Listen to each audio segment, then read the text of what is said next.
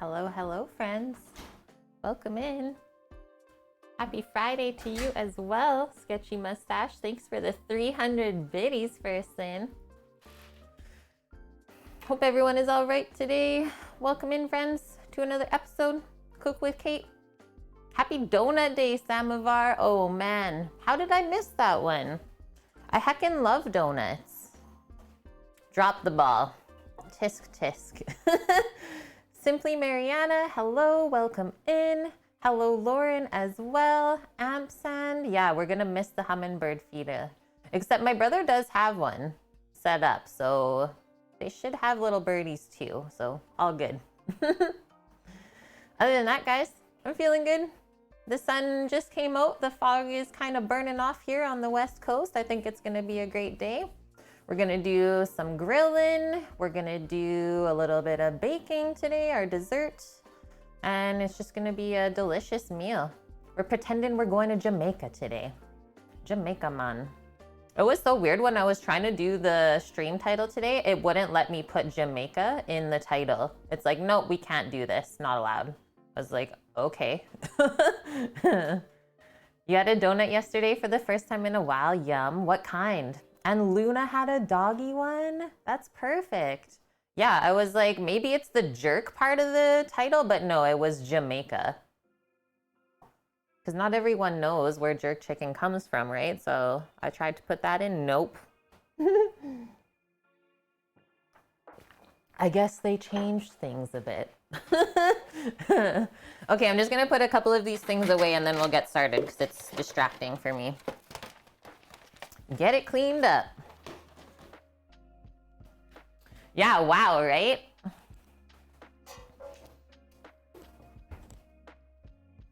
The fog dumped this morning again. The fog dumped? Yeah. Oh, it went really wet outside, Sam? Yeah, like I just soaked everything and then cleaned it all.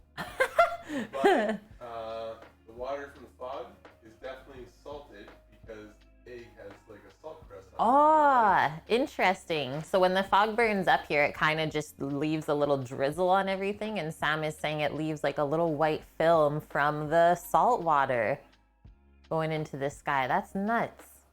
They're cake style mini donuts, a condensed milk icing and fruity pebbles. That sounds delicious. Yeah, that's always scary, Son. 25 Celsius in Edmonton already. And there's a severe thunderstorm watch. I know my brother was planning on streaming today, so I guess we'll see if they end up still following through with that. And hi, JK. Hello, Freak Dog. Oh, drop my link in Tor Says chat. I'm not sure I know who that is, but I mean, thank you. Hopefully, yeah, you wouldn't do that in a weird way. I know that, Freak Dog. We're not promoting. People find us anyways, right? And go ahead with the question, JK. Show just ended. Oh, perfect. Sammy's got the camera all set up there. I'm pumped for today. I think the first thing we're gonna do is take a peek at the chicken and give it another massage. I smelled that this morning. You smelled it? Holy shit. You sneaky smelled it. What a guy.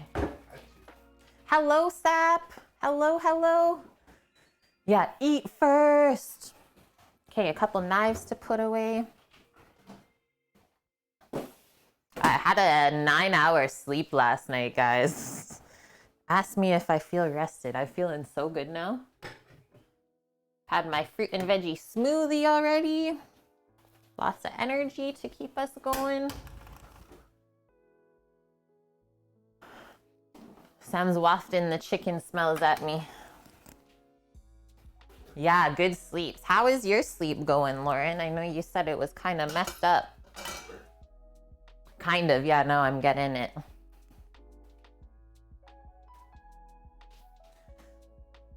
Oh, I'm so happy you found us as well, Sap. Yeah, we've been streaming on Twitch, just cooking for 3.5 years now. We're one of the, I guess I can say, OGs. One of the first people to start streaming food on Twitch, and we're still going. So welcome in. IRL. Yeah, we started streaming. This is crazy to say, but the only way or only place for us to stream when we started was in IRL. And then they eventually came up with the food and drink section for all of us. And that's when it really blew up, I would say. But yeah, we've never really changed what we've done on stream. We like to cook always like sort of different stuff. And typically on Fridays and Saturdays, we always have like a main course and a dessert. Yeah, thank you for the follow, Sap and CF Neil. I'm gonna have to go check out Torres after this. But thanks for popping on over, friends, and like spreading the deliciousness around Twitch. Like Canadian Forces, Neil? Yeah, CF Neil. Sammy's a vet as well. So JK, I wanted to make really thin onions, like shredded for a salad. How do I get the cut onions really thin? Like 0.5 millimeter in diameter. It's pretty hard to do with a knife. I would probably recommend a mandolin if you had it. Other than that, like you're saying, maybe just use a box grater. But yeah, either have a super, super sharp knife, use a mandolin, and that way it'll be really consistent, or just grate it like you said. Hello, Ernest. Yeah, with a little boop. Happy Friday, friends. Lauren, it's been better. Accidentally fell asleep while streaming. Oh, yes. Did you delete that VOD? Because I kind of want to sneaky go look at it. And hi, Mary. Welcome, welcome. Oh, thank you so much, Sap. Sending you love and light. Wishing you a beautiful day. I will spell... There you go, JK. Mandolin. You're hungry? Well, I would suggest grabbing a snack because it's going to be a little bit until we're eating. And we still have to go over our list of what we're doing today. But I do know we have 6 jerk chicken plates going out the door, 9 dessert jars, our coconut pineapple layered jar. And then we have to do 2 extra salads. One lady's picking up just salads and dessert today. Hilarious. I love it. And Lily, thank you very much starting the stream today with a Prime Gaming sub. I know you only get 1, so thank you for using it on me. 4 months in a row already. Thanks for hanging out, Lily, being part of the crew. Hopefully we've taught you something along the way. You've never had jerk chicken? Ooh, you gotta try it, Lauren. Like we dial back the spice for our friends, but like if you have a proper one, it makes you sweat. But like that's the thing with the hot food or spicy food in the summer. When it makes you sweat, it actually helps cool you off. So it's a win-win, really. Oh, sounds interesting, Freak Dog. Yeah, I will have to for sure go check it out. OT Mayhew Jelly? What's that? What's that, CF Neil? I'm happy to be the escape for you guys. Yeah, a lot of people say that here. Okay, I'm gonna pop up the menu. You guys can check it out. So Jamaican jerk chicken plate. We marinated the chickens yesterday on stream and just butterflied them, which means that we just cut out the backbone so that they can open up over the charcoal on the grill today. Do we have mesquite chunks or just chips? Yeah, so we're gonna throw some mesquite wood chunks in with this today with the charcoal. Soak it. Where are they at? I'll grab you the jug. So we gotta soak the wood chunks, that way we get the maximum amount of smoke flavor on them. It's not traditional, so traditionally the jerk style food is grilled over pimento wood or allspice wood. We don't really have that here in Canada, so we looked it up. Mesquite is kind of the closest next flavor to that. Just gonna put a couple gloves on here and we're gonna give this another little massage with the marinade. But jerk marinade, known to be spicy. It's got habanero peppers. What else? Onion, green onion, lots of different spices like cloves, allspice, nutmeg in there. Salt and pepper. What else did we do? There's a little bit of oil to help it coat the chicken. And some soy sauce for salt, which is really typical as well. So here's our mesquite wood chunks. We just filled up this jug and we're just gonna cover them with cold water so those can soak. And that way they won't burn up as quick over the charcoal when we go to grill this later. Because if we keep it dry, pardon? Yeah, I know, it looks really nice. So if we kept it dry, it would burn up really quick and you wouldn't get the full flavor. And hi, Orca, welcome. Thanks for the lurk. Grab our gloves while that's filling. So we're already kind of ahead of the game on our chicken. And all we gotta do later, we're going to heat the grill up. So the charcoal to, I usually like about 350 Fahrenheit, a nice medium heat. And then at that temperature, the chicken usually takes about 35 minutes and then it rests for about 10-15 until we cut into it. So total time we need to probably leave ourselves later is about an hour to heat up the grill and get the chicken cooked. So you can see how these want to float. I'm just gonna put a little bowl on top of there to keep it submerged. And welcome in Trish as well as Bonk. Good to see you all. I'm assuming everyone's been a little bit busy today. Busy Friday, friends?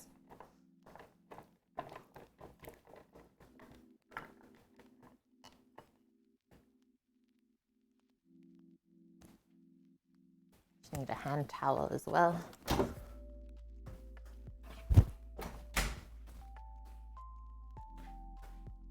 Oh, okay. Well, let me know, Orca, if you want to talk about anything after stream. We're all here for each other. Do we post the recipes? Yes, we do, Sap. So we have a awesome Discord channel where I post all of the recipes from stream. So like 3.5 years worth of recipes. Or I also have a recipe command where you do !recipe, and that's just the recipes we're using for the day. So there's 4 for today. Jerk chicken, first one there is what we did yesterday because it said that it tastes the best if you let it sit overnight. Second one from there is our watermelon salad with cucumber and feta to kind of cool off our palate from the spicy grilled chicken. And then the last 2 recipes are for our dessert. Dairy-free coconut custard, and then it gets layered in the jar with some pineapple preserve and toasted butter cookie crumbles. Num, num, num. Hi, Cookie, how are you doing? And yeah, hello, chickens. Nice, CF Neil. So you like the spice then?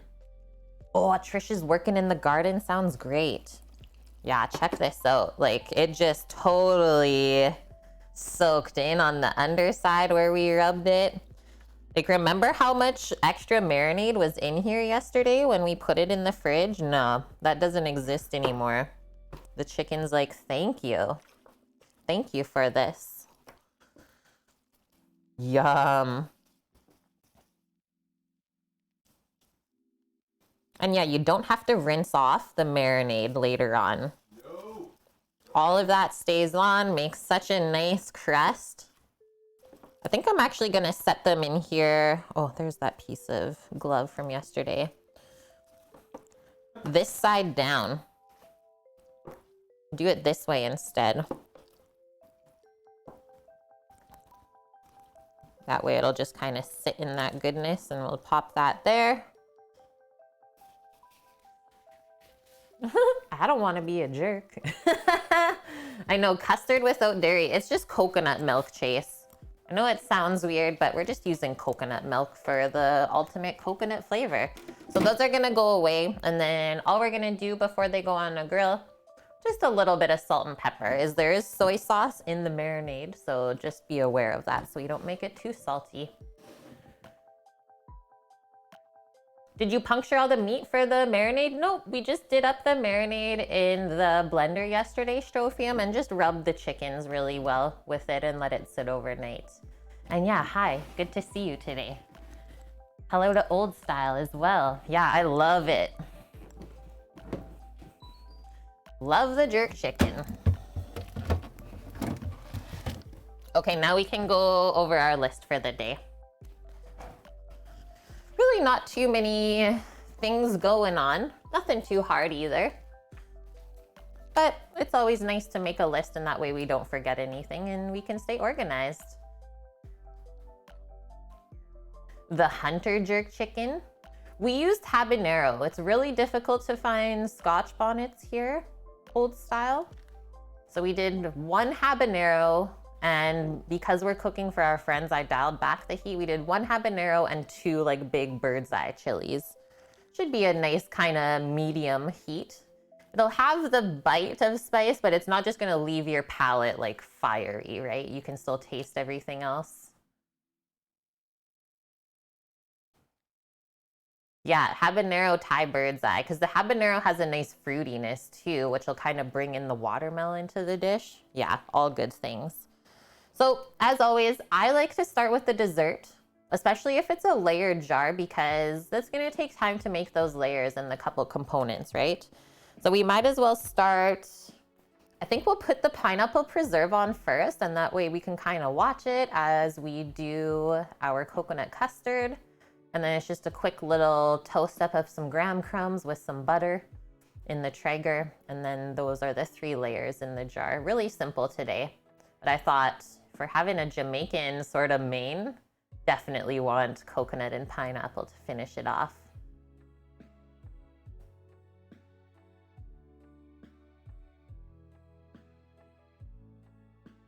Yeah, would brain jerky taste good, Orca? I really want to urge you to like just sit for a few moments with yourself, Orca, and try to just let those like feelings and stuff pass. Just let it come and go, and stop like trying to focus on the past and the future, and just ground yourself. It should really help. Trust. Yeah, it would go rancid, it's true. Not good. Okay, pineapple preserve. And we're gonna do a mixture. I think we got some of the grilled pineapple in the fridge, and then I just have to do a little bump up from there with some frozen pineapple. So it'll be like a mixture of both worlds. Part of the combo, well, I don't know if you can say that you can't, it's just really difficult to do. It is a lot, yeah, a lot harder for somebody with that to focus.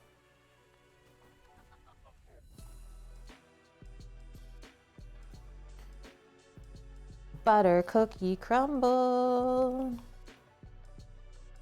Sometimes when I write the list, it's really organized, and some days when I'm writing, it just like goes, my hand just does its own thing. It's like, what does that actually say?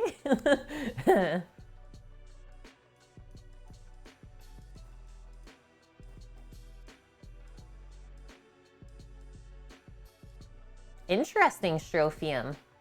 You eat rabbits in a survival situation, you need to make sure to eat the brain because the protein is so lean you can actually get protein poisoning. Wow, I didn't know that. If you have too much protein and not enough fat, you will get sick. Yeah, I believe that. Like, it's surprising how much fat your body needs to just work properly. Okay, after we finish our dessert jar, I think we'll do the watermelon salad just so it has enough time to kind of sit and marinate up together.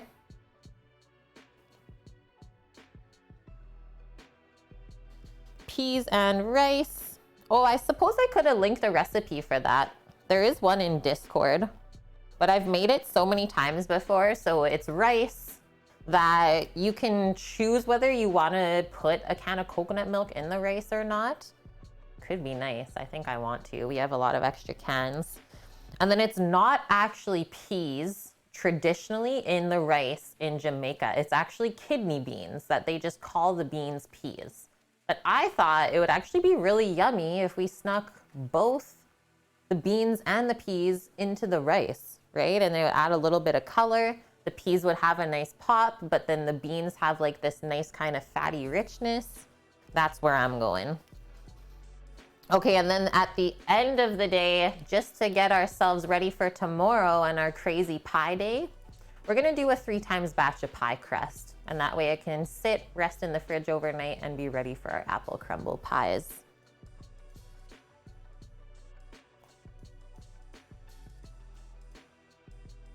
That's not a bad list at all, friends. That's really easy.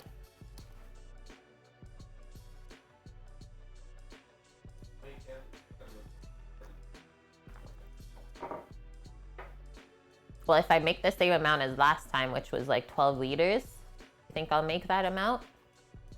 Or like 15 liters. I think I'm only using like 3 cans today in the dessert salmon. We have 2, 4, 6, 8, 10, 12, 14. Yeah, I think we're all right. We are A-okay. Now you want a side of mushy peas? One of the nostalgic foods for you is canned peas, but they have to be lesser. It's your dad's thing. I didn't really grow up with canned peas at all. Okay, I need to scroll back up and save all of those recipes for myself in my browser. Pineapple jam. Let's get started. She says small batch fresh pineapple jam made with just 3 ingredients. So we did a little bit of jamming yesterday on stream, right? With our strawberry jam for the PB&J. So kind of the same dealio going down, except different fruit today.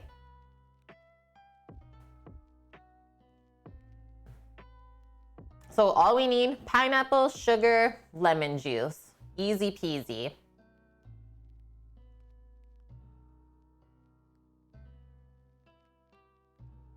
You know you can centrifuge peas. The solid matter separates from the water.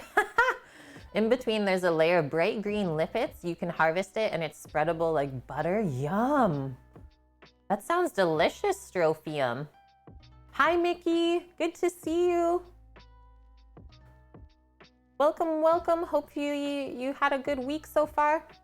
Kind of like avo toast. Oh, yeah, we're loving this. Hey, Cookie. Okay, still scrolling down to find this recipe on the blog. You know how it is.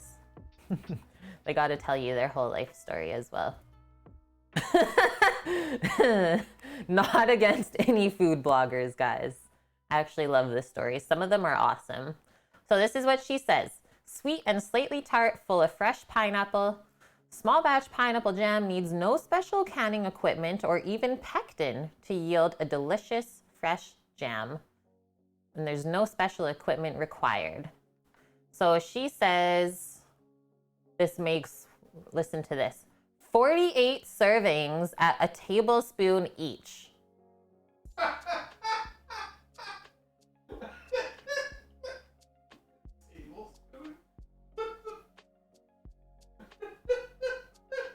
I'll deal with it, friends. We don't often math here, but today it's looking like we will. What kind of serving is that? How many bits do we got to pay for a centrifuge for Kate? Oh, ampersand. So I have seen a centrifuge in action before for honey. When we were at the brewery, we had bees in the parking lot. So cool. So cool. And then it got kind of weirder after that. They're like, oh, you should taste the bee larva. And so we did. Very fatty and interesting. Not the best though.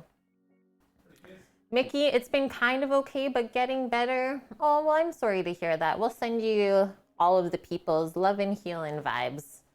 Yeah, I've been feeling like just the last few weeks, I think it's just the world, right? Usually if one of us feels away, all of us kind of, we stick together.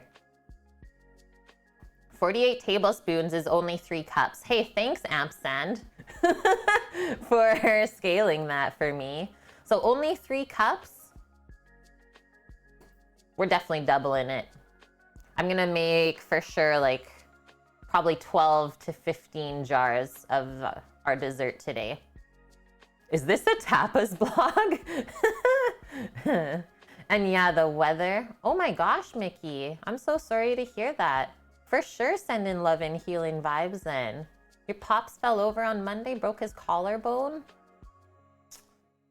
Now you gotta take care of him, right? I wish I could send him lots of yummy stuff to make him feel better. Yeah, 48 tablespoons, just over 700. So if it's just over 700 milliliters, yeah, that's 3 cups then. That is a fact.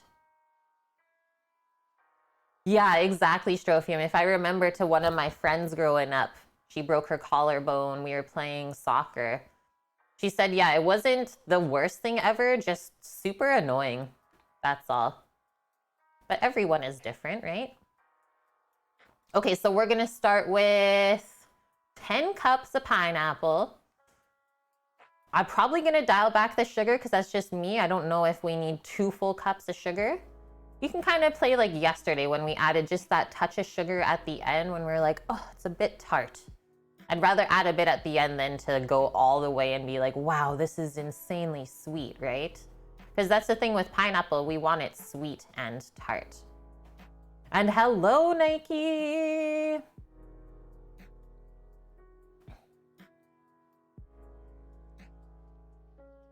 What you've seen isn't the greatest. What you mean, my dude?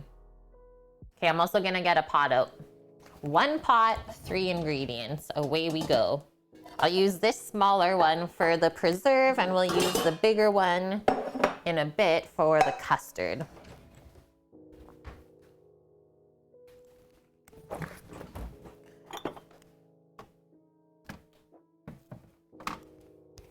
We gotta dice up these a little bit. Pineapple has a lot of sugar, right, Sap? That's exactly it. It's like, do we really need all of that? Probably not. We got our half lemon to pop in there.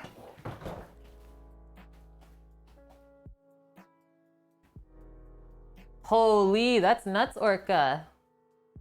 8 months. Just had to re-break it because it wasn't healing good. Nutso. Okay, and then we're gonna use a little bit of this too. And I have to say, like, the frozen fruit, we know it's picked in its prime, so it has really good flavor.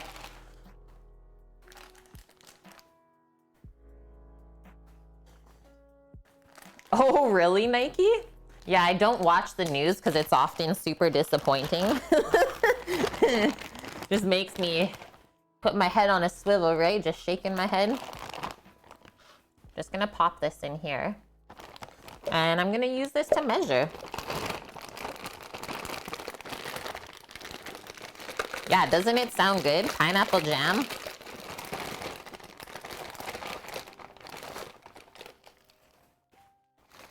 I'm just gonna put it all in there. Yep. Finish it off. So those chunks are good size, so we'll just match our fresh stuff to that.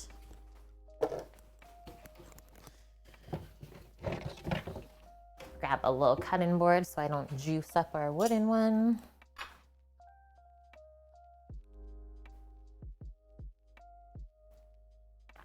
Oh man, Lauren, yeah, happily, I've never broken a bone.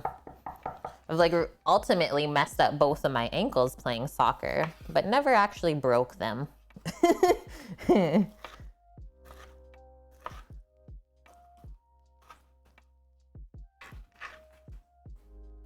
Yeah, rhubarb season. We've already got it rolling here, Strophium. Was it last week we did strawberry rhubarb or the other one? Yeah, a couple weeks ago. We did like a whipped cheesecake jar with strawberry rhubarb compote. So heckin' delicious. Yeah, right, CF Neil? It's like the fruit is not always in season, nor does it grow around all of the world, the different types of fruit. So that's why frozen fruit really comes in handy sometimes.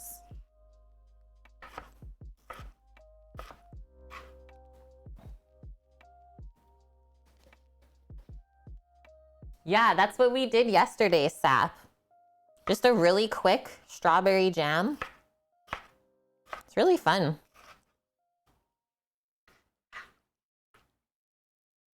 Oh, wow, Bonk. You broke your left arm twice within a year? Really didn't want that one, hey?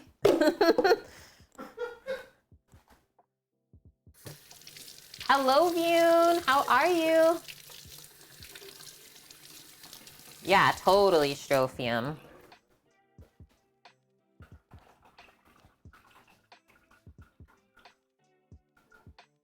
According to Google, a fruit of pineapple has 89 grams of sugar. That's pretty high, hey? You can say that's pretty high. Okay, next one. I'll just hold my hand underneath to catch the seeds. Oh, poaching a ribeye. Let me know how it goes, Vune. I don't know if I've ever heard of that, but I'm in.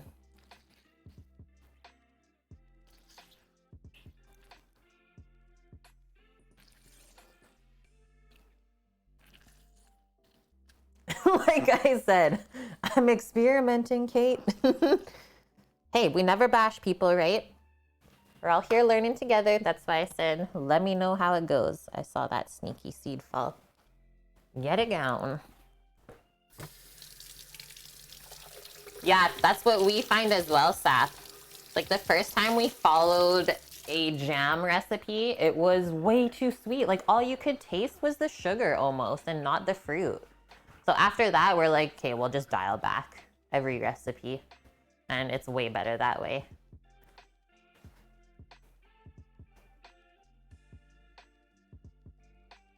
That's really interesting, Strophium. I know we have a couple people in here who do ferment, so thanks for sharing that. Yeah, poaching is kind of like brazen. That's crazy, Bonk. Okay, why don't we start with like, what, 1.5 cups? That seems more reasonable. Or even is that too much? I'm going with 1 cup. We're halving it and then we'll go from there. Oh. The jar's like, this is what you get. Yeah, that seems good.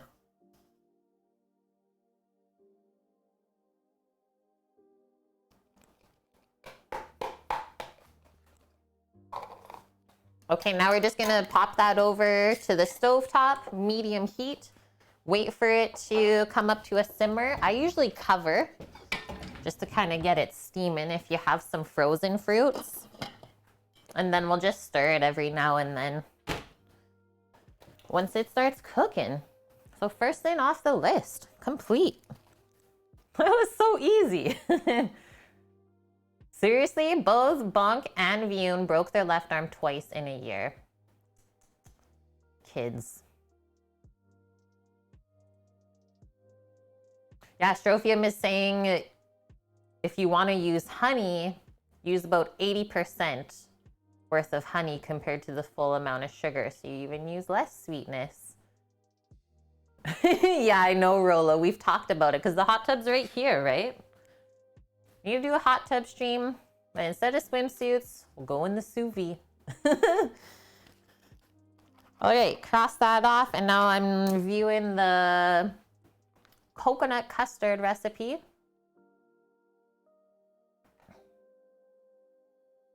You notice the food prices going up? I would say, yeah, Trish. I think everything is kind of going up in price, right? Due to COVID. And then we did get the word that like one of the main meat processing plants in the States closed down. So now the meat prices are going up. Yeah, just put a bikini on the sous vide bags. Still so good. Nice, Orca. Mickey, yeah, even wine's going up, Kate. What's that all about? That's not even fair. Okay, dairy-free coconut custard. I've never made this before, but it looks really good. Looked nice and smooth, and all of the ingredients they use would be basically the same thing I would use if I was just using milk in a custard. If I scroll down, so it is full-fat coconut milk, egg yolks, sugar, cornstarch, and vanilla. That's it. So if you didn't want to use coconut milk, you could totally just use cow's milk, and then you're not gonna have the coconut flavor though, that's all. Heavy cream went up $10 a case in a week? Yeah, if you're running a business, especially ice cream making, that's rough. It's like, how are you supposed to tell your customers why your prices are going up? Yeah, sure, it went up 10 bucks a case, right? But that's not what they've been saying though, Rolo, is like for the food hospitality industry to change we have to raise the prices in restaurants and other places like that. It's the only way. Yeah, family of 7, 5 kids, Sap. Grocery shopping is impossible now. I'm so sorry to hear that. Yeah, that's what we were talking about yesterday, Strophium, is like, as much as it's rough that the meat packers closed, it's kind of a happy accident for North America. Okay, I'm getting our coconut milks.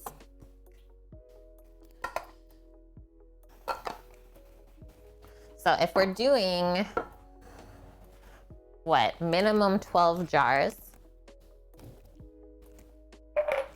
today. Just grab the jars out for us so we can have a chat.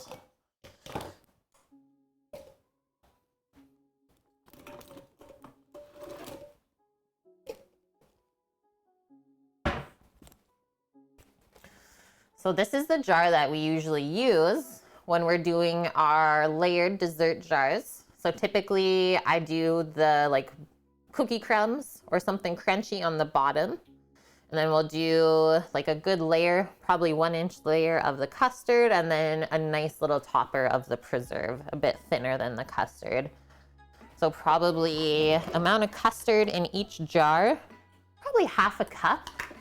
So if we do 15 jars, at half a cup.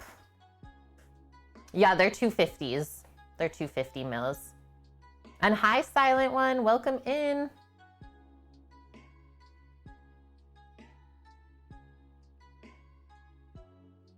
Yeah, I don't think anything's gonna go down in prices, Bonk, for sure not. That doesn't like ever happen, right? Things just keep going up, up, and up. Okay, so this recipe, they do 1 can of coconut milk, 5 egg yolks, a 1/3 cup of sugar, and a 1/4 cup of cornstarch. So 400 mils. It probably makes half a liter, I would say. Yeah, that sounds about right. Yeah, 250 mils is a cup. So half cup-ish. 1 cup is 240 mils. Yeah, according to your American measuring cups. The heck?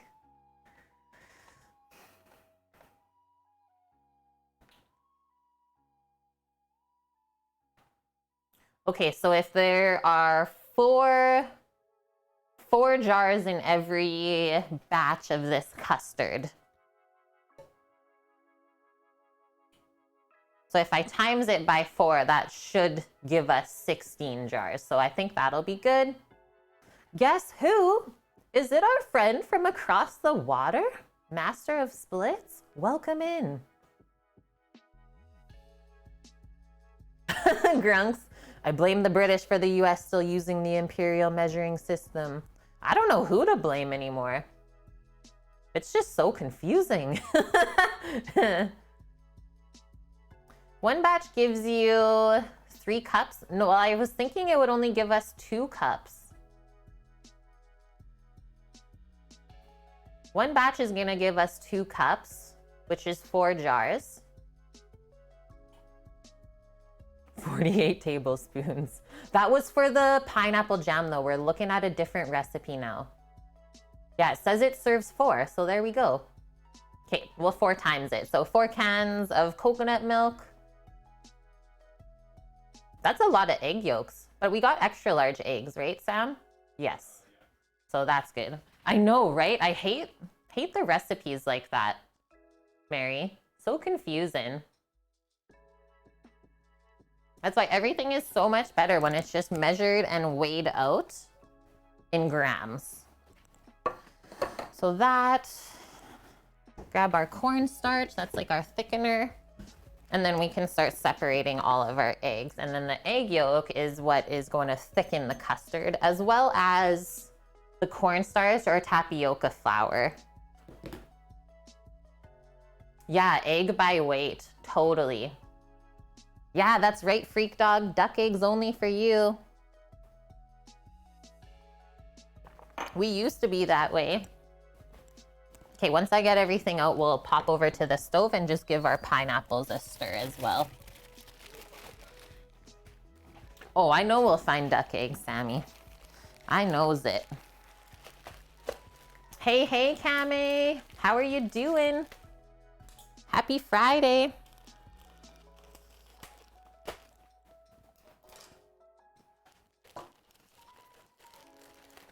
Yeah, banana bread with duck eggs was like custard. You got promoted. Congratulations. That's an awesome way to spend a Friday, I would say. Wahoo! Wahoo! Yeah, duck eggs in a cake are the bomb. I love the caps lock for that because it's true. Like out of anything, duck eggs for baking is awesome. Hello, Joyce. Hello, Squigs. Welcome in, friends. Yeah, I'm not always a fan of chicken, Kate, but you don't have to call it a jerk. I tried to put Jamaica in the title, friends, and Twitch said no. They're like, we cannot update your title. I was like, it's got to be the jerk part for sure. No, it was the Jamaican part. Makes sense. How are you doing today, Joyce? Okay, so we need like 20 eggs, guys. Except these are XL, so what if we do like 15? That sounds about accurate, right? I gotta turn it this way for myself because these are rows of 5, so literally half of this. A reverse internship? They want someone to pay $15 an hour to work. What? Yeah, right.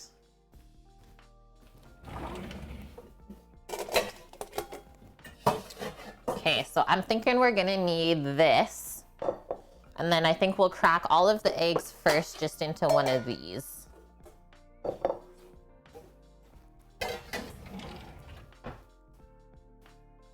Well, that's like no... Well, actually, I can't say this right now. I'll leave it. Carry on, guys. Okay, let's give this a stir. Grab a spoon.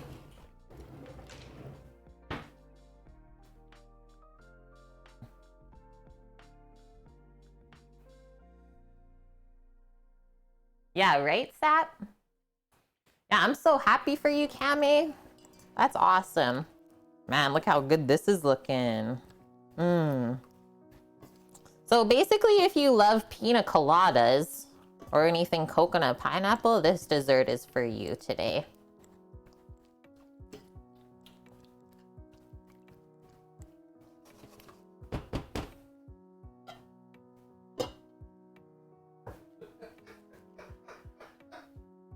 Yeah.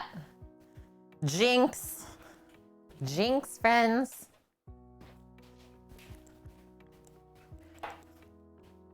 Sugar. Okay, come back over. I'll just quickly read through this recipe as well before we get started, see what they say.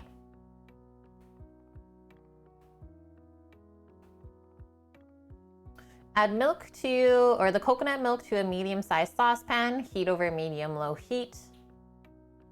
We're gonna add egg yolks, sugar, and so I'm gonna do this a bit different. They say to put the cornstarch right in with the egg yolks and sugar. I've done a lot of custards before. It turns out better if you make a slurry on its own. And once you've tempered the egg yolks with the hot milk, then you mix in the slurry, and it is just so much more smooth that way. So just egg yolks and sugar in a bowl, and we're gonna be heating up the milk. We'll have our slurry ready. When the milk is nice and hot, we slowly whisk it over the egg yolks to thicken it, and then we pour it back in the pot to just cook the cornstarch through and help stabilize it, and then it just has to cool off. That's it. And you don't really want the milk to come up to a boil, right? Because it could burn onto the bottom. So just until it starts to have some steamy wisps on top. Yeah, I know. Orca, summer has just begun. They were actually saying here that it's supposed to be unseasonably warm for the winter. And we're gonna have less rain as well. So anyone that like lives on the West Coast, you know that's kind of scary, right? Because forest fires. Wow, Sap. You got perma-banned from Facebook for saying you'd kill for some chocolate chip cookies right now. Wow. They're taking their privacy very serious over there. And security. So one thing I was taught in culinary school is to break, oh no, the worst. All of the eggs into one container first, and then you fish the yolks out from there. Yeah, it's always the worst when you break the yolk right into the white first thing. Deuce McGillicuddy with the Prime Gaming sub. Thank you very much. You only get one, so thank you for sharing it here with us. So for those of you who are wondering, or maybe don't know what this whole Prime Gaming thing is if you have Amazon Prime, if you're signed up for that, you can attach a Prime Gaming to your account and you get one free sub on Twitch every month. And it doesn't cost you anything. It's pretty amazing. It's a lot of eggs, right, Amsand? Yeah, that's why I said I like this recipe. It's like a good amount of eggs to go with the coconut milk. Should be a nice rich custard. I mean, those yolks don't look super big, so I'm gonna do 16 of the eggs, even though they were extra large. Wow, 41 Celsius. Yeah, that's why I had to take Sammy to Vegas in like October, Joyce.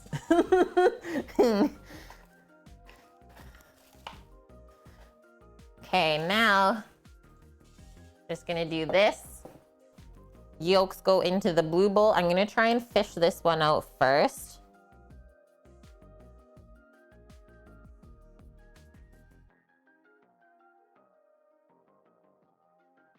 Kind of contain. It's okay if there's a little bit of white. I just didn't want to mess up the yolks. I wanted to save these so I can make a pavlova next week.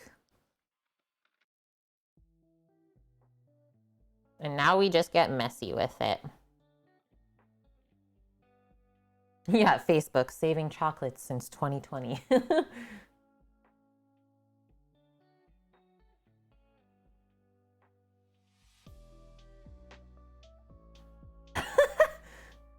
Yeah, so I got a new wristband is the thing, Nike. I didn't like the old one that I had. It didn't really fit. I've been wanting to wear my watch again so that I can track my sleep cycle. I can also get more exercise, treat my body better, try and close the rings. That's me and Sammy, what we're doing together, just for our health. Super enjoyable, and it also is really awesome to set a timer quickly on the watch.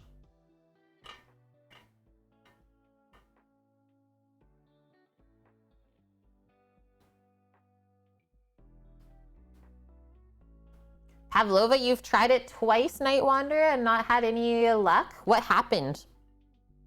What happened to the meringue?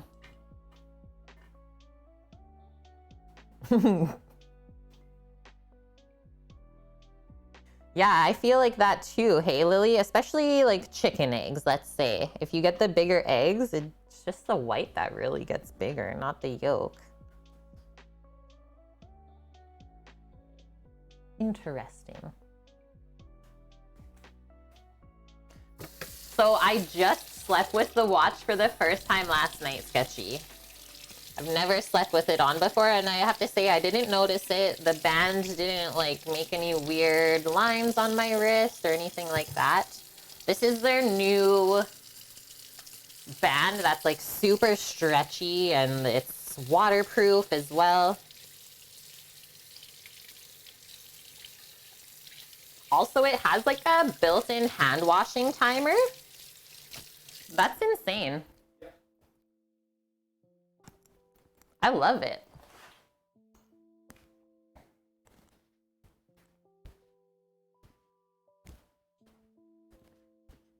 First time your pavlova kind of collapsed inside and ended up hollow.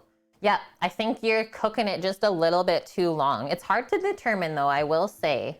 Like, it's taken me a couple times to really nail it down as well. But you almost want it like less baked than more. Because like you said, it ends up hollow where you kind of want it to be a little bit chewy and marshmallowy in the middle still. And then the crunchy exterior.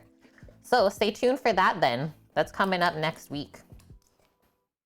That's for a 75K pots and pans menu redemption for Mythical Suki. Pavlova with lemon curd and some sort of berries and cream. Yum, yum, yum. Okay, that's all the way. How's our pineapples doing? Oh yeah, I think I'm gonna lift the lid off now. There's a lot of liquid in there. Turn it up just a touch more. Okay, now we gotta add, actually, before we add the sugar, a lot of people don't know this, but sugar can potentially cook your egg. So don't add it in too early, like it'll make the egg really hardened and it just won't mix back in. So let's open up the coconut milk cans first. And we'll get that in the pot heating up. Yeah, that's the thing. Even when you have a non-chewy pavlova, like I love crispy meringue, still so good. You still eat it either way.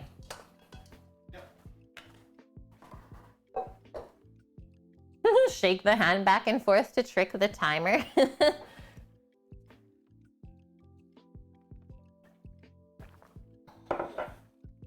So this is our coconut milk.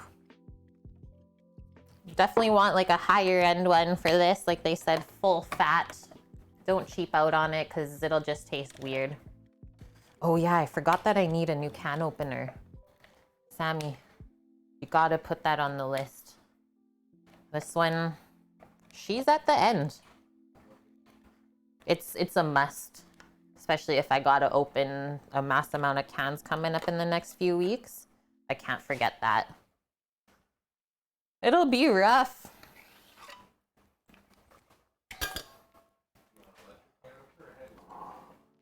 I only want a hand one.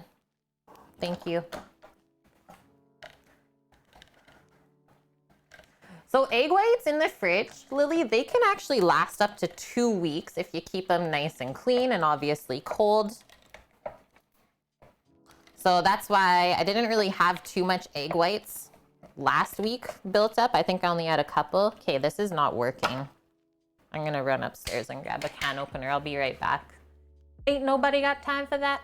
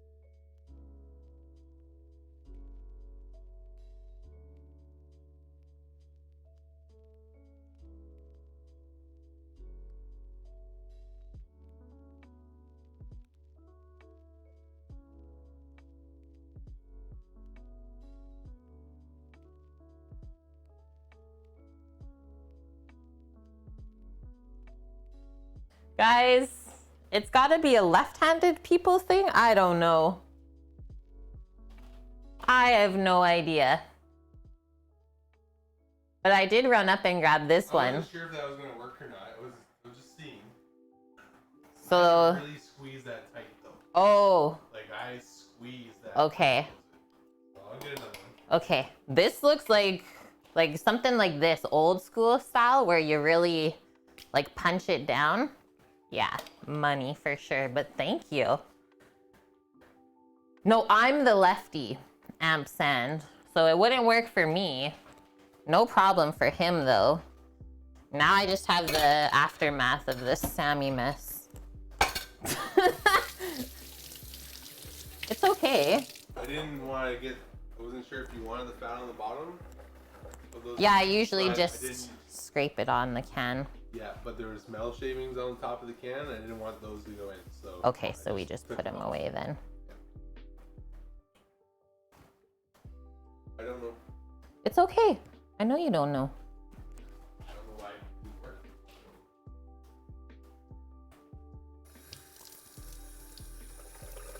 work. Maybe it's American. Okay, yeah, it's always been a thing for me, Lily. Lauren, I had to go do one thing. Hi, Lauren.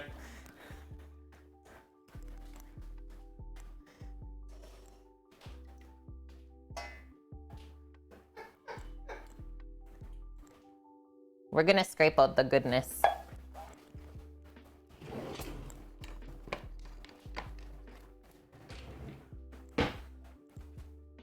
Sammy's all shaved up for the summer. We got summertime Sammy with us.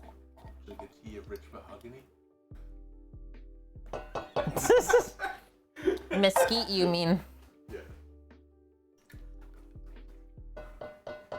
Yeah, baby face Sama.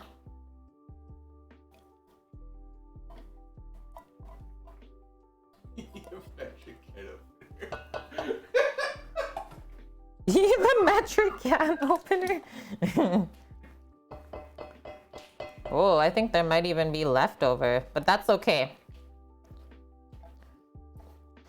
I think we gotta message Paul and see if he's not a coconut person. Both him and David, no desserts. But that's the thing, if I make extra, guys, and they come and see it, they're gonna be like, you got any more of those? Make the extra dessert. Always. As soon as he shows up here today, I'm gonna be like, you want dessert? He'll be like, oh, I wasn't sure. But I'm like, oh, look at it. You have extra? Totally. Every time. Okay, maybe we'll save this spatula for future use. Just pop it there. Yeah, who wouldn't take the extras? Exactly. I'm leaving out this piece of crap can opener so we don't forget to get another one. Okay, so this, let's just pop that. Oh my gosh, I found another piece of that. I'm totally straining this when we're done it, just to make sure there's no little papery bits in there. Don't often put my custard through a fine mesh because we make it properly, but today a little bit different. Yeah, you missed out. There has been times where we said that, Nike, and they are so sad. Before you put it on the stove, why don't you just strain it? Why don't you just strain it before you do anything?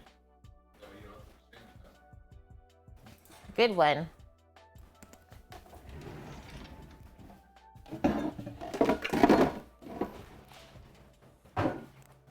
Good one.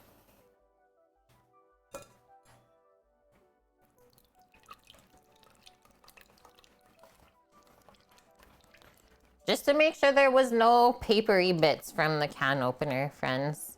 Yeah, keep going. And then I'll just reuse the pot, so. Yeah.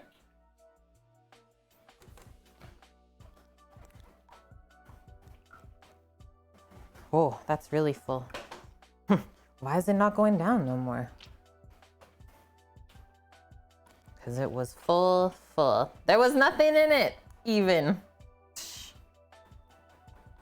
Ban it, yeah. Hey, old crazy uncle, how are you doing? There's math here? Crap.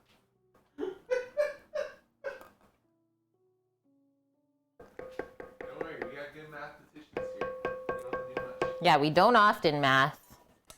But luckily when we have to, we got lots of good support.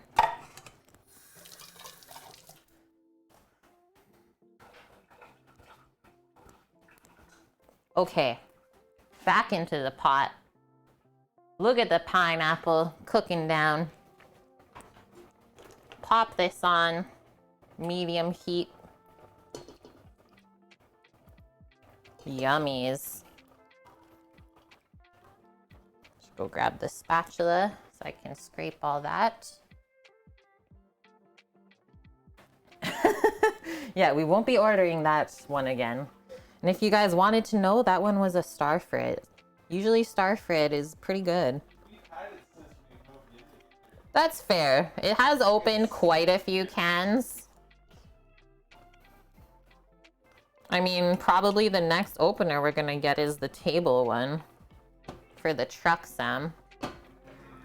And just be able to take it in and out when we want it. What you feel? I don't know if I'll get that for there. Well, as long as it doesn't get in the way. But it all depends on how many cans are we actually opening, right? That's why I asked you, do I get a mechanical one or not? Oh yeah, so definitely give this a little stir as it's cooking along. It kind of wants to get a bit sticky on the sides. I can't even really tell the difference between the frozen and fresh pineapple that we added in there. They all look the same now. Yeah, now you want pina colada? That's what we're going with for this one. Okay, so our coconut milk is heating up for that. Let's work on our slurry next, which is just a bit of cornstarch with enough cold water to get it liquefied and stirrable. Isn't that true, Mary? Yeah, it is kind of good to have 2 can openers, just in case, you know? It's a really awkward thing to be like wondering, okay, how am I gonna open this? Okay, come back over. Hi, Torino. How are you doing? Pina colada jam. Oh, really? Amsan lost all your math skills after taking differential equations in college? Your brain's like, there's only room for one type of math here. Okay, so four times. We need, I'm gonna do under a cup of cornstarch, but that's what they're saying. That's a bit much. I'll go like 3/4 of a cup and then we can always add more. Just if we add too much cornstarch slurry, then it's gonna be super thick and not good. Not good. And remember, always cold water. Always cold water when we're making up a slurry like this. Otherwise, if you use hot water, it will activate it almost instantly.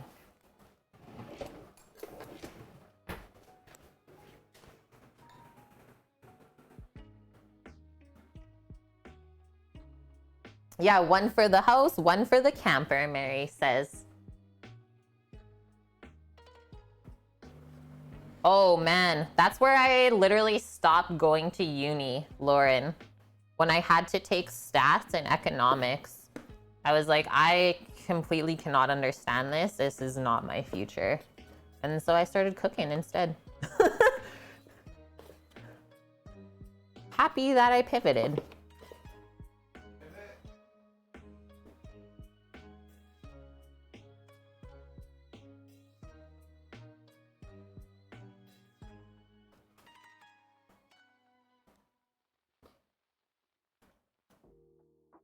Okay, I'm gonna go with like that much. So there's like not really a safe way to pour cornstarch without it going everywhere. There we go. Give that a taparoo. Stats is hard, economics is easy. I mean, hey, to each their own, right? Just shows how different everyone's brain is. You get so deep into math, you end up using a calculator to figure out what 2 + 2 is. No, we never watched it yet, Cookie. The Friends reunion. And hello, FCB. How have you been? Welcome back. It's been a while. Okay, running my cold water, just pouring in enough that we can get this stirring up. You thought it was fun? Okay, we'll have to check it out then.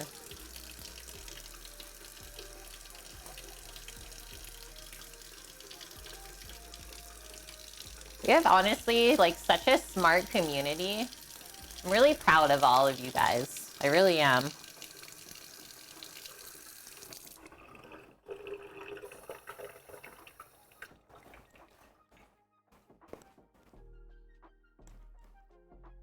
Whoa. Maybe not quite enough. We're making a non-Newtonian fluid.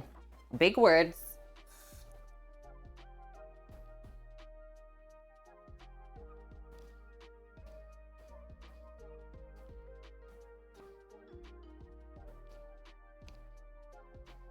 I think we still need a bit more. You see that? So crazy.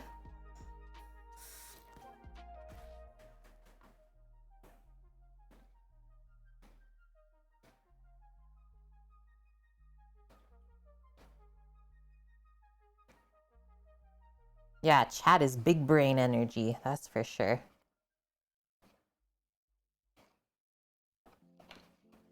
Okay, look at that. I got it mixing. Phew. We'll start with that then. And then go from there. And then our sugar. Measure that one.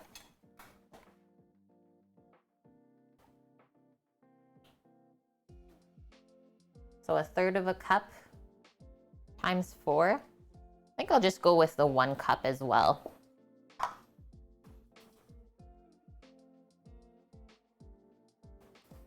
Start with that.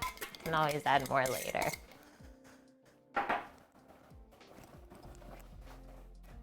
Okay, come on over. I'm gonna leave you guys here with the pineapple and coconut milk. I'm just gonna take a really quick bathroom break while we're waiting on the coconut milk to come up to a simmer. Give this a little stir. Pot is getting warm and it's a bit steamy.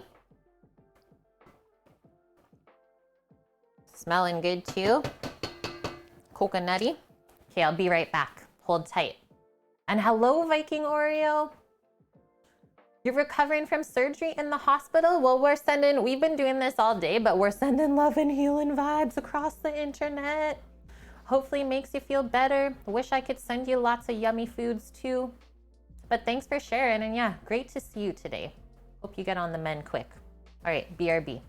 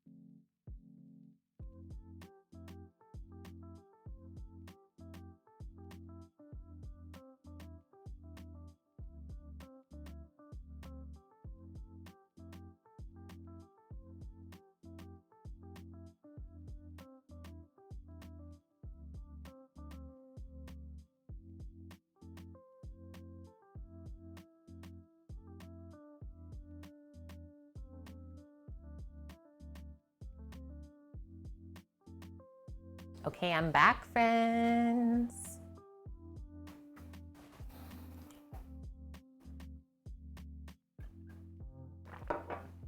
We need a whisk and a big ladle just for transferring the coconut milk.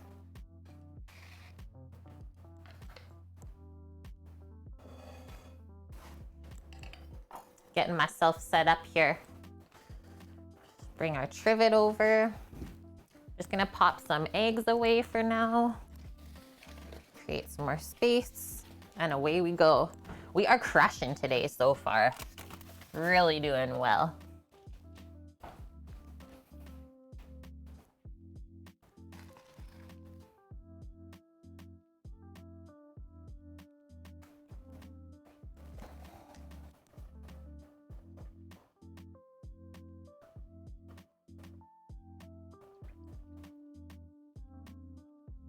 She's just about to come up. We'll stir the pineapple again. You can see how the liquid is starting to get reduced in there.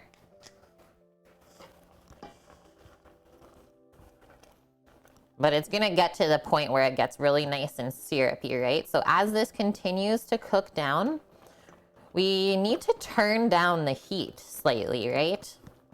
So it's gonna get sweeter and sweeter as it reduces, which increases the risk of it burning as well. Pop that away. Oh, FCB, thank you very much. Yeah, we've missed ya. Hope you've been well. Thank you for the 2,000 biddies going towards our food truck fund. 459,800. Absolutely insane. Thank you for that. Oh, I just scrolled up because I remember asking you. You've been in between doctors and work, haven't really had a lot of free time lately. Well, it's great that you were able to pop in today then. Hopefully we can keep you company while you work and lurk. And Cookie, thanks for the 1,200 biddies as well. Dreaded Rasta, yeah, this stream is for you. Now you're talking my language, he says. Okay, see the steam building up off the pot here? Maybe you can't really see it, but I do. This is really, really close to being ready. So what I'm gonna do, we're just gonna pop back over here. We're gonna whip up the eggs with the sugar, and then that is ready to accept the hot coconut milk. And this is called tempering your eggs. It's how we don't get scrambled eggs in a custard.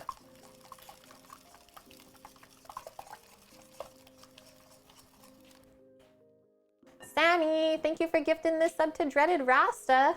And holy heck, we're already at a level 3 hype train? What?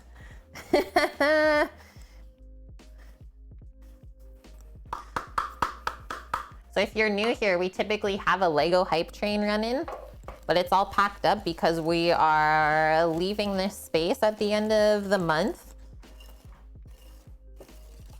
and getting ready to go, but we still got all the sounds. Still got all the fun sounds to play along, so thank you, friends.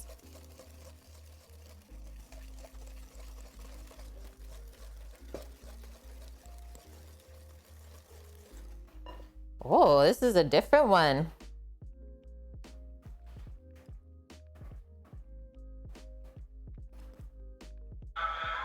Oh.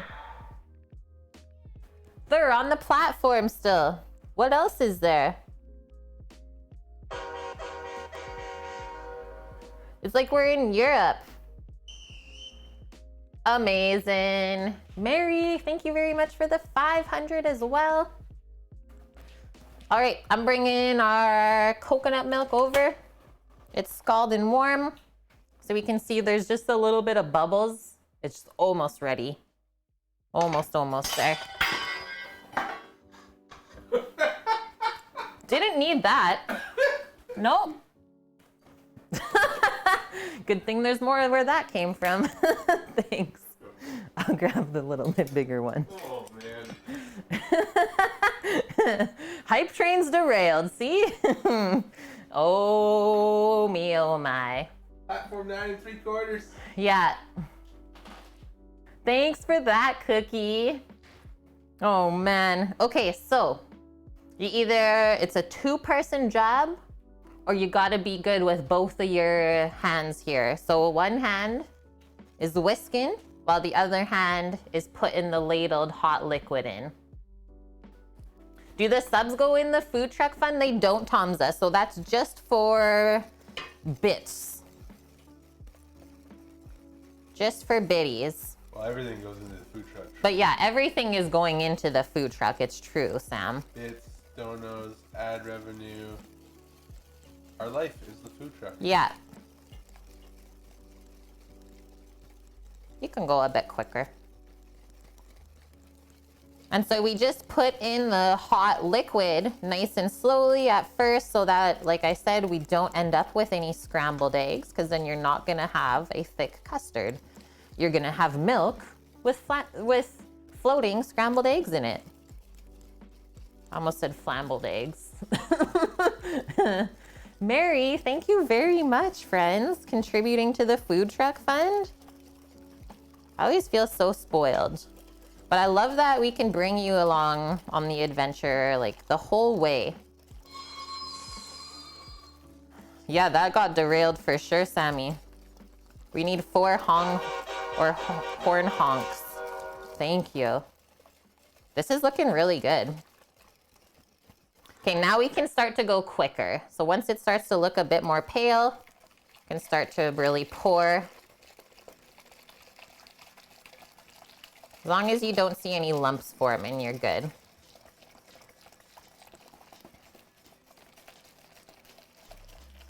This would be the exact same way that you can make a creme brulee.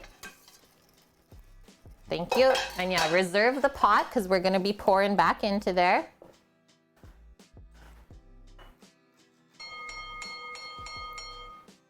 That was a good one. That's like a dinner bell almost. You're ordering an iCombi Monday. What is that? You're getting a combi oven? Is that a new brand? Can you put a link in chat, Rolo? I'm excited. No, it's not $1 million. Yeah, it's not $1 million, Tomza. It's not $1 million.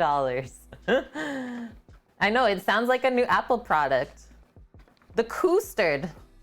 Is that how I said it, Nike? Oh my goodness. We asked for $1 million for a food truck? Holy shit. That's gotta be the best food truck in the world. We would make an amazing food. Okay, ready? So same as we mix when we're putting in the hot liquid, we gotta mix as we're adding in the cornstarch. Oh yeah, Rationale iCombi Pro.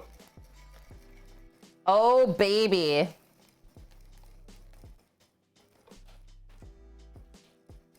I want a Rationale. I'm coming over. I'm coming to visit. I want to go to the ice cream shop. Thanks, friends. Yeah, level 4. Thanks, Sammy. Okay, this is looking great. I'm gonna put it back in the pot and then we just slowly bring it back up and it should thicken up once we kind of activate with the heat the cornstarch. I will reserve this ladle. We might be using it again. Thank you as well, Mary, gifting 5 subs to the channel, to our community. Welcome in Old Crazy Uncle, UFO Triangle, Don Oso, Ruffles, and True Blue Aussie. We're helping to spread the deliciousness on Twitch. And hi, Double Tap. Hi, hi.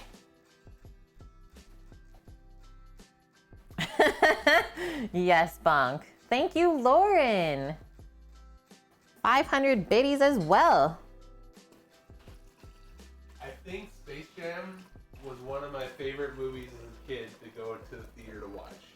Really? I still remember it very vividly. I think I had a blast at that theater at the time. Looking for it. I was just seeing if I kept my spatula. It's over here.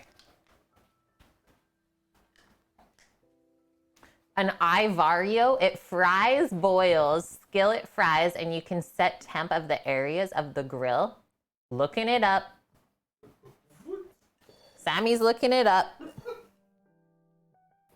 I'm in. If I can get a Rationale in the van, I will 100% do that. I know. The 25 grand for the completely vertical ones that fit in 15 bacon wraps. Might have to. But it's only single sided, not double like it was in Lazy Gourmet. Okay. It's only a single rack, so you're still able to do 12, but that doesn't take up very much space. Cool.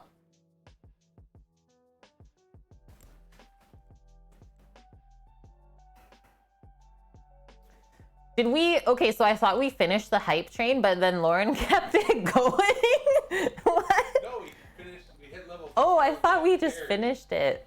No, we hit level 4 with Mary. Amazing. Mary crushed it.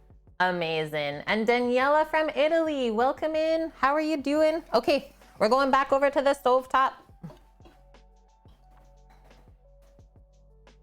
Star Wars Return of the Jedi. I didn't watch like a ton of movies in the theater when I was young, I have to say. I'm admitting it, friends. And the Levo infuser, yes. Yeah, that's for like cannabis infused butters and stuff like that. You're new, you just arrived on the canal. Oh, wait, are you in Venice? Is this what you're saying to us right now? I adore Italy, so yeah, welcome in. Hope you feel at home here. And thank you, FCB. Daniela from Italy is new here. FCB's like, hey, you should stay a while. Thank you for gifting the sub.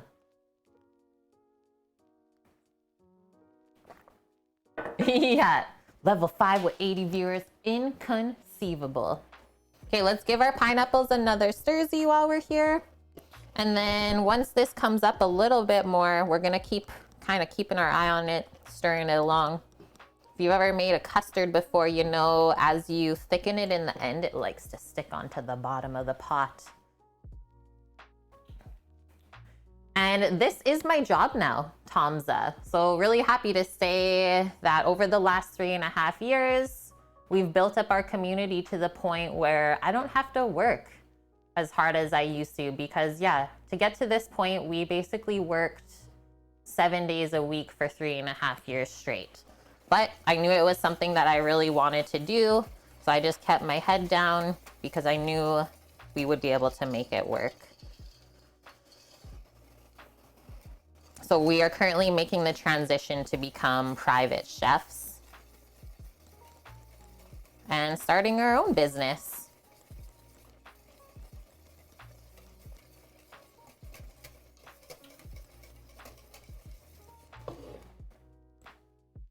Thank you, friends. FCB for the 1,000 biddies, as well as Cookie for another 1,000.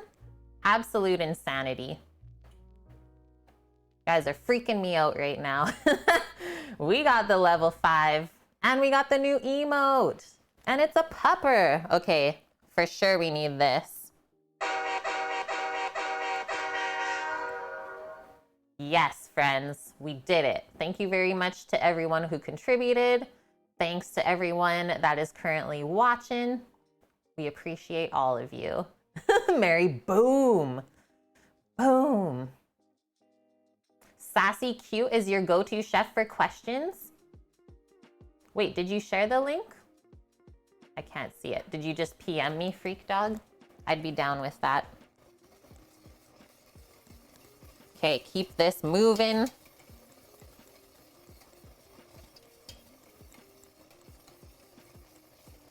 And typically to fully activate a cornstarch for thickening, we need to get it to just come up to a simmer. And then at that point, we'll also notice like the foamy bits on top here should subside a bit as well. Oh, she joined. Hello, Sassy Q. Welcome in. Blush. I love that. Yeah, welcome in, Daniela. Welcome in, Sassy Q. Feel free to ask away any questions. We're all here to learn together. We're currently making a dairy-free coconut custard to go along with our pineapple preserve, layered in a jar with some buttered graham crumbs. Toast them up. They get nice and crunchy. I thought our little pina colada dessert would go great with our jerk chicken today. Cool off the palate. Oh, this is getting nice and thick. I can feel it. This is actually the first time I'm making a dairy-free custard. So very excited to see how this turns out. Oh, awesome, Sassy Q. Makes homemade kombucha and breads to die for. I love both of those things. Oh no, Rolo, that was fun. My interwebs web-edited. Welcome back.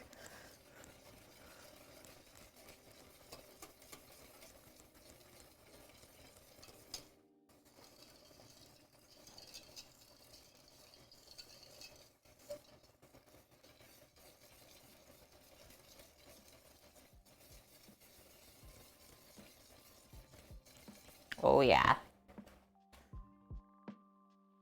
Hello, hello, Paz. Yeah, how's the Jerk Squad doing today? We are doing great so far. We just completed a level 5 hype train. Craziness of our community. So much love, appreciation. All of us. And currently just working on some dessert, Paz has.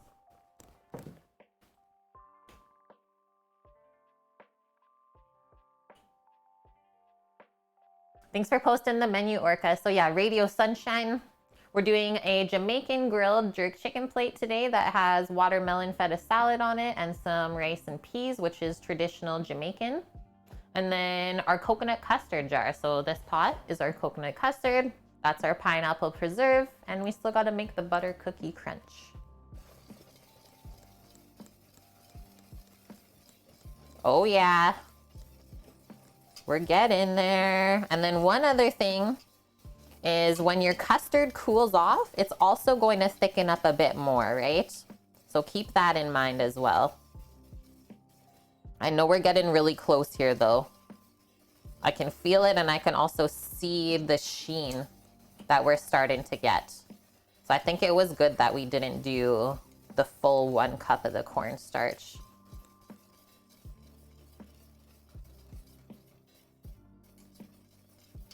It's actually one of the nicer custard recipes I've seen.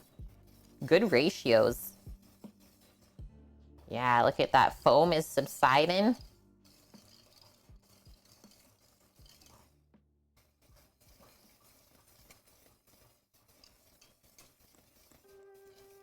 Smells really nice as well.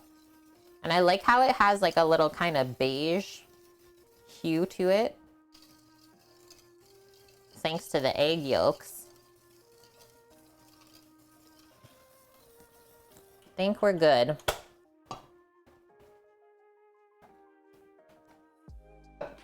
Just bringing it over. This is a really important part to pay attention to. So just showing you the consistency of it.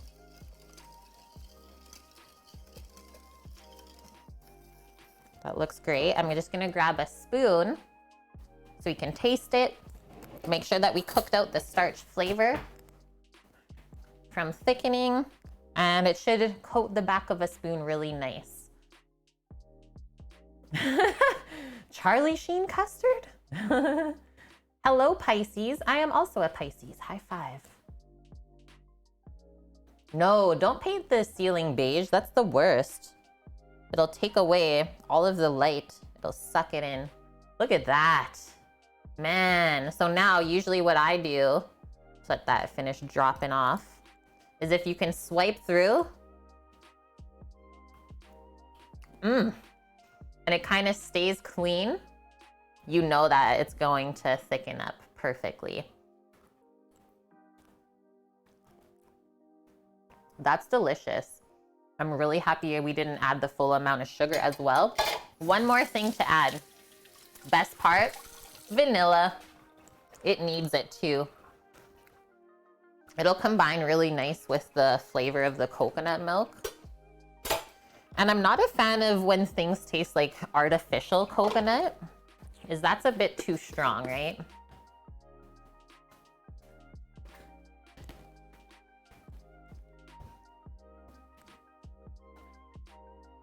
The pineapple with this is gonna be amazing.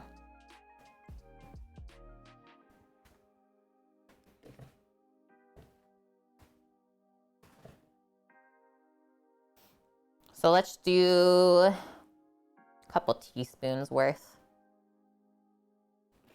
Perfect.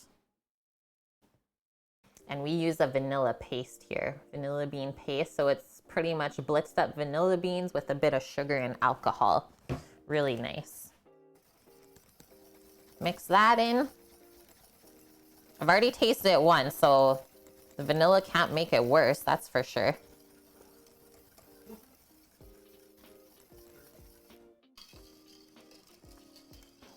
Can I give Sammy a little taste? Are you okay for that? I feel like coffee would wash this down real nice.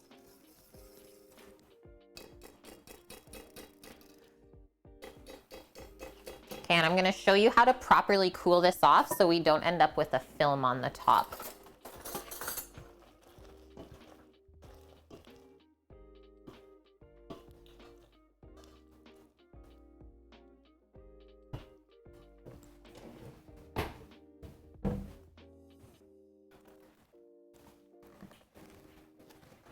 Kahlua in there, yum.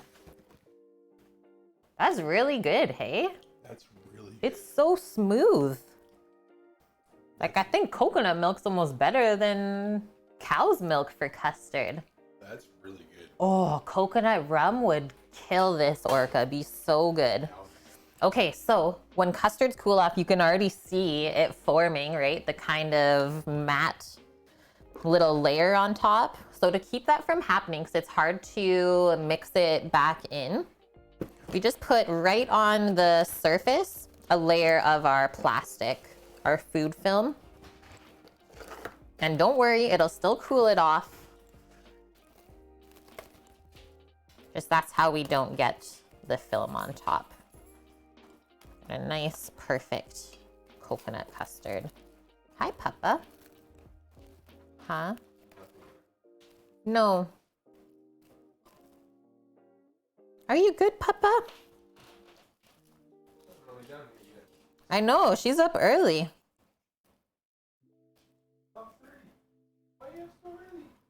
Supposed to be napping for another hour still. I'm just gonna cover up that side with a little bit more. Yeah, can you add Everclear? Just asking for a friend, I swear. Good one. Papa's like, I'm here for the pina coladas. Okay, now we can just let that sit at room temperature for a bit until it seems cooled off enough that we can layer in the jar. I'm loving this Amsan. So this just came in like a couple days ago. I wanted a new band on my watch so I can start wearing it again. It's so awesome. Like, it's so stretchy. Don't really feel like you're wearing anything on your wrist. So far, no bad things to say about it. Okay, gonna take this away. Just pop it on the trivet back here.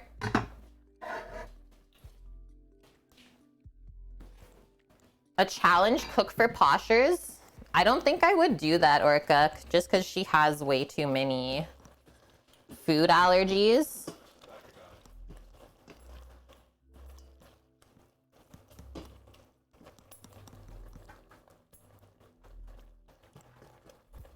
She's a simple pupper. Okay, I was just stirring our pineapple preserve one more time. I should show you how it's looking. So there's a bit of liquid still in the bottom, but you can tell by the color of the pineapple that it's slowly cooking down. It's gonna get really good, and then we just need a little blitz. Whether you put it in the blender or just use like a little immersion blender for it. Perfect. Do some booze-based ice cream. Jackrabbit is Jack Daniels and carrot cake. Yum, Rolo. The flavors you come up with are just flavors that I am so into. That's why I really want to come visit. How to open a stuck jar lid? Get a like heavy knife, Mary. Use the back of it, so not your blade, but the back of the knife. And just tap around the top of the jar lid a few times, or yeah, the handle of a butter knife, Freak Dog says, maybe a bit more safe. And it should break the seal. Yeah, the immersion blender. Okay, coconut custard, check. You can put away a couple of those ingredients. I will get the graham crumbs out with some butter. And then that's our last dessert component. Are you good, pups? You're just cruising? Hey.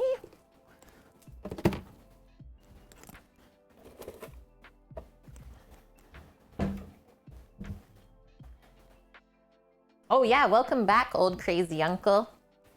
We had an awesome hype train already today. Okay, see ya, puppers. Just lets herself out.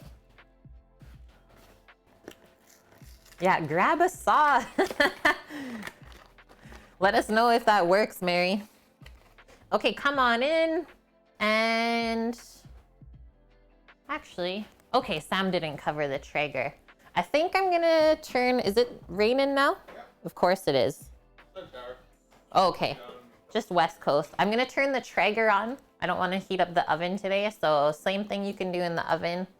I usually toast these at 375 Fahrenheit with the melted butter on them, just until they're like a bit more golden brown and you get a nice nutty aroma. So I'm just gonna turn that on. And yeah, what are you opening, Mary? What's in the jar?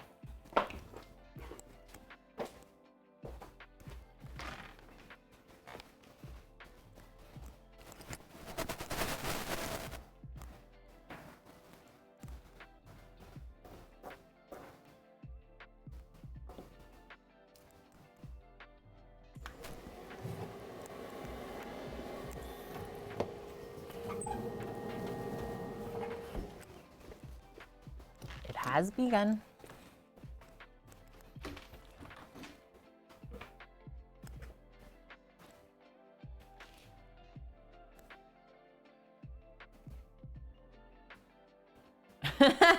Moonshine, she says. No, just kidding. It's just blue cheese dressing.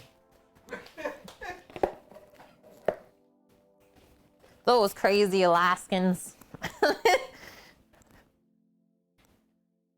Okay, so who wants to see pics of Yoon's braised ribeye experience? Or poached? Yes. Yes, my hand is up, thank you. Okay, graham crumbs. Open up the box. We are looking for crackers, but s'mores must be trending right now.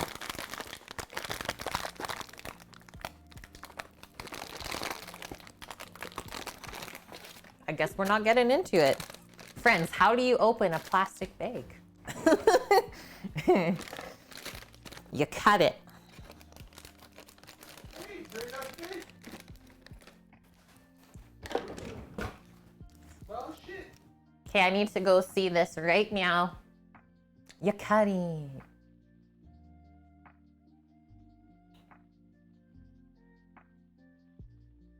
Okay, so you did like sous vide then, is what you should have said. Well, he didn't circulate. He put it in Right, the pot, so right. he kind of poached it. It's not a circulator. It's a poacher at that point. I've never seen that done in restaurants before. No, I've seen it, Vune. That's like the cheap way to do sous vide. That's awesome. And the steak looks amazing. As long as you don't let the plastic burn to the bottom of your pot, you're good. Okay, we will be toasting all of those. Just gonna get a little bowl so we can mix it with the butter first.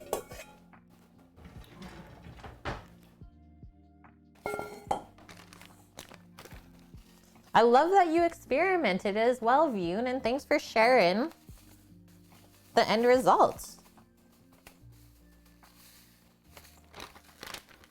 Welcome in, caffeinated couple. Happy Friday. You call it a Vec vide steak.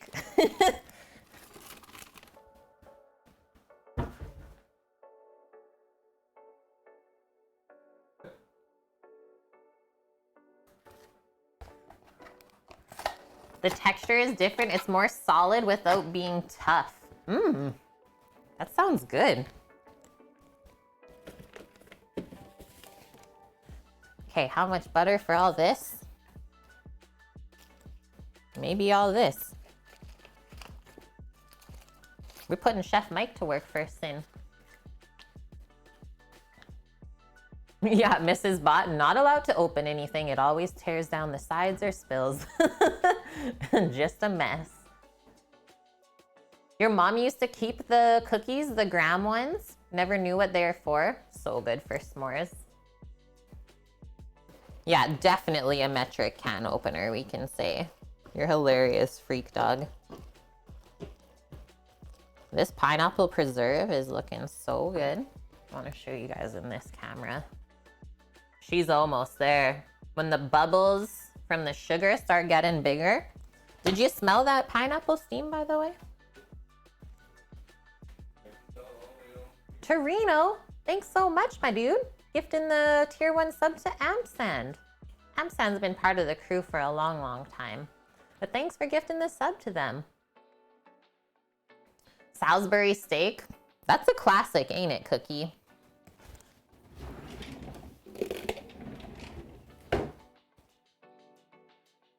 Yeah, it's caramelizing the pineapple when it starts to go clear like that.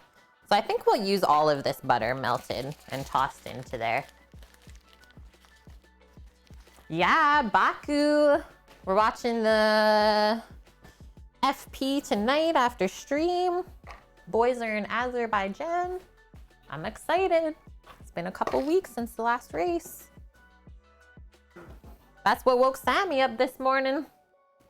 If anybody talks about the F1 during this weekend, I will time them out for the weekend. They don't ever spoil it, Sam. We can talk about it. We always just joke around that they go around the track. Yeah, last week, and we were actually watching the first race. It's okay. Who's gonna get pole? Yeah, I have no idea. Yeah, probably Hamilton, right? Okay, I think we're good with the sugar as well.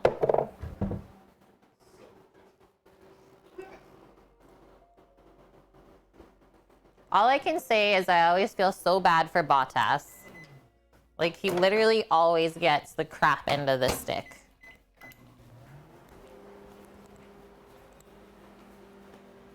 Hello, Arkin Stoner. You're new here? Fellow chef yourself. Oh, awesome.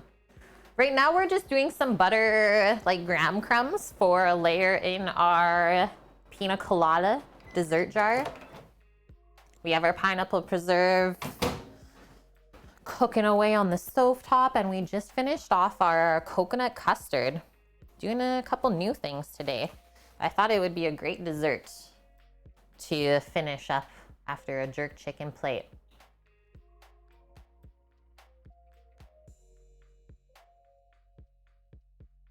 Nice, Rolo. And thanks for the follow as well. Yeah, feel free to ask away any questions. This is an educational focus stream, so we all learn together. And we're always cooking up different stuff as well. Mostly like to cook with the season, but every now and then do something different. Okay, drizzle the butter over top. Give it a mix. Ghetto Beano, good hot weather cooking. It's actually not too hot here today. I was really happy when I woke up. It wasn't still like really hot out. Got a nice coolness. But it's still humid though, right? Which kind of makes it sometimes feel really hot. I think we definitely needed all of that.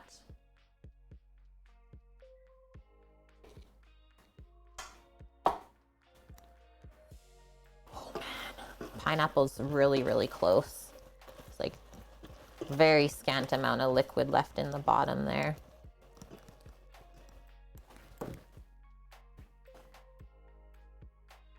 Trying to find fellow chefs or culinary enthusiasts on Twitch, and I'm glad I found your channel. Yeah, I'm happy you found us too. We've been cooking on Twitch for 3.5 years. Saying earlier, we're kind of one of the OGs. Like, we've been cooking since before food and drink section was even a thing. And now I'm happy to say, like, this is my full-time job. It's an amazing community that we've built over the years. We've learned so much stuff, I can also say. Definitely has enriched my life. 100%. Way more healthy and happy compared to always working in a restaurant. And as much as everyone thinks it's like easy to be your own boss, it's 100 times harder to be an entrepreneur than to work for someone else. So yeah, hard work pays off, right? Okay, this looks great. Nice and crumbly.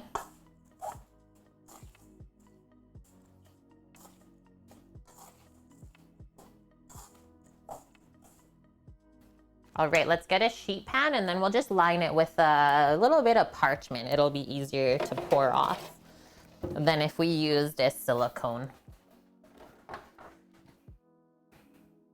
Oh, thank you FCB as well, gifting this sub to Arkin Stoner. Welcome to the kitchen crew. Got another chef. And hi Dust Pirate, how are you doing today?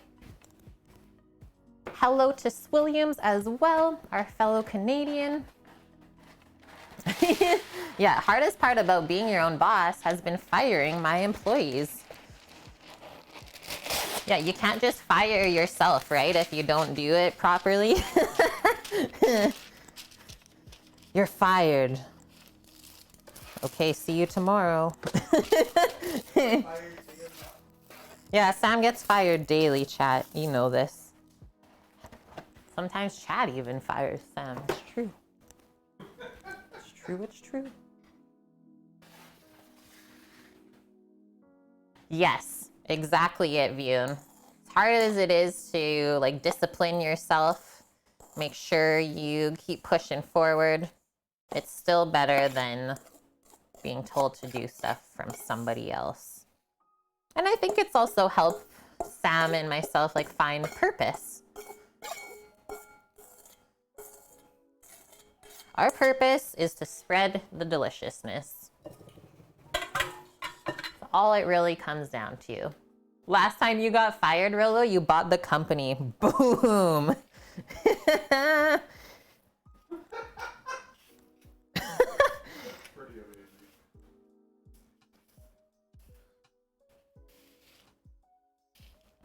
So we're just gonna spread this out so we can maximize surface area for toasting. Roasting, toasting. Whoa. Try and keep it on the parchment so we don't make too much of a mess.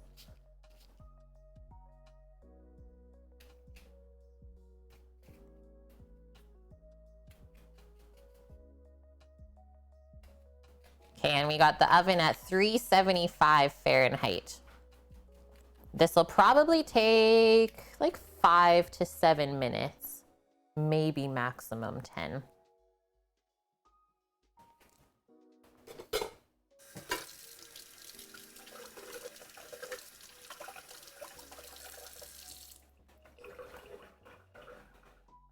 Yeah, one thing about being in the culinary industry, you got to be dedicated to the trade. But yeah, you also have to have like a creative passion that will keep pulling you along, because industry is like always changing too. Stick through the tough times, very rewarding. 100%. I fondly look back at every single experience I've had over the years working in different restaurants, because it's definitely taught me something along the way. Holy heck.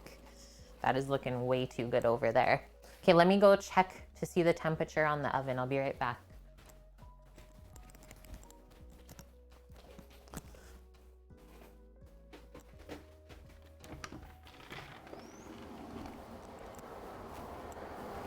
$245, we need a little bit longer. Okay, well the next thing we're rolling into from here, I suppose we can prep our jars. Because right when these cookie crumbs are done, we'll be pressing them like a little bit warm into the base so that you can get nice and crunched up down there and hold up to the custard layer. So this is what I use to just kind of tamp down the crumbs. This is a pastry press, let's say. So if you ever make a lot of tarts, you just press it right into the mold. Also works good for other dessert things. And I'm pretty sure my grandpa made this. Like, this is a homemade thing that my grandma gave me.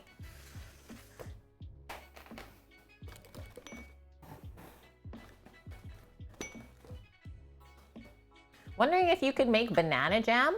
Yeah, I was gonna say probably. See why not? What do I want to put this in?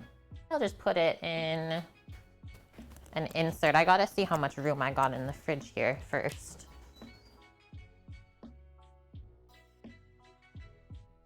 Well, once the watermelon comes out,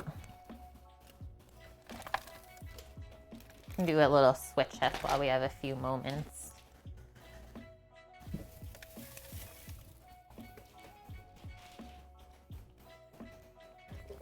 Here she is.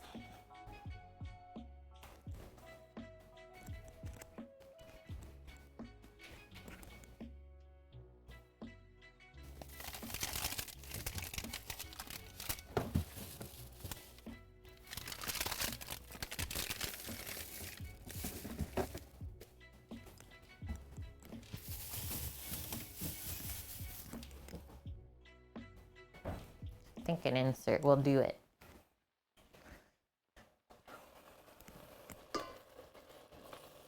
And honestly, friends, I think I'm gonna turn off our pineapple preserve. Quickly show it to you here. There's just a bit of the syrup left, but as that cools, it's going to thicken up. So let's just let that cool a bit, and then we're gonna blitz it. I think I'll just pop it in the RoboCoupe, the food processor.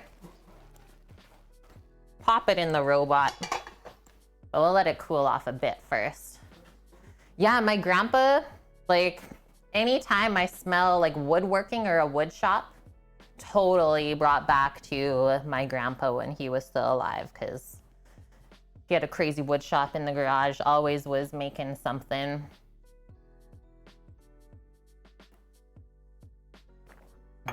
Thanks, Mary. Okay, I'm getting that insert out for our jars. Carry on.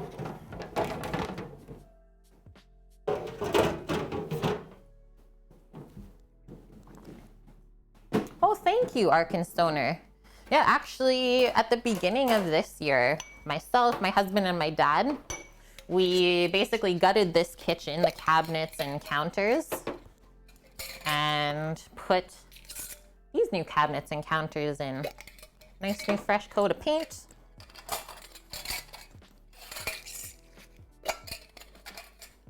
It's very workable.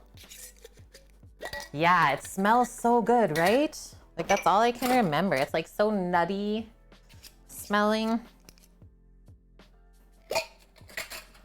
And now I'm happy to say that my brother is getting into that stuff. He's got a super nice, like, woodworking shop in his space as well. We've seen him make a few things on his stream before. Yeah, thank you very much. Yeah, I learned, like, drywalling and construction and all that stuff for the last 2 years while I was streaming, like, 3 days a week. And now, happy to say, my dad has moved on from that company and I'm just full-time streaming. Oh yeah, you must have popped in at a later time then, hey Dust? I forgot what Rando made on the stream. A few different things, like he has a wood lathe and all that. Really cool. Okay, so we just leave all the lids over to the side, same with these. And now those are all prepped to be filled.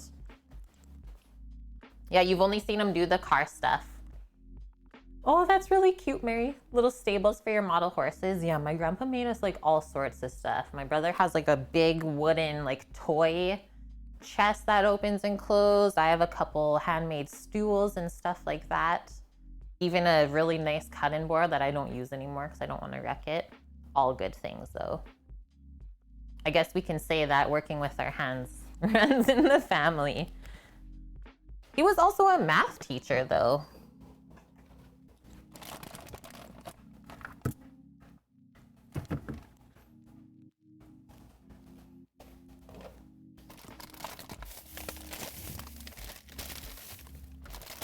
Doing one more quick organization, friends.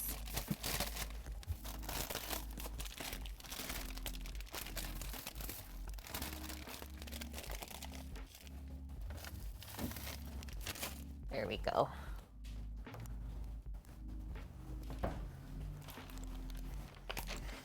We're good to go.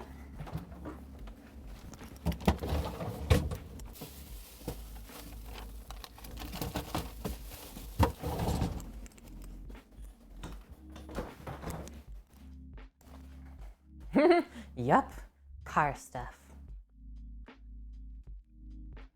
Ooh, yum, Orca. Okay, I'm gonna bring this outside. We'll set 7-minute timer. Check on it at that point. And now we're rolling into watermelon feta land.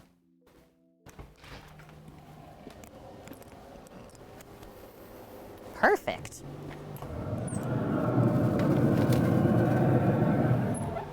Hey Siri, 7-minute timer. Oh, her speaker's a bit messed up, I think, on the watch. It's okay though. Did you hear the speaker? No. She sounded weird. Like what? Just ask for a timer, for how long the timer. Hey Siri, what's the timer? Now she's not talking.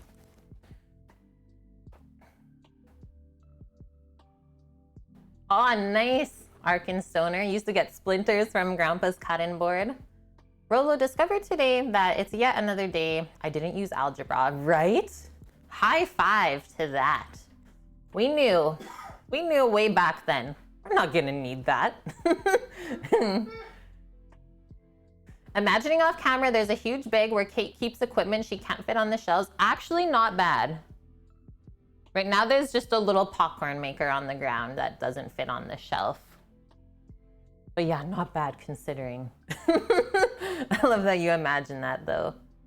That's nice, FCB. A friend made you a cutting board, several bowls, and a rolling pin. Just feels so good when people make that stuff for you. Yeah, exactly it, Vyun. Even in the 2000s, I will say, you won't always have a calculator in your back pocket. Now the calculator on my fucking wrist. It's crazy. Nice, Mary. You got the horses for your grandbabies. Yeah, Ghetto Bino, are you Jamaican? Because you're Jamaican me crazy. Okay, we got the watermelon out so far. I'll grab the cucumbers out, and then we're just gonna mix everything in a really big bowl. Yeah, the calculator in my head, it seems to be broken, Sassy. There's this error code that keeps popping up. That.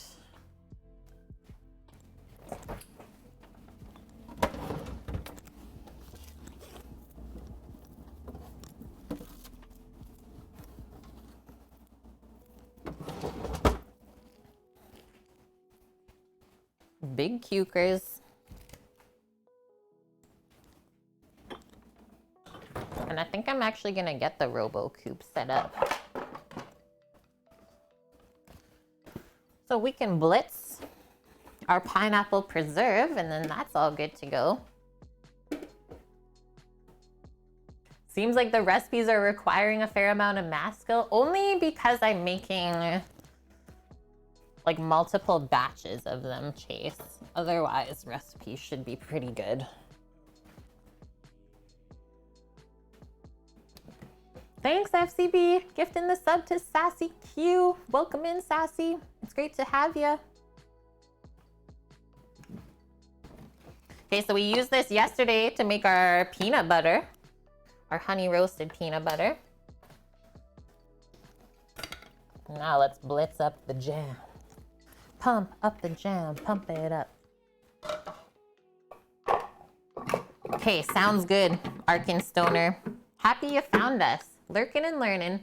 Have dishes from last night's ramen gig on there. Pumped. Pumped to be on in the background. Thank you very much. Light humor. What is going on today? Sometimes we got Freaky Fridays. Chat's a bit wild. Okay, look at this. Get in the pot. Mmm.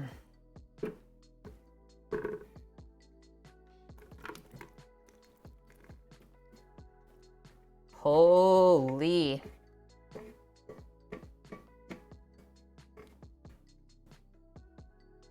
And then we'll actually not put it back into the pot so it can cool off better. That's gonna be such a good layer on the top. Nummies. On top of a sponge cake? Yeah. Oh, I thought I was locked in. Doesn't really want to lock. Okay. Something wrong, Sama? Only works one way.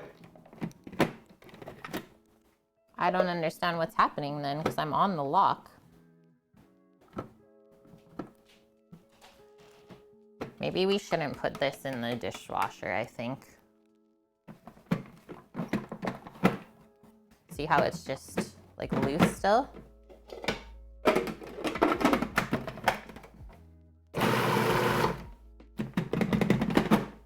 That's always gonna be like that. No.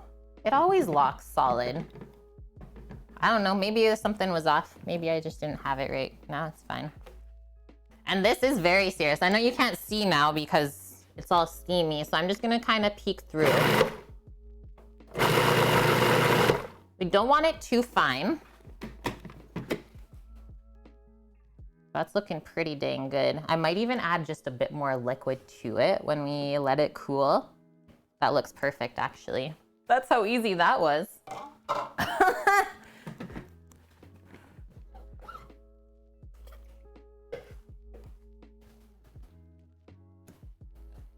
Yeah, Vune, you still have to make cake.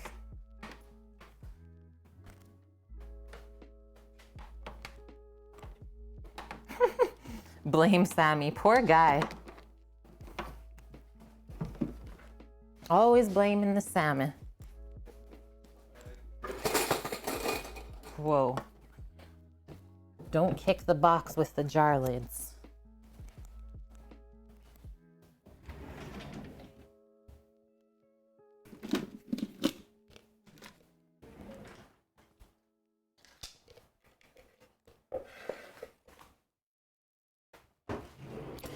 Grab a spatula. Take the blade out as well.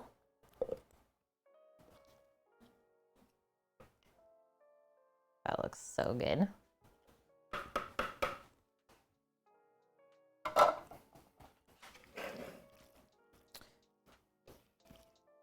Numb.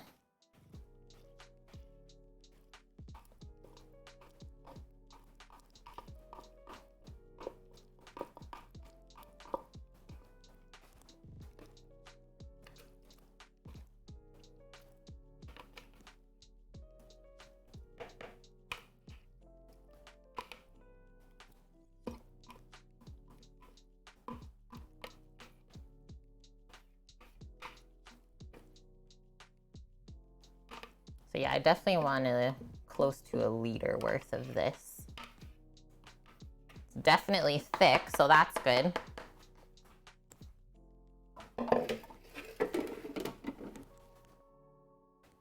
Pineapple marmalade has to be a thing. Yeah, it is. That's how easy it was. Okay, so I'm just gonna do a bit of water.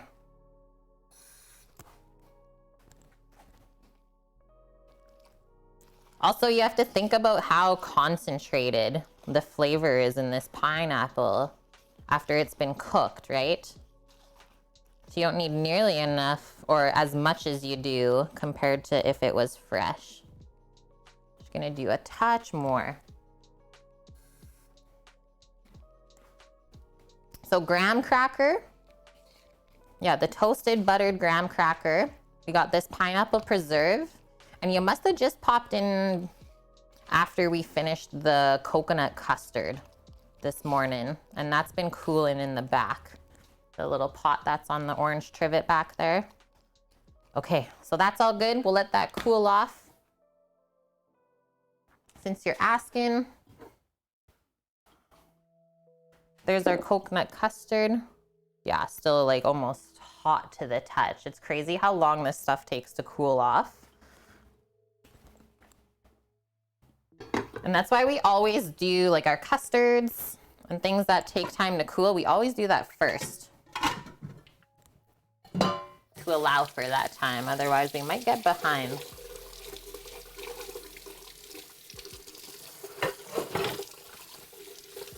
Okay.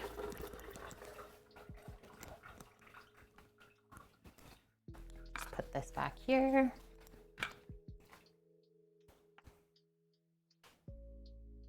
Timer is done. I'm gonna go check.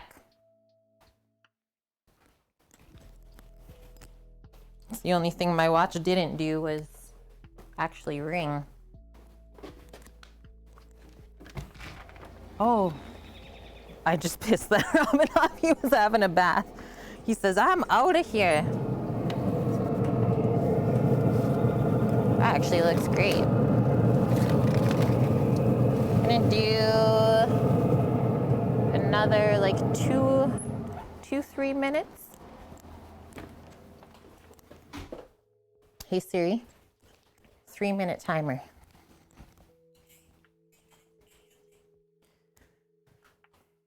That sounds good, Kame. Pineapple starfruit preserve? Yes. If you're crown, spin it. There might be water in your watch. In your crown, it'll take the water out.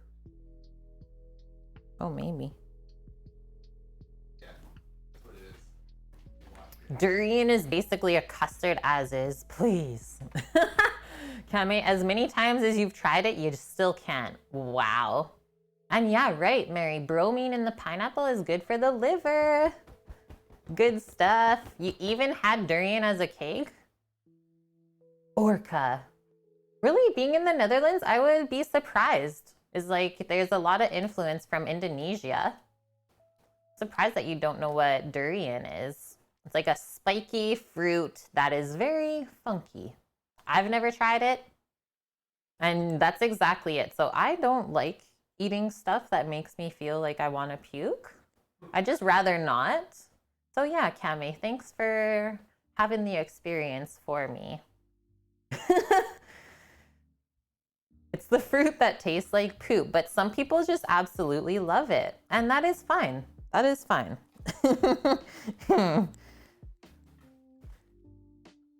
Okay, I think I'm just gonna wait for that timer to go off for the crumbs, and then we can press them into the jars together. See what we end up with.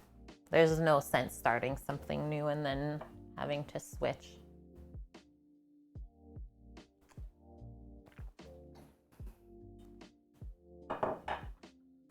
Smells like socks and rotten onions. Oh my gosh. I will say, like, I know the smell from taking buses and stuff and being in Thailand and Indonesia and around there. You know when you're close to durian trees, trust. Oh yeah, maybe you never heard the English name. That's true. It's true, it's true.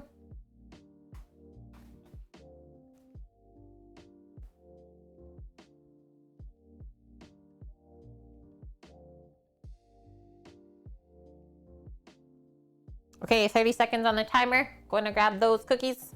So we'll set up on our cutting board here together.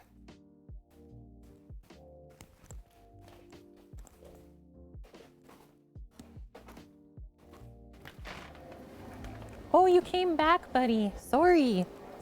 I'm just grabbing this and then I'm gone.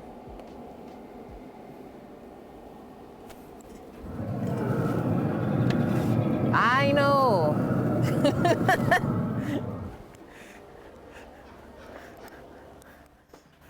Supreme heck from the birds. I know, I was just doing this super quick though. It's fine. Okay, we're in. So that's how it looks when it comes out. So see how the edges get kind of roasty toasty.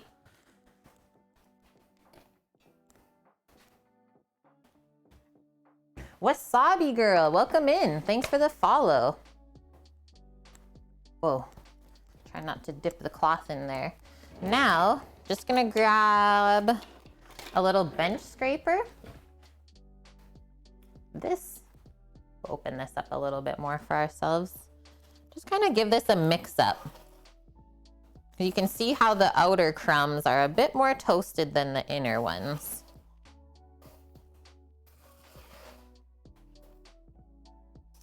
Smells so yummy though.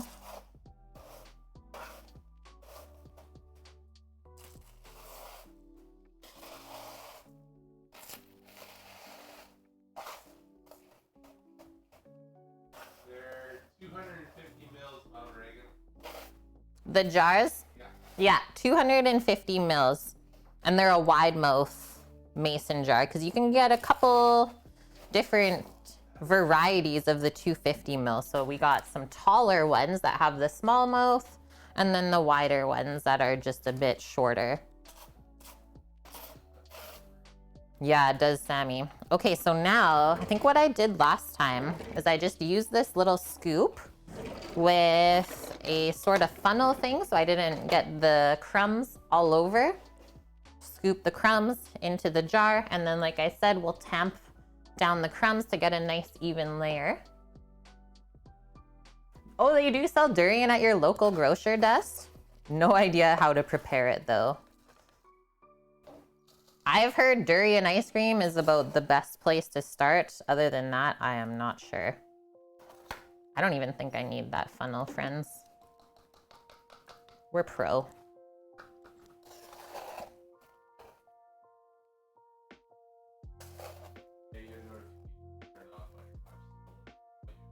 The timer.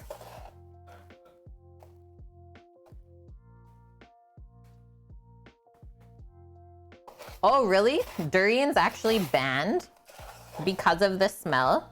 I didn't know that. And yeah, I'm starting with a little bit of crumbs in each jar, and then we can always top up after if we have extra, right?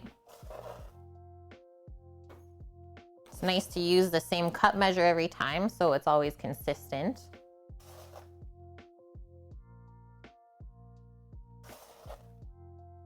And honestly, if we end up with some extra coconut jars, probably just gonna put the strawberry jam over the coconut custard. 100%. Probably just gonna do that.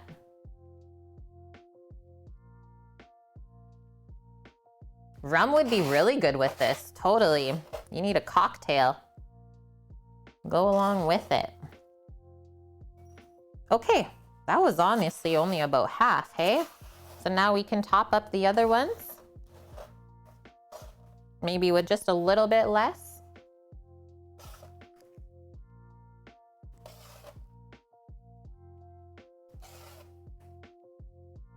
And I do the desserts in jars like this because they're really easy for our friends to take away. Never gets messed up. You just twist the lid on and it's good to go, and then it'll stay in the fridge for a pretty good amount of time once it's built. Maybe no more than, what, 5 days? With the custard. Good luck having it last that long, let's just say that.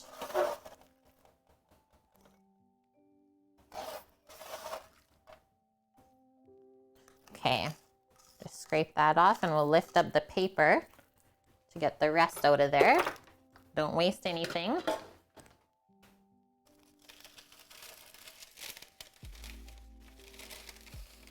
Did I miss one, Lily? Which one? This one? Or this one? Okay, I'll just top up where looks necessary.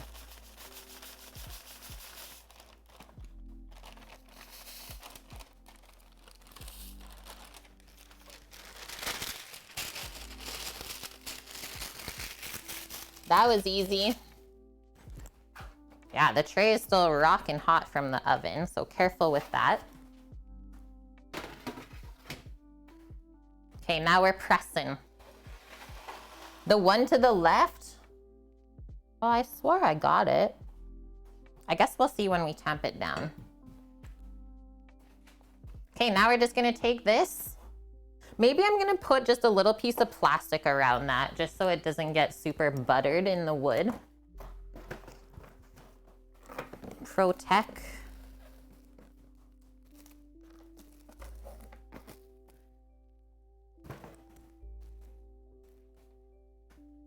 Kind of just wrap it and hold on to it.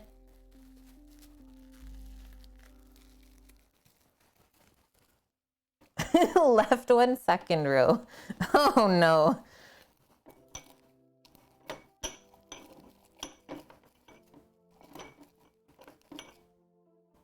Is this what we used last time?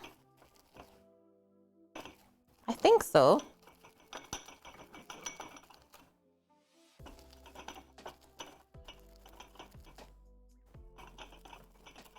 I feel like we had something that made the edges more clean. I just can't recall what we used.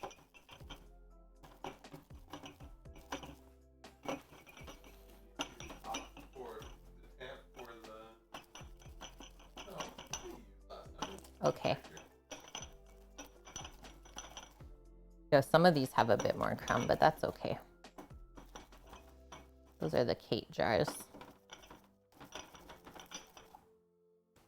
Awesome. Well, that was easy.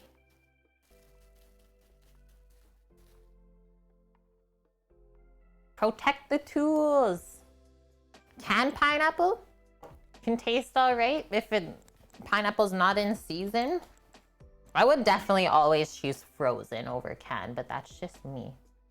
Yeah, I could eat two. We must be going metric again, Freak Dog. Must be it.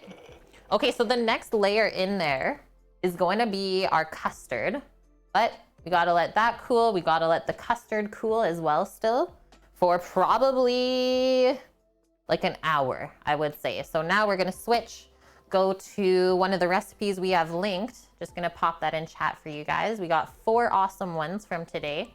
So the watermelon salad's up next with cucumber and feta. Super refreshing for summertime. Goes good with spicy things as well, I would say.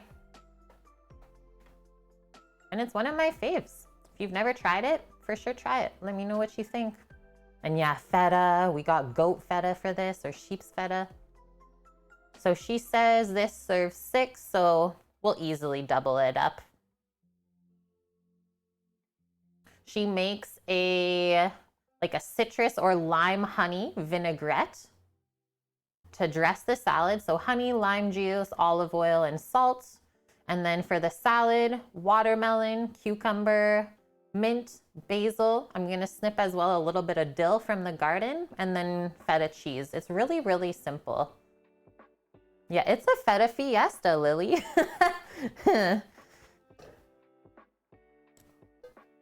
So big bowl beside us, and then away we go.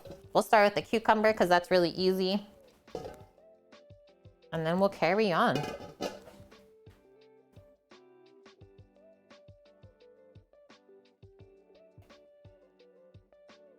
Still working on my coffee.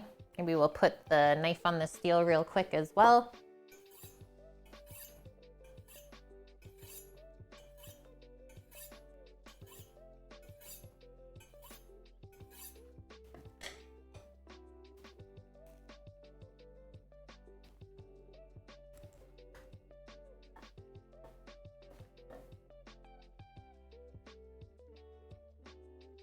Yeah, right, your wife is lactose intolerant.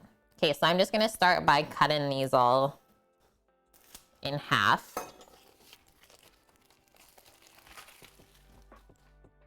These are long English cucumbers.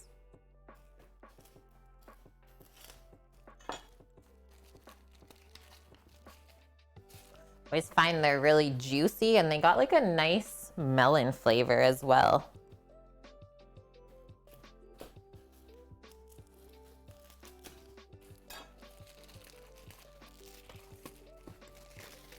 Recycle all that. Oh, nice, Orca. Yeah, that's like me too. I definitely know I have a bit of a dairy intolerance, but I think it's smarter to not give it up altogether. Just be easier in life. Just a little bit. And that's a-okay. But yeah, I have absolutely no problem digesting goats or sheep's feta. Okay, next one, just to get this to fit our blade better. Our knife, just cut the really long pieces in half.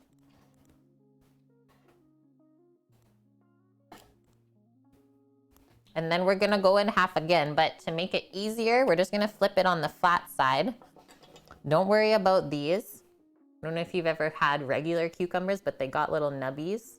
I guess I can rub those off for us. The cucumber spikes. Also, if you've ever like harvested cucumbers, you know how spiky they can be. It's like, ouch. What the heck is the matter with you?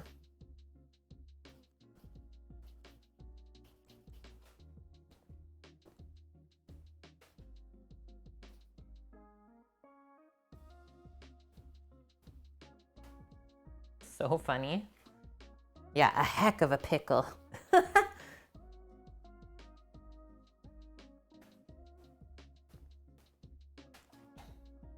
Okay, so onto the flat side, and then I usually just go in half again lengthwise so that we get like a nice chunk that is triangular shaped. So line those back up, and we definitely want this more chunky than fine chopped, so everything can kind of hold up to the dressing without breaking down too much as well.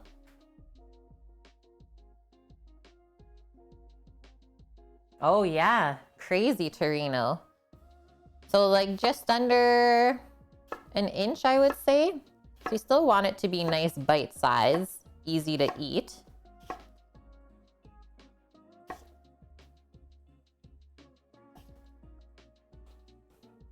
Yum. That'll just go right into the bowl. Yeah, you love milk too. Me too, Torino. It's like one of the few liquids that I can really just chug. I don't know why.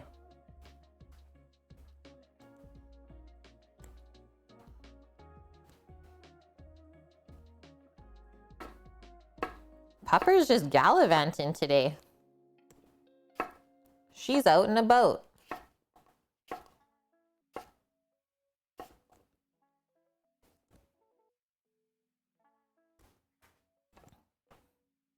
Okay, those are like already sized for us.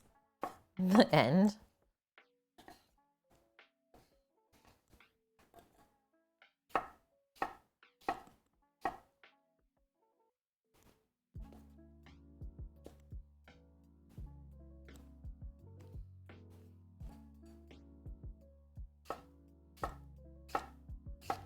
Sounds so juicy, crunchy, and fresh. Whoa, that one went really big. Might have to trim it up. There we go.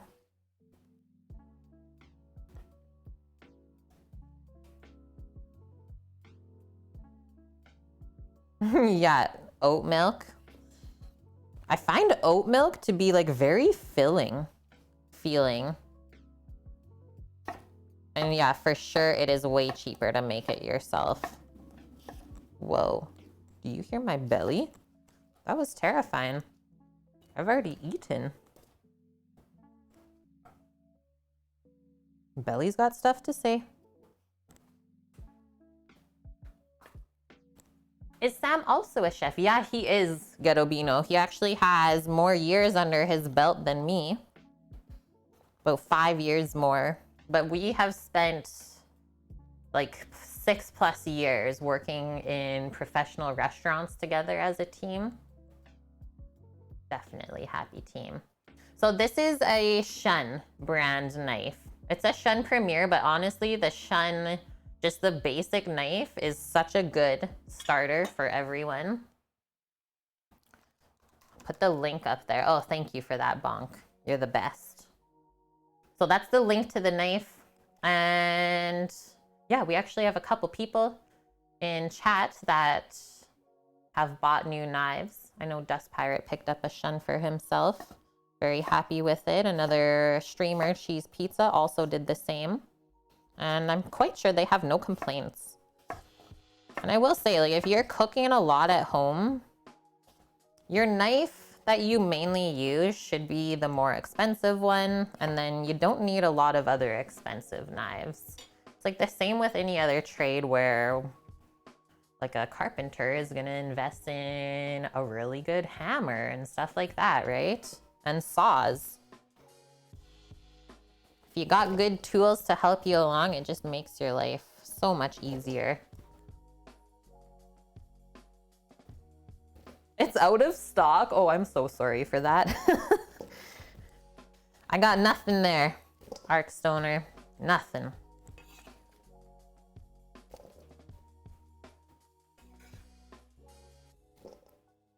Yeah, that's a juicy cucumber. Whew, they're just running. So that is a really important thing as well. When you're going to purchase a knife, is I don't recommend just buying a knife off the internet because it's expensive and people told you to. You really want to go into a shop and feel the handle because it's got to be comfortable if you're going to be holding it all the time.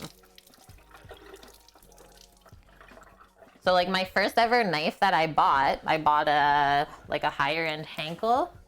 I hate it. I'm not even gonna lie to you. Like it's brought me a lot of pain in my life because of how the handle is. And you can see like how different the two blades are. Yeah, first ever knife. I think I bought this in like 2010.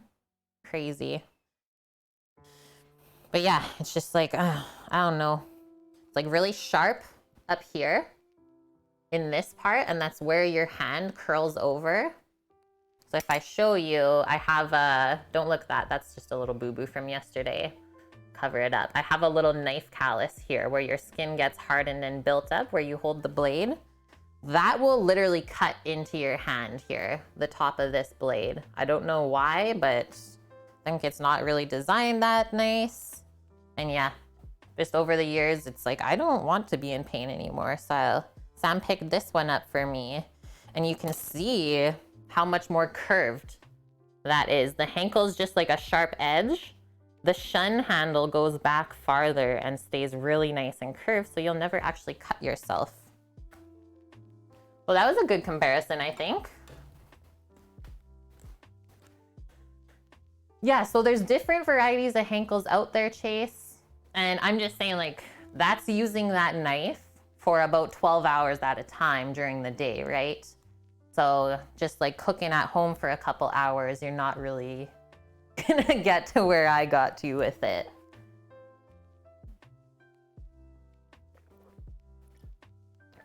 It's just a burr up there, Strophium. Maybe I'll have to get that taken care of then.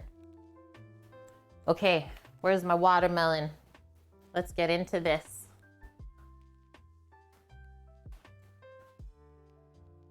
Yeah, it's just badly designed. That's exactly it, Strophium.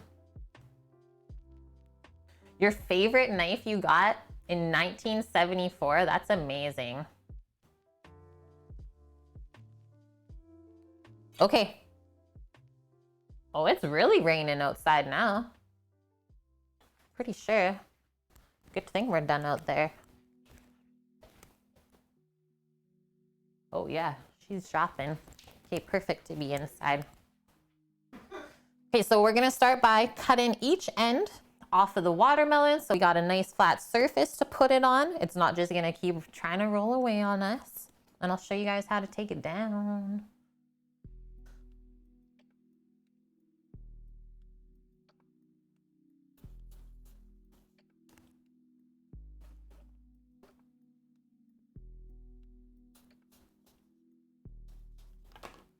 There we go. I'm gonna pop it on that end. So now we're nice and safe. And I'm actually just gonna pop all of that just into a bowl. The straps. That can go back to nature. Okay, now you can kind of see where the red starts, right? So you were in the stream where we segmented oranges, or even the same way that we peel the skin off a pineapple. You're just going all along, kind of following the natural curve of the fruit, trying to get all of the white stuff off.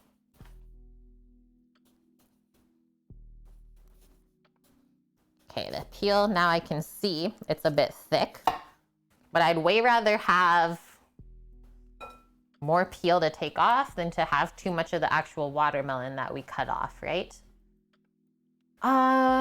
I know that we have the knife sharpening video on YouTube, Bonk, but I don't believe we uploaded anything about like how to properly hold the knife or anything like that.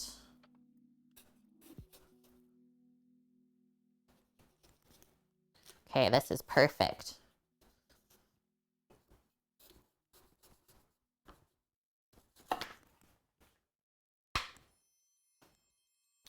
Now you can see more. So now just really light shaving down. Then kind of once we got this first bit started where we can see the flesh that we want to be eating, it gets better. You can watch as you keep cutting it down. And I will say, like, don't worry about this bottom end because we'll just flip it over when we're done working this side and we'll trim it up. Yeah, put it on the to-do list. Thank you. It's job number 1025, number B on the to-do list. Thank you, Bonk. Iconics, thanks for the follow. Welcome. Why are you doing this from the outside? What you mean, Garobino? So this is how they teach you how to cut fruit in culinary school. It's very efficient. Very small amount of waste. And then everything is peeled.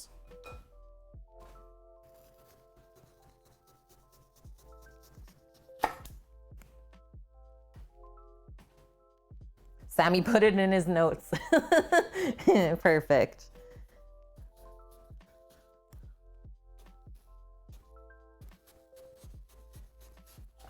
Yeah, it's really, I have to say, it's super challenging being a full-time content creator and like juggling all of the outlets where we can create content without burning yourself out, right? That's the key. We hear it all the time.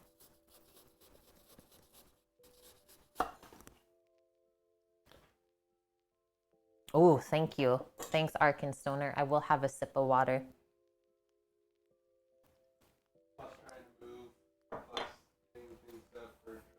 Yeah. Plus selling the stuff. Busy, busy. Have to leave fruit on the rind for the chickens. Oh, I love that you got chickens. Totally, our end goal in life is to have a massive property with lots of different animals. Sammy will be a good farmer with me and we'll got lots of doggos too. That's our goal. And we're just gonna keep cooking. But that's what we want to do when we get too old. Just live off the land where it's super peaceful.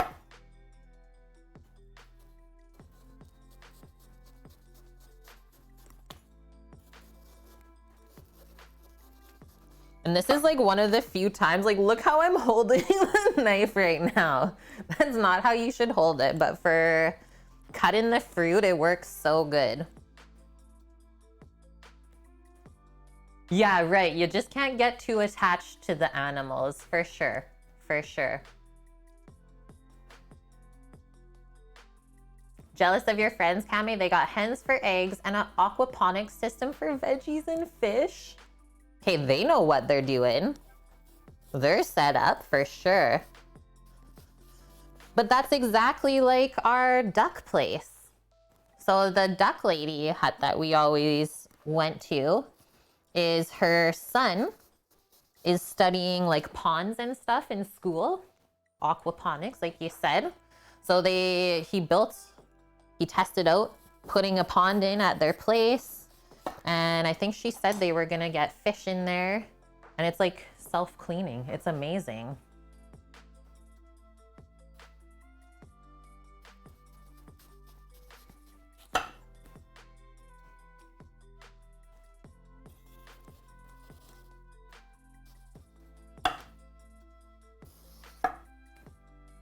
Okay, we're almost ready to flip this over, I think.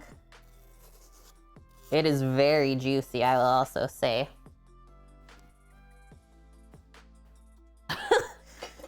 really funny. This is my jewel.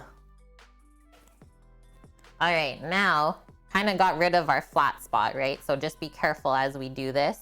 I'm gonna trim a bit more off of this end. There we go. Call you Leonie? Oh, that might be hard for me to remember, but I'll try my best for sure. And yeah, hello from Germany, welcome. My husband was born there. We have a mod that's from Germany and quite a few viewers as well, so should feel right at home. Yeah, it's a salt lamp. Now trending watermelon lamp.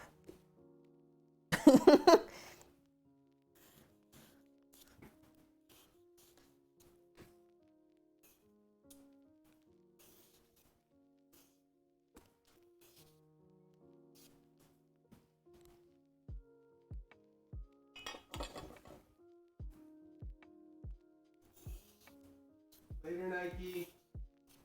Are you going to work, my dude? Okay, hope you have a great day. Stay safe and healthy out there. Say hi to the waifu for us as well. And I was happy that you could hang out with us for as long as you could. Always good times.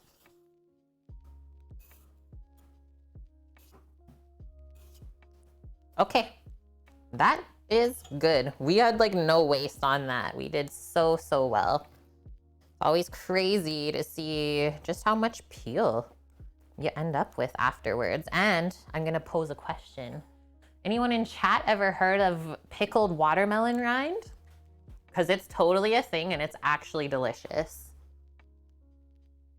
It's got amazing crunch. Yes, yeah, right, Sassy? I've done it before.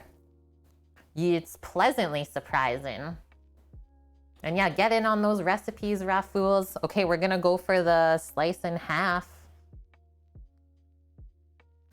See what we're working with here. Man, those juices.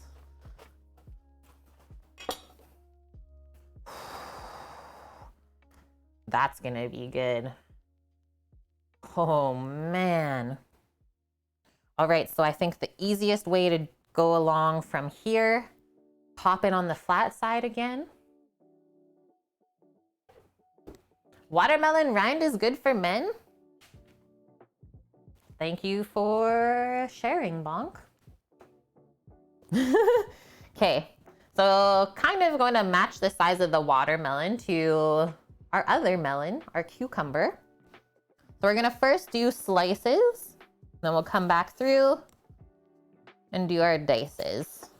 So I'm doing like 1 inch thick slices right now, all the way down. Cannot wait to taste this. Watermelon is very hydrating as well. That's why it's so good in the summertime. Okay, we'll do the other half next. Melonas, yes. Hello, Relic. How are you doing? Oh, yes. I have a Canadian English accent. Try not to talk too quick. Yeah, feta cheese with watermelon and cucumber. What's going on? Sounds suspiciously amazing. Seriously, try it, Rafools. It's pleasantly surprising.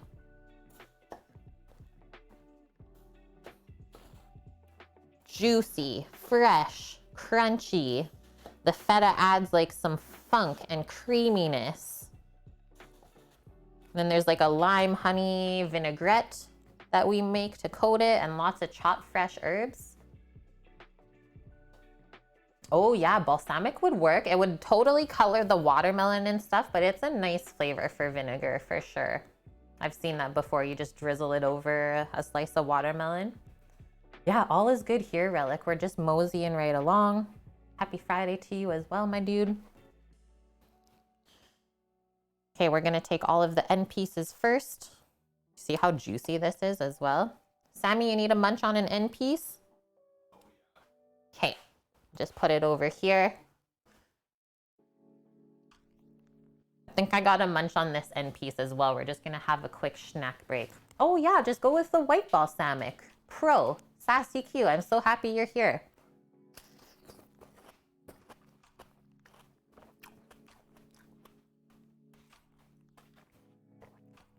Not the most flavor, but that is the end piece. Definitely good crunch and juiciness.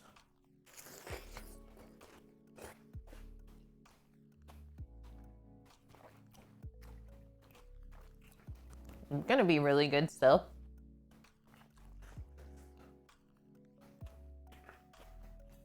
Yeah, when you have to like slurp as you're eating the fruit. Yeah, stranger danger.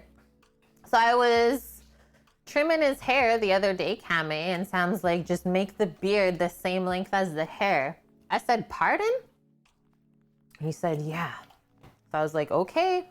So I sheared him like a sheep. And this is what we ended up with.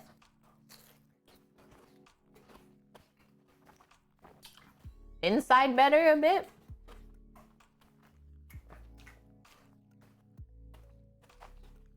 Oh, holy. I'm okay.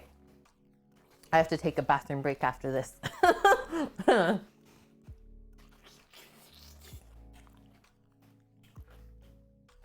I've never done the smoked watermelon, but I have done a grilled piece, and it's okay. Kind of weird, honestly. A bit too much effort. Just eat the watermelon. Or have pork. And yeah, Torino, how dare you even bring that up? I don't know what this whole trend is with Lizzo, watermelon, and mustard, but I am not getting into it. What? You haven't? What? Don't watch it. You'll puke. Watermelon and mustard? It's just yellow mustard.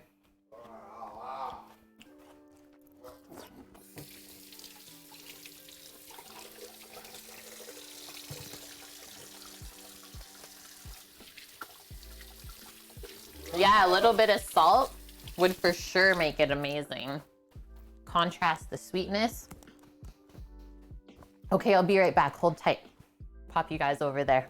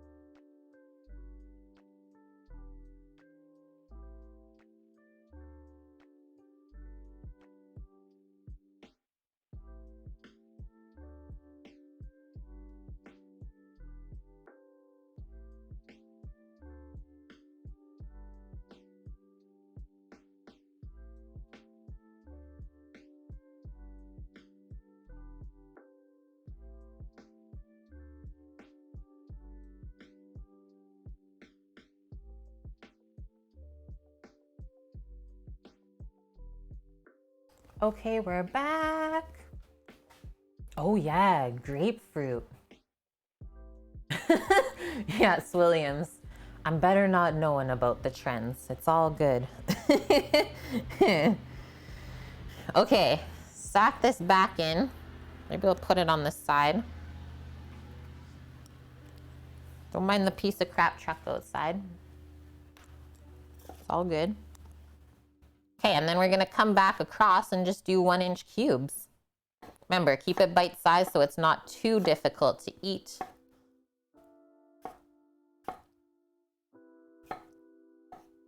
Something like that. And now we can keep these stacked. Yeah, I've also had really good grapefruits without sugar. Also good. Sassy, a cheese quesadilla with mustard? Oh, I don't know if I can still support ya. But we don't judge how we eat here. Everyone's palate is very different. We know this. line all that up, and away we go back through.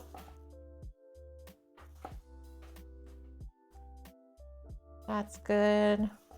That and that. How much was the watermelon?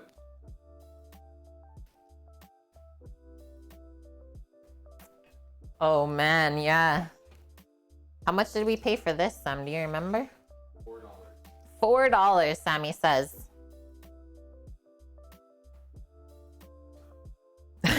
Yeah, Orca has a very unique palate. Coriander tastes like soap. Garlic's gross and only for vampire huntins. Blue cheese and brie should not even be mentioned. That's how we know everyone is different. What time is it right now where we are? It's 1:47 p.m. Pause. How do you have the everything bagel seasoning? Oh yeah, Orca, there's garlic flakes in the everything seasoning. Sammy says pause. This is good. It's like perfectly ripe to the point where it still is like really crunchy and juicy, but not falling apart. The mini watermelons were going for $10. Man, Torino. You guys get it rough.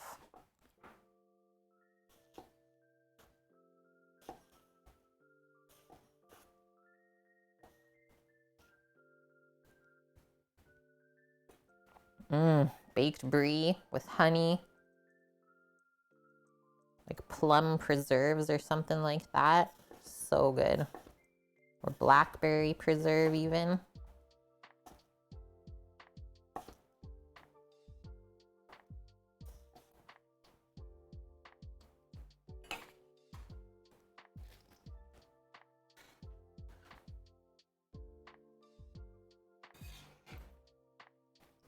Oh, you can't even get the everything bagel seasoning.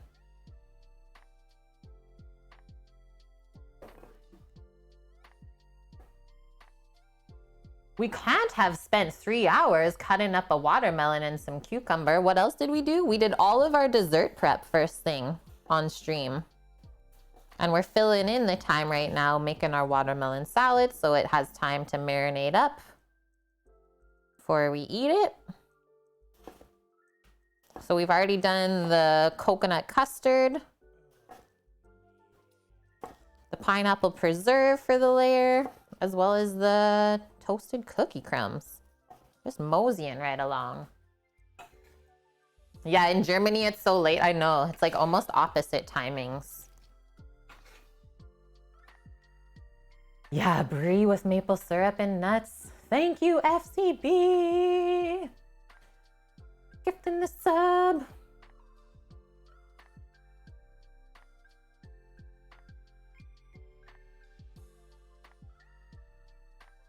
What did you say? Did you say Leona is your name? Leonie. Leonie, right? Gifting the sub to Leonie. Welcome in. I think it'll stick in my head now. Just have to do a couple of repetition times.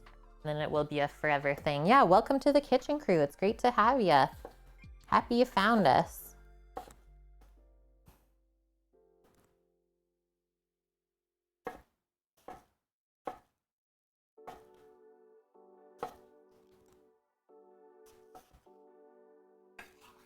This is going to be a full bowl. Oh, I like that relic. I'd be down with that. The watermelon soaked with rum all day. Let's just pick this one sneaky seed out. Everyone's got to remember the Rugrats episode where they ate a watermelon seed and then it grew in the belly. Whew, that's so scary. Wait, was it Rugrats? No, it was Magic School Bus. Good job. Yes.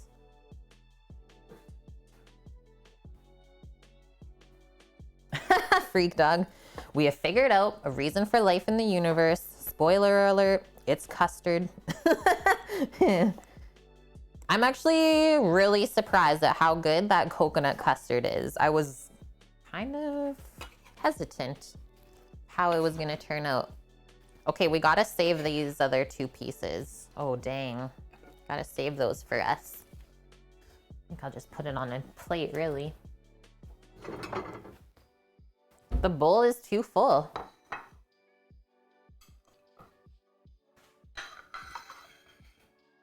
Okay, I'm just gonna do a quick wipe of the board and the knife. Hey, lovely Ellen, great to see you. I feel like it's been a bit. Okay, so that's just saying right now, Ellen, thanks for sharing as well.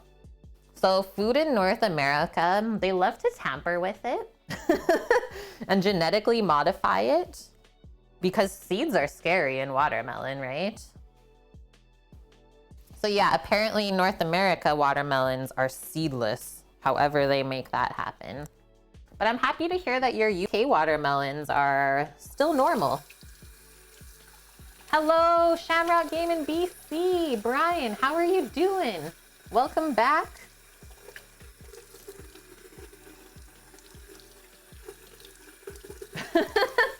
It sounds so bad when I say it, but like we gotta talk about this stuff, right, Relic?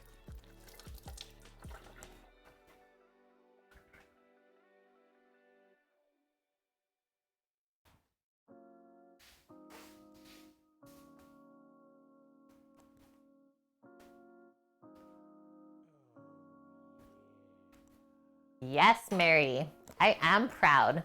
You bought herbs for barbecuing this summer. Oregano, thyme, and rosemary. You planted them? You got fresh herbs all summer, you're saying? Kermit's hoodie, good to see you. Thank you very much for the 5 months together, 3-month streak currently. Great to have you part of the crew. Hope your Friday's treating you well. You're doing good, Brian? That is great to hear. You're on the mend, I am assuming. Try not to confuse genetic modification with crossbreeding. Right, Torino.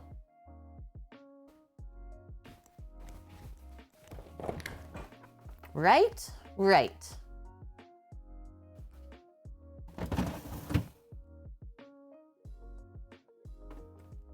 Okay, I'm just grabbing some limes.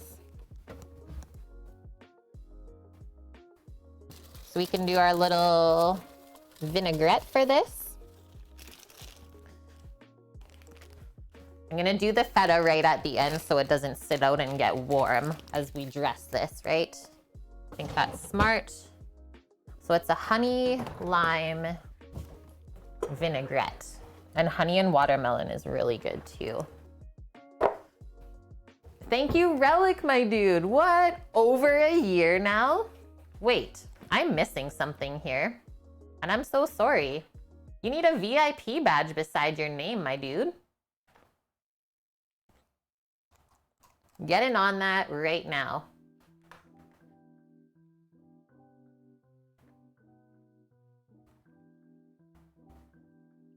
Watermelons don't have seeds. How can fairs have watermelon seed spitting contest? Right. Right. Adding a new VIP.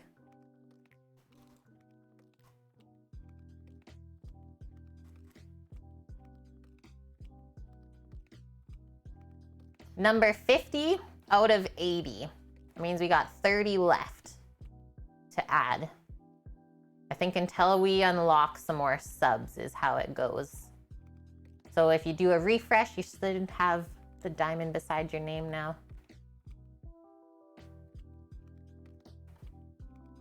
I feel like that's why they're doing it, Torino, is they're taking all the seeds out of this stuff so that we can't grow it ourselves. So they really have control over everything. Crazy.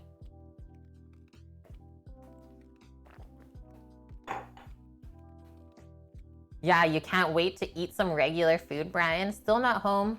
Thinking 7 to 10 more days and you should be home. Well, we've been sending, honestly, loving, healing vibes through the interwebs all day. So you should feel them right away here. We're supporting everyone. Thanks, Relic, for the 100 biddies. That is much appreciated. Okay, I'm just gonna get a little container to mix up this dressing. We don't have to blend it or anything. We'll just shake it up. Shake it up. get a lid. Yeah, no seeds in watermelons. Illuminati confirmed. And I will say olive oil with watermelon is really nice too. So I'll definitely do that. Okay, let's start juicing the limes. Whenever I make a vinaigrette, I always start with the acidic component and then go from there. Because we have to try and balance it out, right? Thanks, Relic, for now the 200 biddies going towards the food truck fund. Okay, this one's already cut for us. She's a bit dry. This one I'll roll just to loosen up. Same with these. Whoa, favorite thing recently learned in or about cooking? That is really hard. Well, I mean, we did learn today that we can make a dairy-free custard with coconut milk, and it actually turns out better than cow's milk. Yeah, loosey-goosey lime. What else have we learned today, chat? It's like, I feel like we are always learning so much that it's hard to recall just one thing.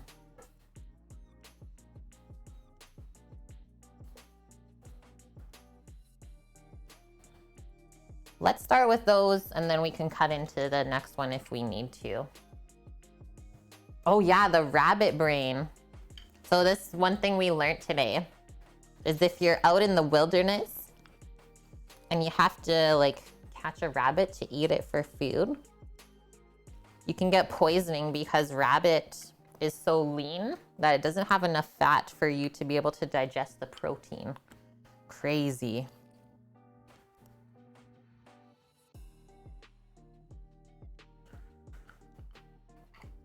And like as far as, okay, so for a culinary career, like a lot of the most important things I've learned is staying clean and organized, making a list for yourself.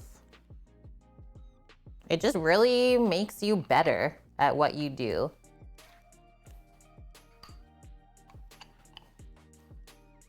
And then other than that, kind of the only way to get better is to do things over and over with repetition.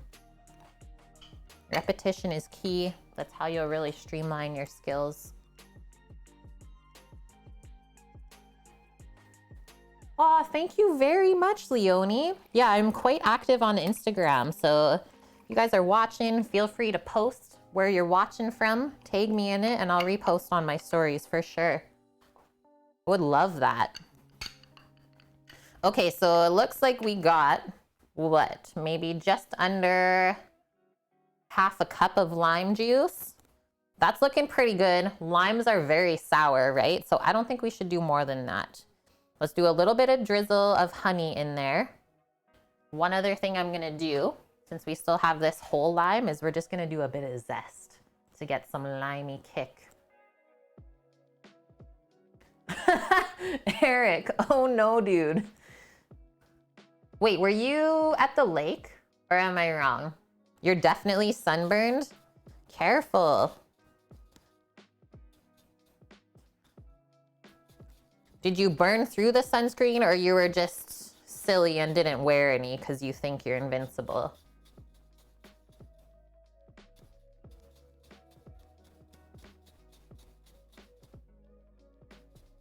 Okay, so a little bit of lime zest goes a long way. So let's only do like a teaspoon. Just flip it back into there.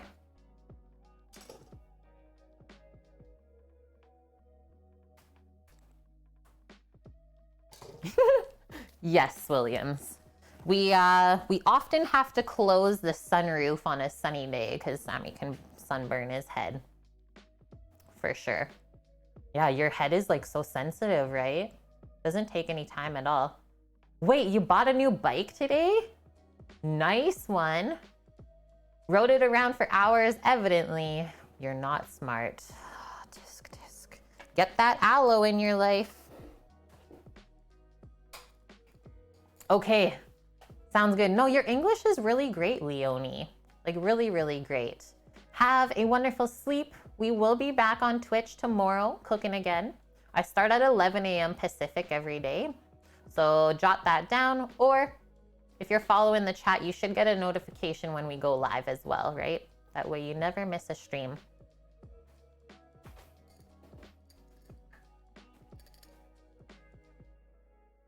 Yep. Big floppy hat at work as well to cover your neck too, right? Because that burns in no time. Yeah, the sun doesn't care. It says burn. I mean, it's just a ball of fire. Come on.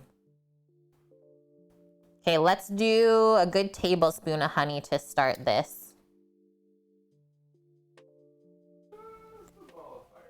Just a ball of fire.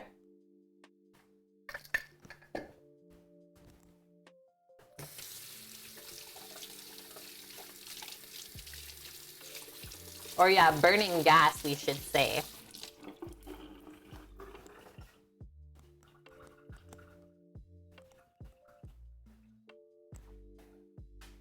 I am probably going to need a little whisk for this. It's usually a bit difficult to shake the honey into here. Let's see how this mixes in first, and then we'll add some oil. I might have to give it just a touch of heat in Chef Mike to get the honey to dilute or dissolve. Yeah, wants to stick in the whisk. Cold lime juice and honey. There's no melting action happening at all.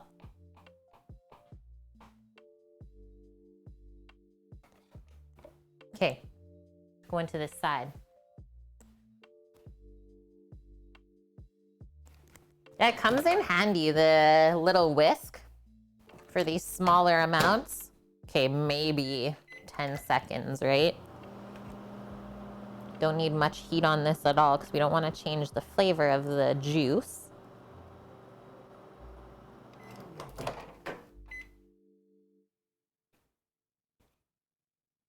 Little bit more.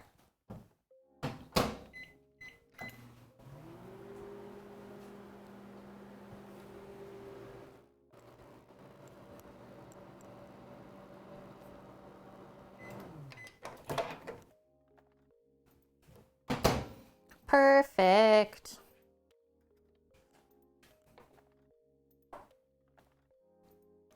Now when we stir that, it'll be one fluid mixture.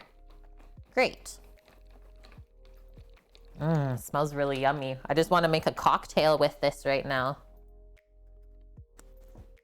Okay, now we're gonna even it out. So the oil's gonna float on top of the lime juice, and I usually go equal parts acid and oil.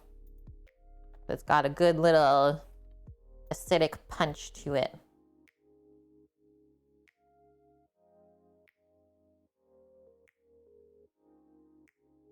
Start with that. Yes, happy Friday, Bonk. Hope you don't work too hard today. Hope you're excited for the weekend as well. Thanks for hanging with us while you had the time. Stay safe as always out there. What's a watermelon salad? That's what we're making right now, DJ Beats. Watch and learn. It's got watermelon chunks, cucumber chunks, crumbled feta, a honey lime vinaigrette, and some fresh herbs. This will probably always want to separate, but I'll dunk the spoon in, see how I feel.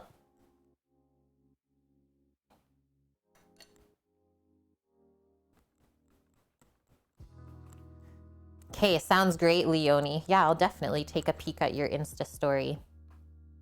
If you tag me, I'll see it.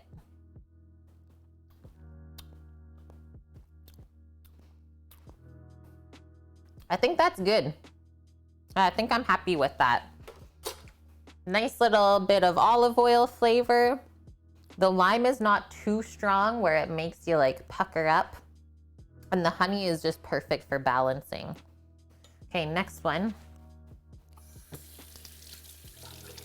I have some basil here that we can chop up and mix in. Let's pop away these extra ingredients. And then just outside, I have some mint and dill to quickly go clip. And then that'll get chopped up. So 3 types of fresh herbs. And then I'm hoping after we're done the salad, we can finish off our dessert jars so those can set up properly in the fridge. And then we just gotta worry about the chicken and the rice and peas. We're laughing. Okay, here's our cute little basil plant. Yeah, exactly, Eric. Nice, cool, refreshing salad to go along with the spicy chicken. Okay, be right back.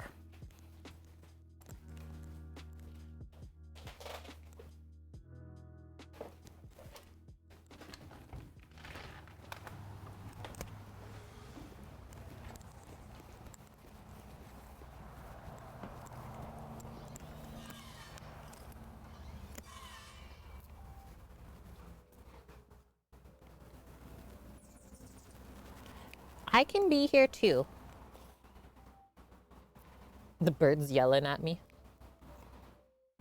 I live here too, okay?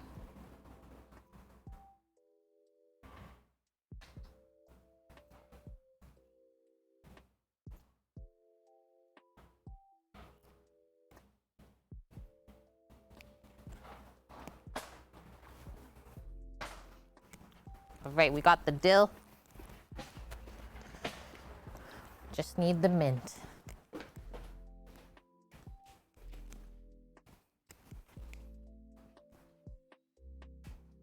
Garden dill. It's so small still and soft.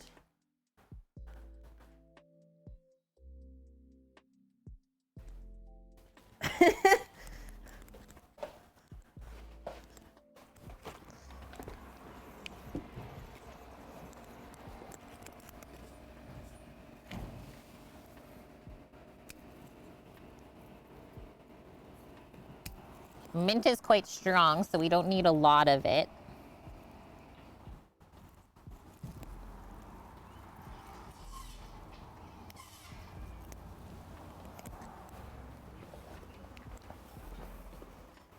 Probably about half as much as the other herbs.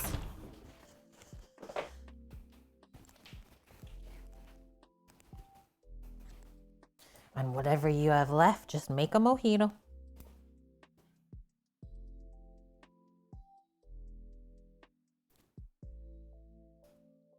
Pick that off of the stem. Maybe I'll save the top for a bit of garnish as well. I'm gonna wash the mint.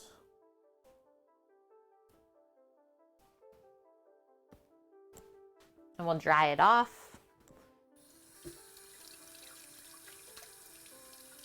The big plant in the middle is basil, Lauren. I just grabbed the mint from outside.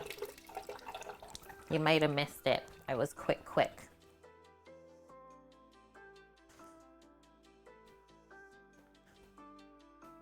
A funny F1 clip. I mean, I'm not gonna watch it, Orca, but feel free.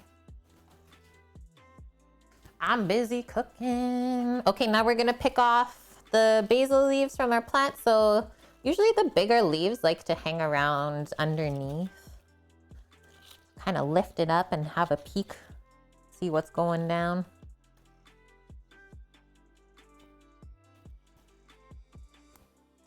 This is 2 weeks now with this little basil plant. Still kicking it. Do one more. Maybe this one too. Yeah, back up in the windowsill. So happy. And now we just got to pick our little bit of dill off of the stem.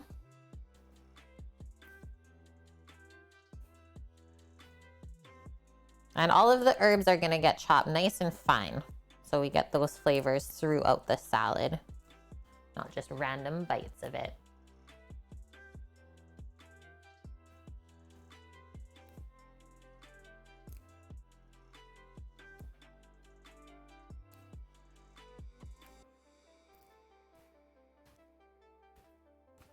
All right, away we go. We're gonna chop everything separate as well.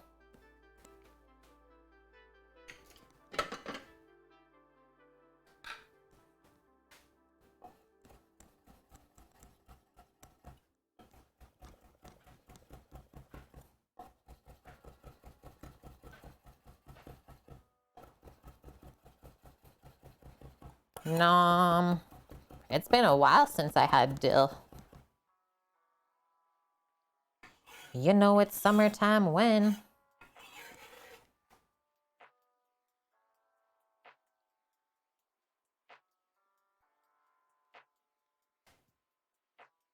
Nice one. Oh, no, not nice one. You lost him. You lost him, freak dog. Yeah, snap the phone. It is like the safest gambling that you can do. There's no monetary value, at least.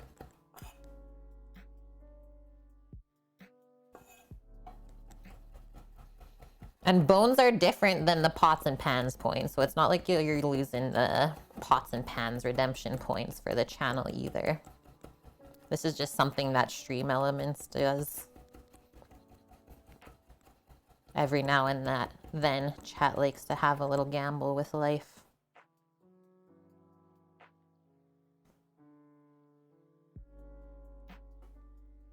Oh, Lauren just cleaning up. Clean up, crew.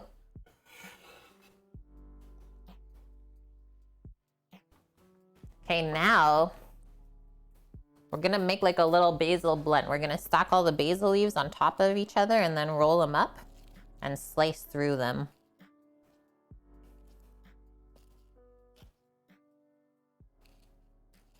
Or a basil cigar. Whatever you feel. Was that good, Lauren? We're all adults here, right?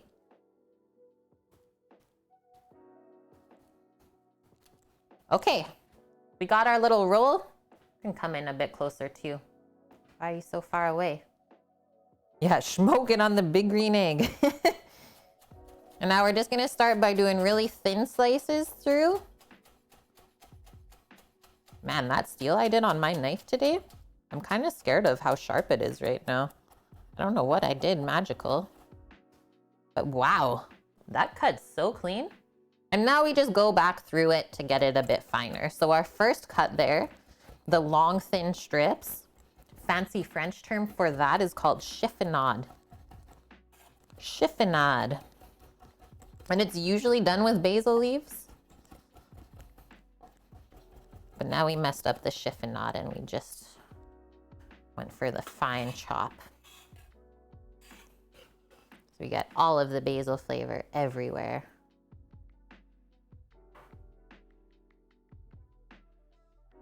Okay, quick rinse up, wash up before we mix all this goodness. And then I just gotta grab the feta still. Yeah, no bruising, that's exactly it. So as soon as your herbs get wet, really hard to chop. Get the chlorophyll out of the wood. Scrub it up, dub. Chiffonade, yeah, chippenade? Chippendale? Oh, nice, Eric. So, fun fact just on that. Also, hello, brother. Guys, it's my real life bro. He's got his own stream as well. If you're into like fixing cars, woodworking, all of the above, learning different stuff, give him a follow. Go check him out. Hello, madam. Coming in with the raid. How are you doing?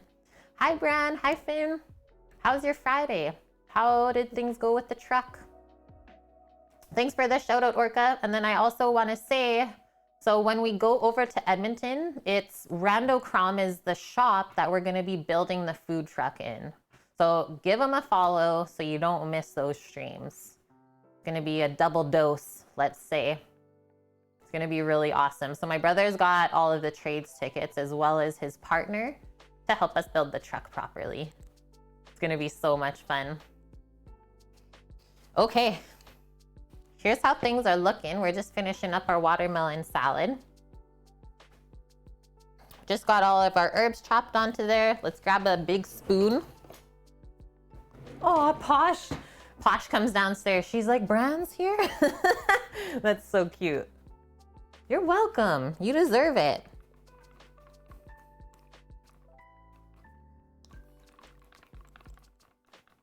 Looks like a poke bowl almost. Yeah, this is not tuna. It is watermelon. Was a quick one today. Oh, I was actually wondering earlier. I think Ampsan said you guys were having thunderstorms. I was like, I wonder if they're actually even going to be able to stream.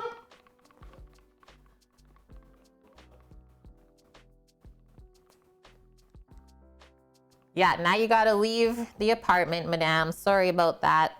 So we're just pouring our honey lime vinaigrette over this to get it marinated. And I don't always pour all of it to start.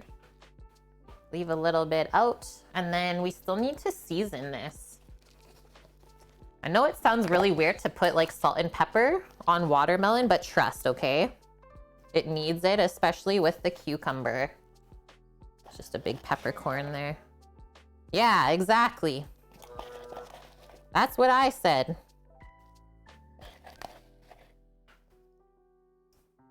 Hungry and out of snacks? That's usually when I just go to bed. I can't live anymore.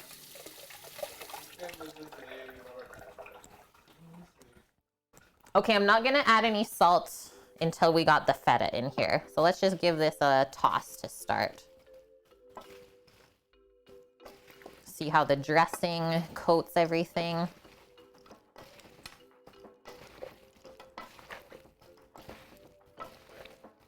Yum, smells so good. I love the color contrasts as well. Total summertime feels.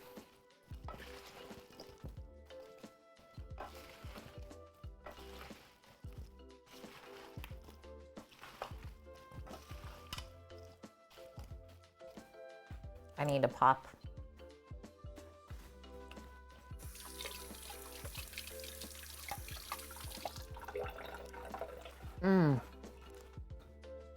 Super refreshing. The more that sits, the better it's gonna get. Hello, Major Caleb. Welcome in from the UK. I'm out in Canada. Pretty far away, but we got viewers from all over the world. It's great. Is ranch and buffalo sauce a thing in Canada? 100%. 100%, Eric. You will find that on like every bar menu. Yeah, Jay, where's the jerk chicken? It's just marinating in the fridge still. Don't worry, you've not missed it. Okay, it's feta time.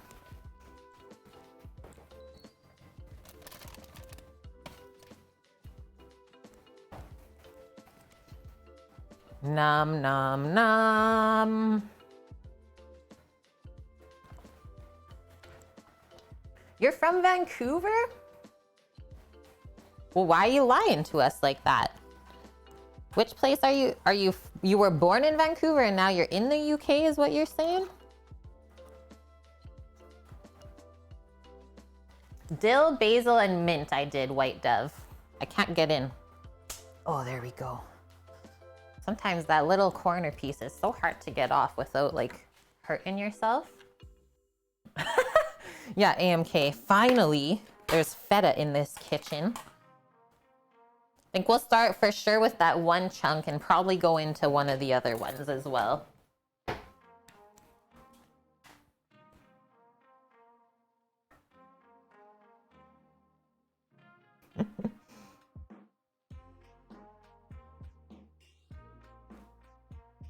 Don't want to contaminate the brine.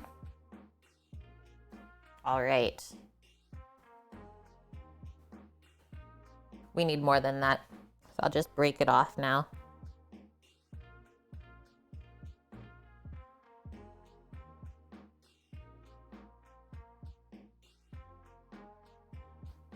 Maybe one more small chunk, and then we're good.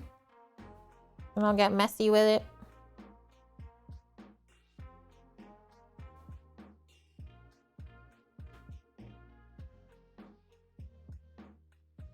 I mean, we can't call it watermelon feta salad and be wondering where the feta is.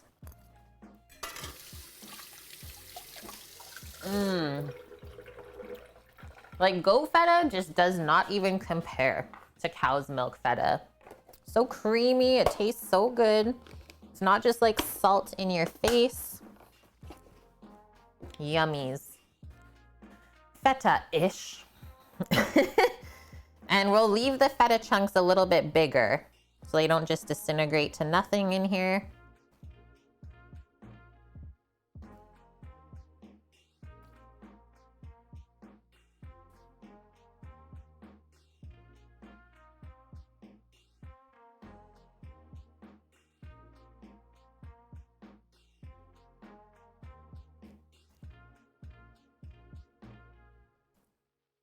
Chat has a feta-ish for sure, Orca.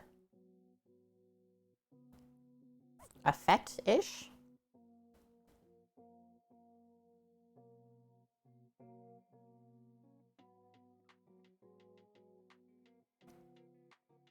And this will last for probably 2 days in the fridge really well. And then after that, we'll probably start to see the melons break down a bit from the acidic dressing. But like that second day when you eat it, probably tastes the best.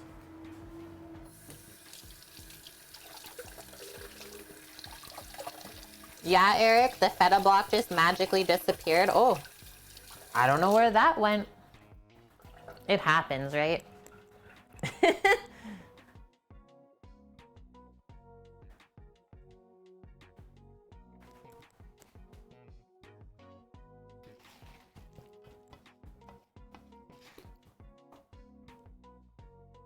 That's for puppers, I guess.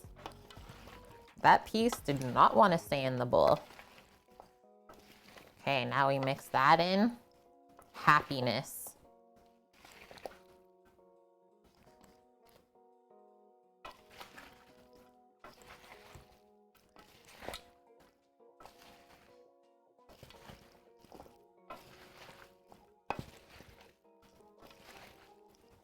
That is a good ratio, I would say.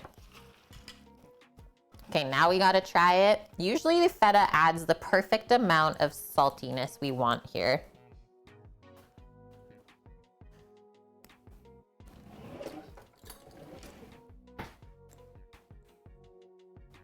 Yeah, a little reach in arms into the computer screen. Okay, so when we taste it, we want a little bit of everything on our spoon. Yeah, can we just have the bowl of feta? For you, Brian, yes. Everyone else, no.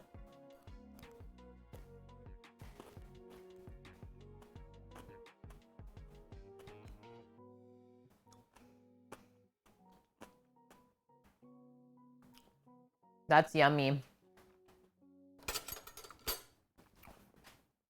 That feta is actually not that salty, so I think we just need a touch of salt still. That's amazing.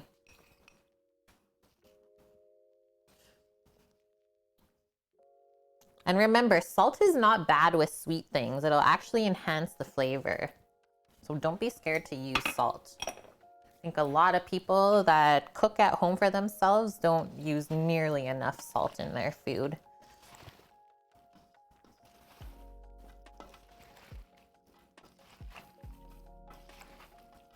And it's something that is really hard to teach people too, like how much salt stuff needs until it tastes properly seasoned. You just have to practice and kind of get to know your own palate. But it does help, like feeding other people and getting people to try the food that you make and just getting a second opinion as well. Okay, now let's see what that did. Once again.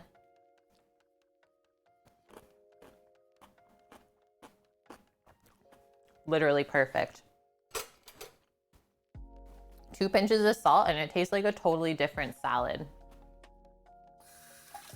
Yeah, salt the fruit. But like I don't always salt just fruit I'm eating. It's got to be a sort of salad like this, I would say.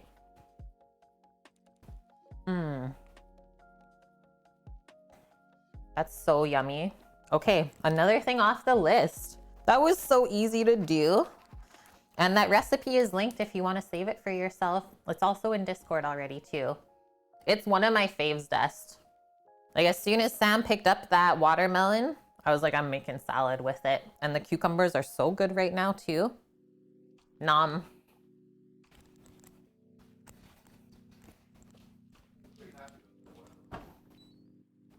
Into the fridge. Where? Nobody knows.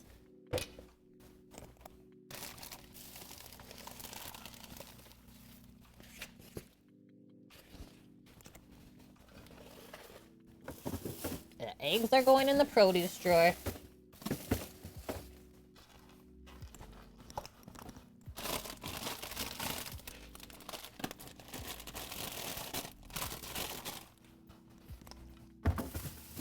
All right, we're good.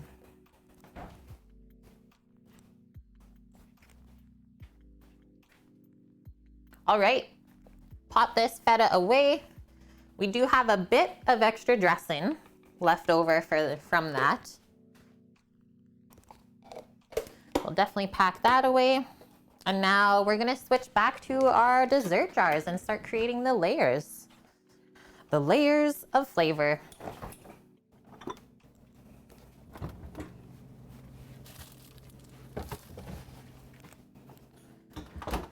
Our graham crumb layer is definitely cooled off now.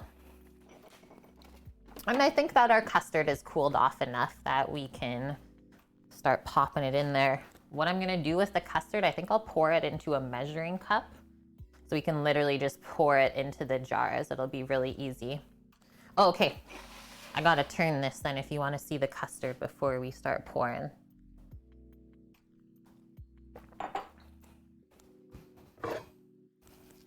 Yeah. Pastry bag? Oh, that would work too. You know, it'd be even better if I had one of those little squirt sauce things. I don't know what to call it. A sauce funnel? Any tips for choosing ripe watermelon? I got a couple that I don't know if they really work or not. But when you pick it up, first thing we want to look for is that it has a yellow spot somewhere on it. It's not just all green. That means it was still ripened in the field. So it wasn't picked too early. Second thing we do, pick it up. You're gonna look like a weirdo. Give it a tap. Does it sound hollow or does it sound like it's full of juice? If it doesn't sound hollow, you know you're gonna have a good watermelon because it's just gonna be a juice bomb inside. But if it feels heavy, sounds like it's just full of something, good to go. Hopefully that helps. Or sorry, if it sounds hollow, it's ripe. Opposite way. And yeah, I have to say, like last week when we knocked that before we put it in the fridge, it sounded really good. Lots of webbing. And the slap test, see, everyone has their own way. That's hilarious. Okay, Freak Dog's yelling at the screen. So this was our layer of plastic to help that little custard film from building up as it cooled. But you can see on the side there where we didn't have the plastic covered, yeah, creates a little hardened film. The slap test you learned from a watermelon stand in Montreal. So what's the slap test?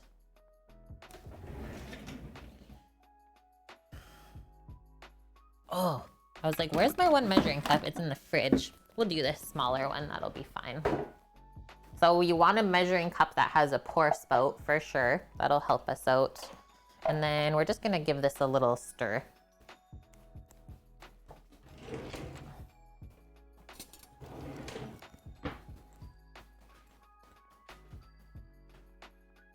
Totally, Orca, yeah, totally what you're talking about. So this custard is really, really simple, and there's also a recipe for it. Coconut milk, sugar, egg, vanilla, and a cornstarch slurry. And I have to say we did a less amount of sugar and a less amount of the cornstarch, and it turned out so nice. Even Sam was just like, okay, that custard is amazing. Save that spatula for us. That would be scary though, wouldn't it? Like, come out of the Ziploc bag so fast. I'm gonna play it safe, because this is what I always do, and it works good. And also, I don't like to use too much plastic in the kitchen if I can help it. Look at that though, when you can see the little vanilla flecks in there. Okay, so all we're gonna do, start distributing that over our pressed down layer of cookie crumbs. And we wanna make sure that we leave enough room for the pineapple preserve. Yeah, just a small hole. That's smart, Sassy. So you hear that? If you don't have a piping bag at home, you can use a Ziploc bag and just cut a small piece off of the corner.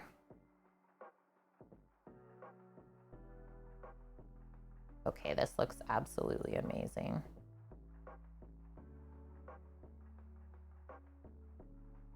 Start with that.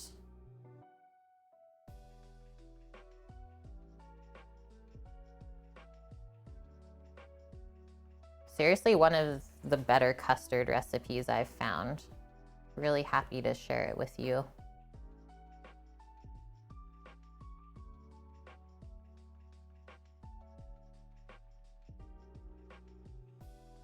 Okay, so it looks like we get about 3 jars. From that, still way easier than trying to ladle it in or anything else and messing up the sides of the jars, right? Because it'll take us longer to clean it off later.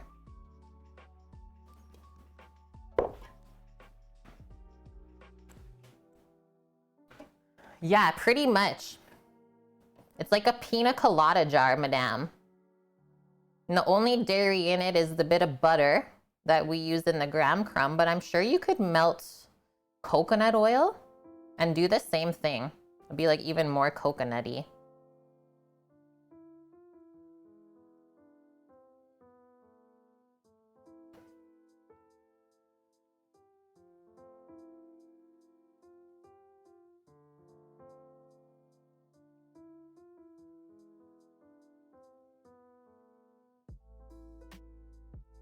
Okay, we need a little refill again. Scrape the sides. Show you guys this. That's the layer. So thick. And hi, Titan. How are you? I think we made the perfect amount of custard.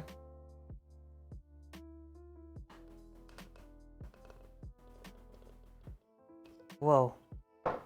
Almost dropped it.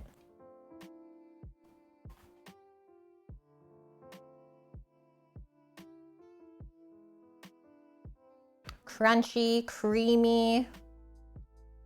Got a nice fruitiness from the pineapple. Oh, almost messed up that one too. Phew, scary stuff. And yeah, you can definitely tell once this cools off, the custard's gonna be just like a perfect, rich and delicious layer.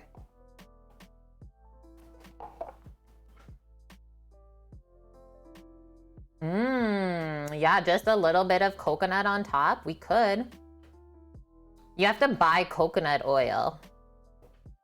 Virgin coconut oil ampersand. Comes hardened in a jar.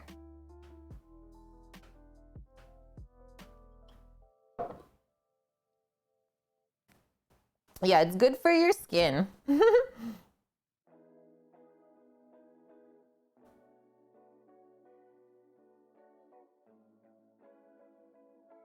Oh.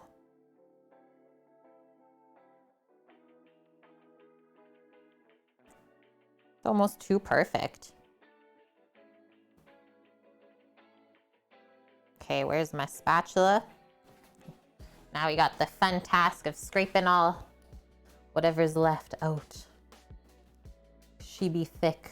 That's a triple C thick for sure.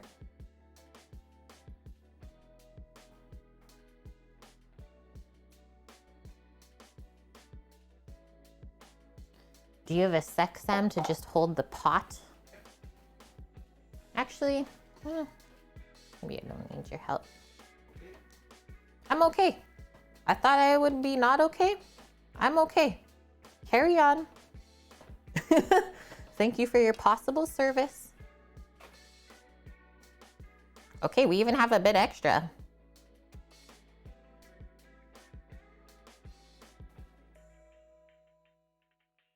Noms.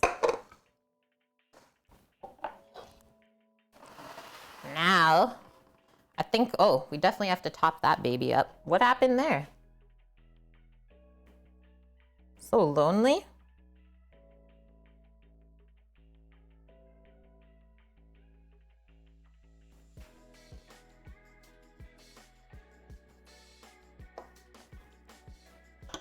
Now you can give it a little shake just to even it out.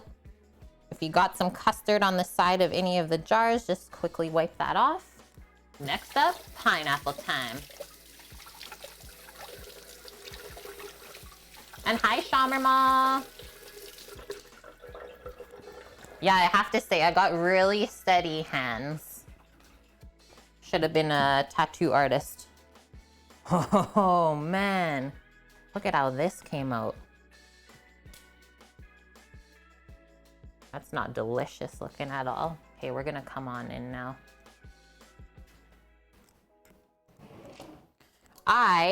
You know what? I don't think we can top this yet because the pineapple is gonna be too heavy for the custard and it'll probably sink a little bit.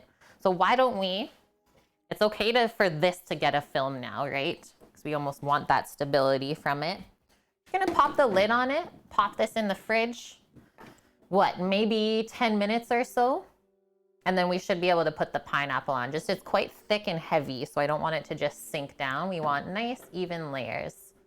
Yeah, here comes the money. Not quite yet. Chill it. I know we're evil. Cool the custard. Good things take time.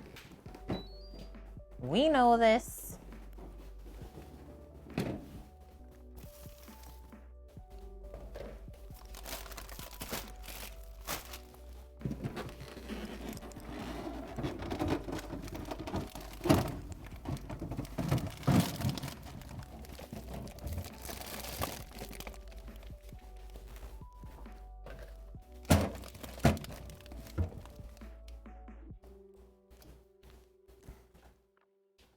Okay, we're good.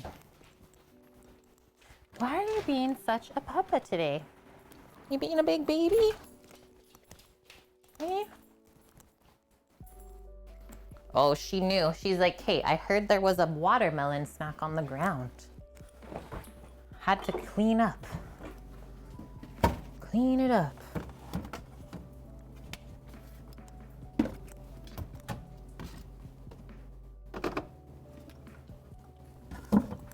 Okay, we can fit all of the things.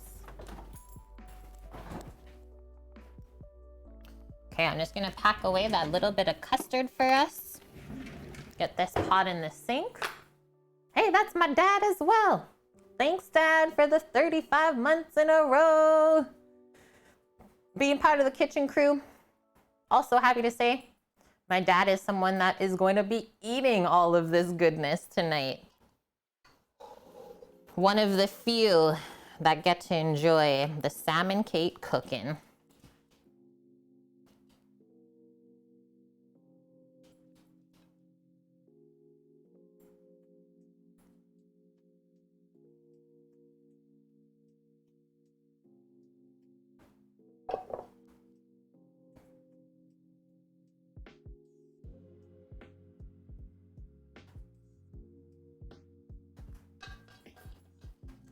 You thought Sammy was the big baby? Like, you've never met Poshers in person. Yeah, that's exactly it too, Orca. I didn't want to say that. That means they're gonna miss it when we go. Sag.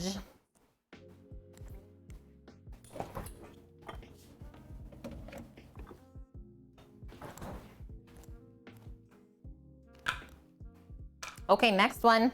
We're getting into our rice and peas.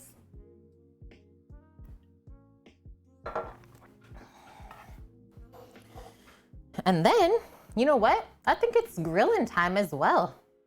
So I'm just gonna be doing a small batch of the rice and peas. I don't think we're gonna coconut it since we have a coconut dessert going with it. So jasmine rice is what I'm using.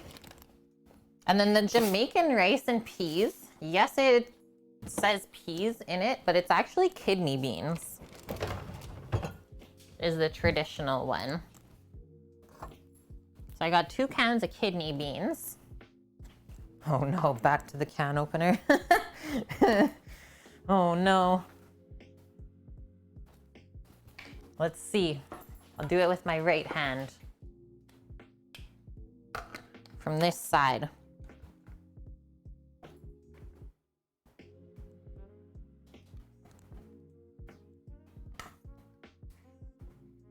Yeah, just left-handed things. So that is the traditional thing, Amsan, that I've learned in the past when I've made Jamaican rice and peas before, is it's actually beans, not peas. But I'm throwing in peas today. Why? Because I can. And I think it'll add some nice color, as well as I love the pop of peas.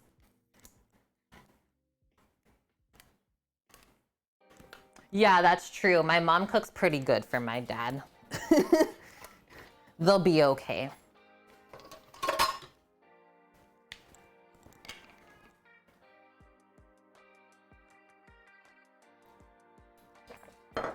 Okay, so all I'm gonna do is I wanna just rinse the bean juice off of there.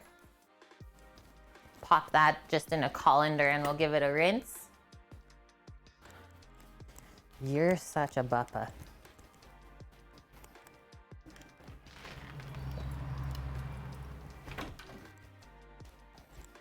And then that'll kind of set us up. So the grill is gonna take a little while to heat up as well. That's why I'm just getting our beans ready. And then we can go light the grill together.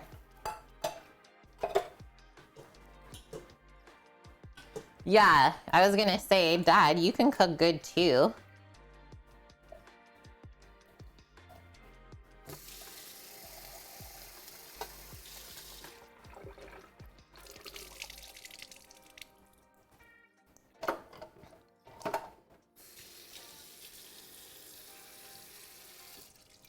Is this gonna work?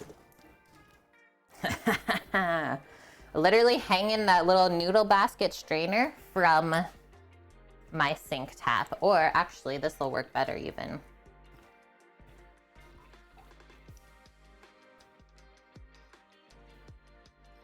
This is amazing. I gotta show you this. Look at that. Skills. It's so safe, not touching nothing in the sink. Winning. Yeah, the bean juices. Okay, I'm gonna set up the camera for us outside, and then we're gonna light a fire. What do we got, 2:45? Still pretty nice and early, we can say.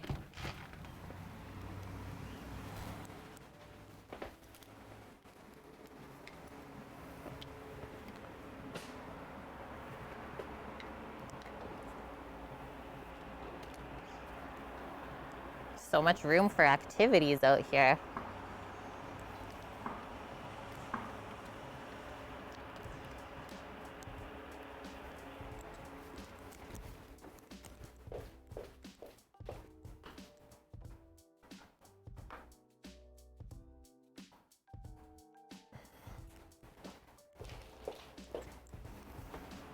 So this is the big green egg. This is the extra large size. We got some sneaky bits in here. We just keep them in there so that they don't get wet when it rains, because the ceramic really absorbs the moisture. Remember when we were burning this off last week, guys? She's really nice and clean now. And now the next step.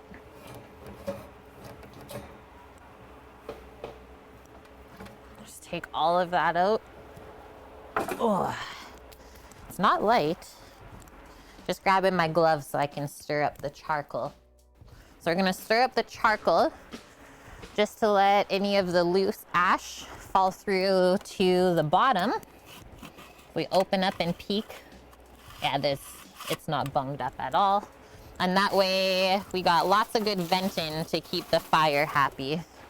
Of course it's gotta be breezy when I do this. Here, I should do it from this side and I'll be okay. So you definitely gotta top it up with some more charcoal.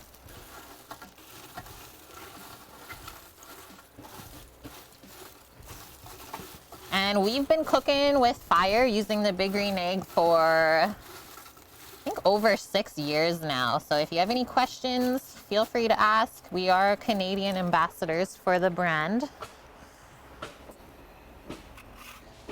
Yep, that's fine. Just going to grab the iPad so I can read chat with you guys.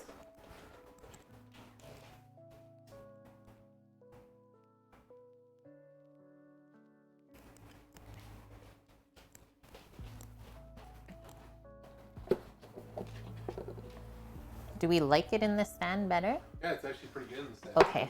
It's nice and balanced. It doesn't fall over, and it gives it a little weight so it doesn't fall over.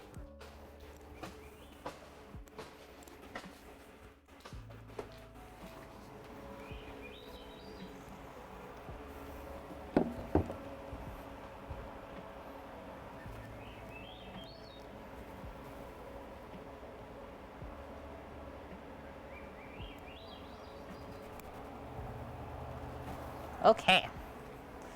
Grab this bag of charcoal. Super flavor. Okay. I'm using Brazilian hardwood charcoal. This was actually gifted to us to try out. We love it. I already swooshed it all up. Yep. Okay.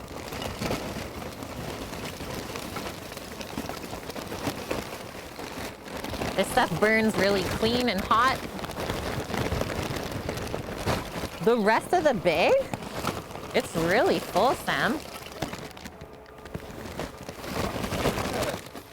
Yeah, I was gonna say I got about the same amount of that still. Okay, now we're gonna build up our fire together. So same way that you make a campfire with a little like teepee, I like to do that with the charcoal too because it lights up super quick. Leave these big chunkers out for now. I'll tell you what to do with those. But it's easier to light smaller pieces of charcoal.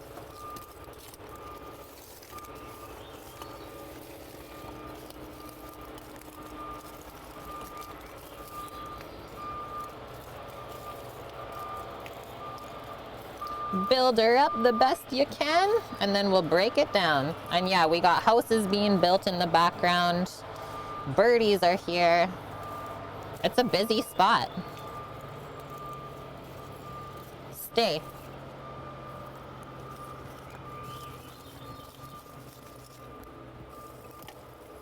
Finish off my top with some good little chunks. Yeah. Charcoal hands. Thank you. And now we're just gonna put our Luft lighter right onto the charcoal. It's gonna heat it up. It's like pressing into it. I am. I'm just fixing my fire. So let it sit right on there. And this is a high-powered heat element with a blower. 1200 degree Fahrenheit is what it gets you. So yeah, don't dry your hair with it. And it says it's guaranteed to light the charcoal within 2 minutes. I will say though, every charcoal is a little bit different. Some harder woods take longer to light than others. This one lights really good with this. And yeah, you should hear the charcoal kind of crackling within the first few seconds, like within 30 seconds.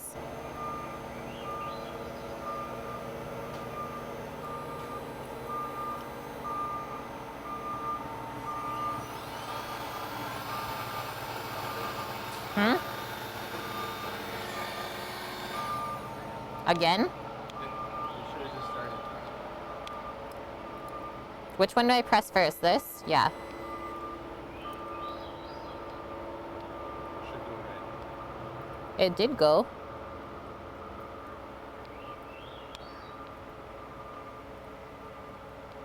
Okay, I got it on again.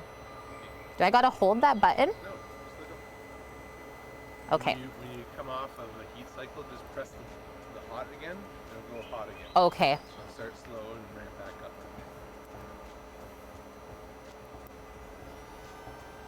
And yeah, you can see just the difference of the battery-powered Luft lighter compared to the corded one, is it has a bit of a different heat and blowing cycle, where they're separated compared to the corded one, it's all together.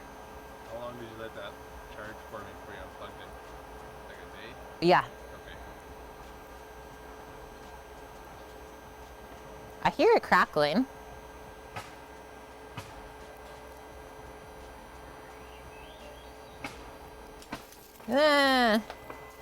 I'm sad. Broke the fire. We got sparks. Should I start heat again?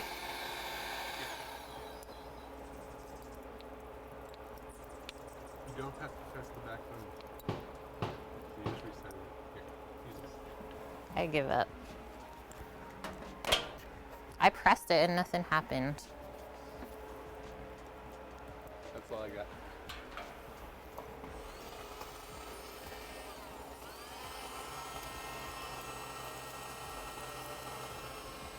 Let's go. High powered. I have no idea. That's all I gotta do. No idea. I like my Old Faithful. It always works.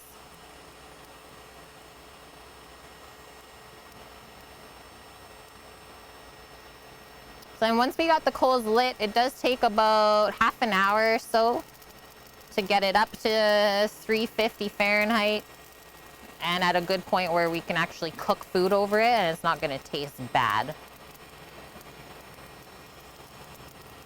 So now that we got sparks and flames, we can kind of aim where we want to keep starting the charcoal.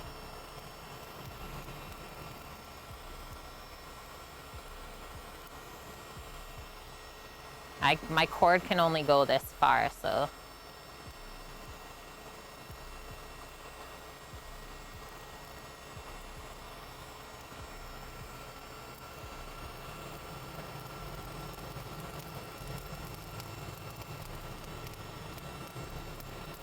You want to get it like pretty ripping, I would say.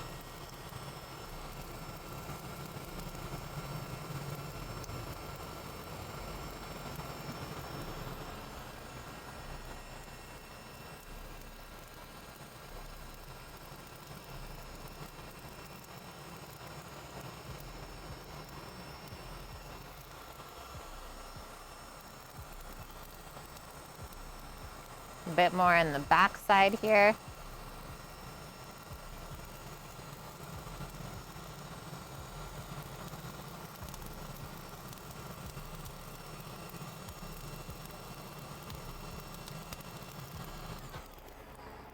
I would say that's happiness. So we're looking for a nice little wispy flame like that. And now just being careful with the heat, right? Can't be scared of fire if you want to cook with it. Let's just say that. Start building up so the coals will keep getting lit.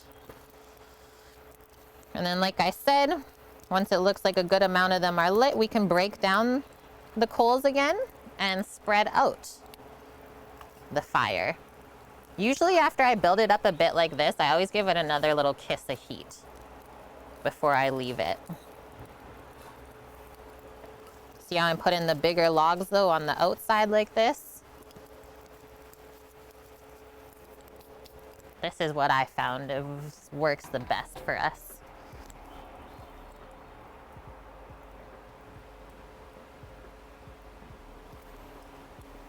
Yeah, Daff knows. So Daff also has an egg, or can one do a thing? He's been using a big green egg for a long, long time too. Oh, I gotta throw those in as well. Right now, or once we spread the coals out? Okay. Guys, I've never nestled wood chunks into my fire before. Yeah, that looks really good. And I got the bottom grate fully open right now, and we're gonna leave the top open for a bit as well while this evens out. So I'm just gonna go wash my charcoaly digits. 12 years? So you've been using an egg for almost double the amount of time as us. Good for you. And have you ever had anything go wrong with it?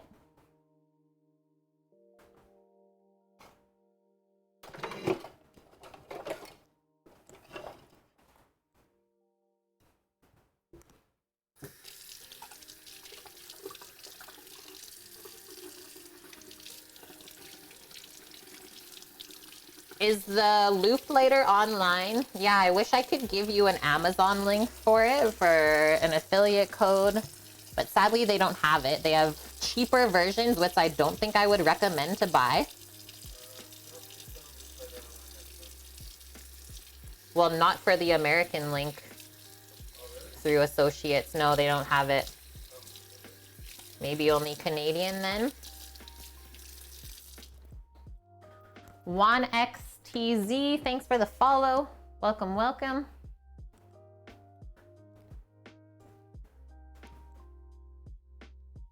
And Chakaneo, thanks for the follow as well.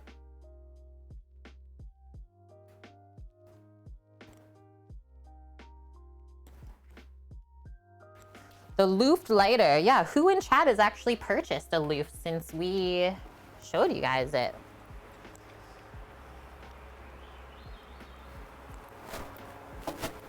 Buy it from Canada. If it's worth buying, it's worth paying $60 in shipping is what you say. Yeah, that's fair, hey? Okay, so just want to show you. I'm just going to drain our water from our soaked mesquite chunks.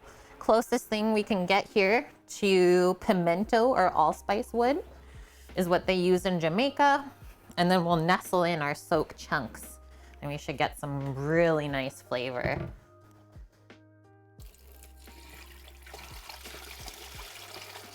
And those were the first thing we did this morning on stream, right at 11 a.m. So we soaked our wood.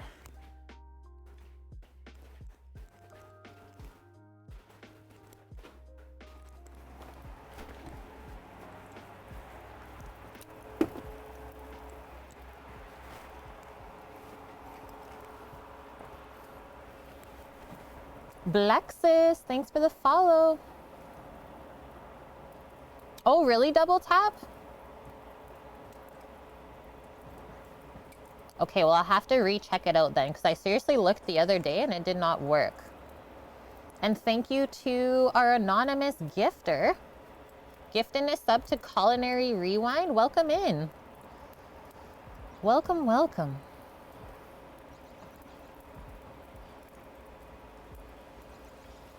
Yeah, one thing on the starters is we always just try to buy like organic starters so you don't get any weird flavors. That's all.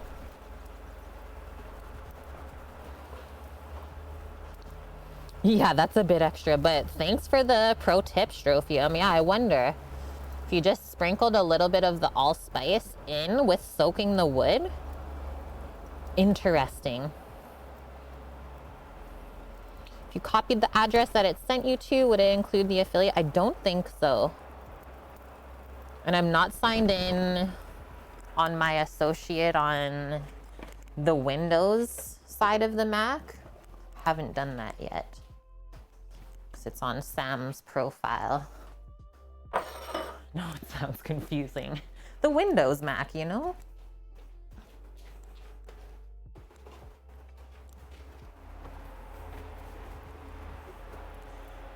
It's looking pretty heckin' good.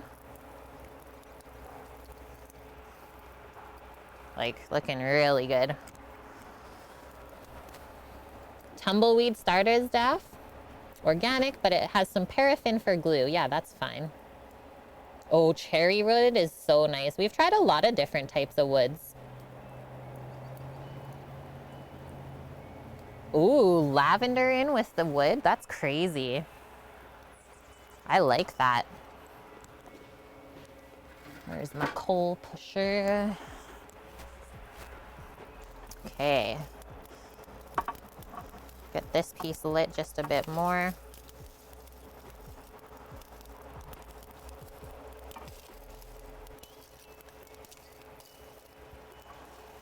Kind of give that chunker a little turn. Woo! Watch the sparks as well, right? Watch your face. Let that go a few more moments. Then we'll break her down.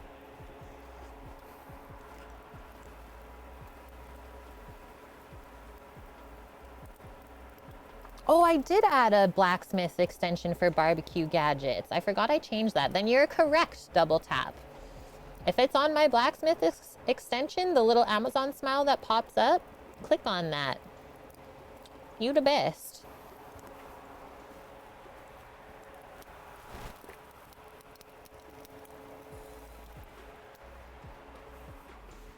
I can't even imagine how that's gonna smell once the chicken's on there.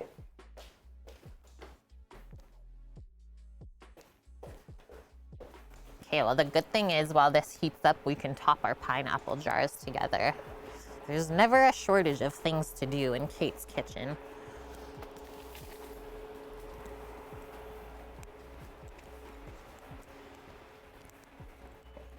The watermelon rinds just went back to nature.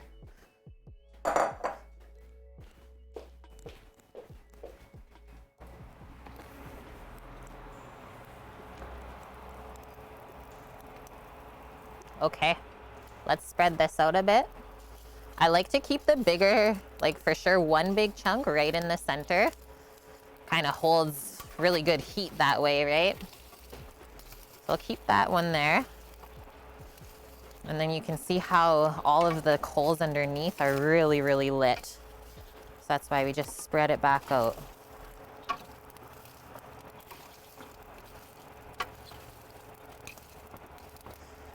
And then we'll nestle our wood chunks in as well. First time for me doing that. Usually Sammy's the one up early with the briskets.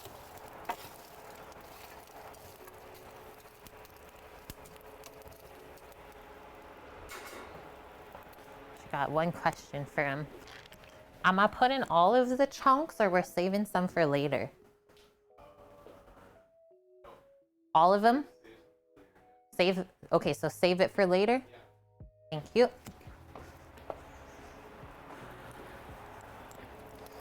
So because we're doing our other chickens at a different time, we're gonna save some of our wood chunks for later so that it doesn't burn up too quickly. So I think I'll do like four pieces like that for us.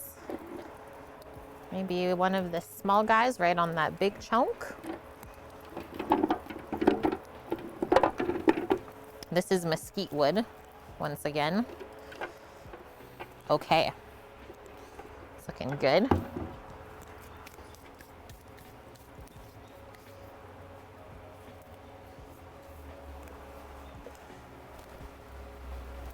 Oh yeah, for sure, Mary. Yeah, the corded loop lighter is my favorite. Although it does help if you live somewhere where the power goes out to have the battery powered one just in case. Okay, now I need to see my next step because we're making the egg and oven. Shall I put the plate setter on now?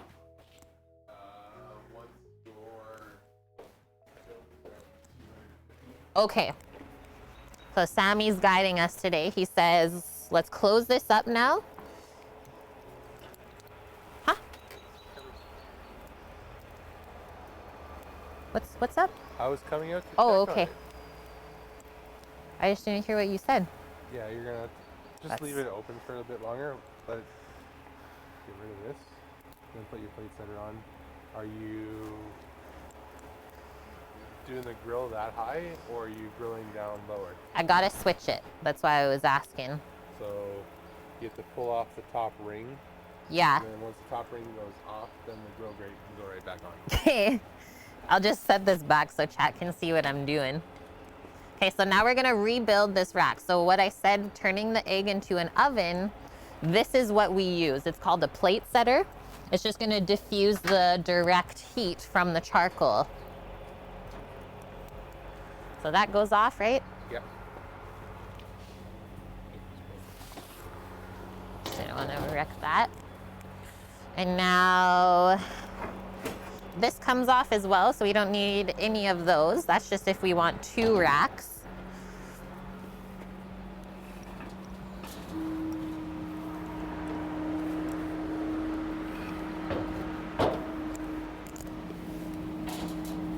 Oh, that's a beauty grate. And now the grate just goes like that. Num num num. Okay, so just a few more minutes for the fire. So you want to start taming it down now because you're definitely not going to roll with an open fire. Yeah, so Sam's now closing the bottom vent. So you want about halfway. Halfway. Okay, I'm just gonna go quickly. Put the grate on it first.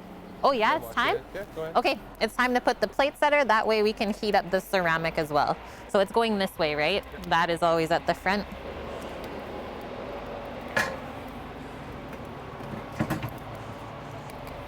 So just like that, so the air can circulate around. And now we, Yeah, throw it back underneath. yeah. Wash hands. Okay, we're closing it up, friends.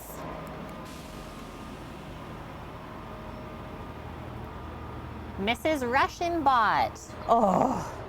Top about half open as well. So top and bottom grate, friends, are half open right now. We'll get the temperature to regulate and then we'll trim it. Okay.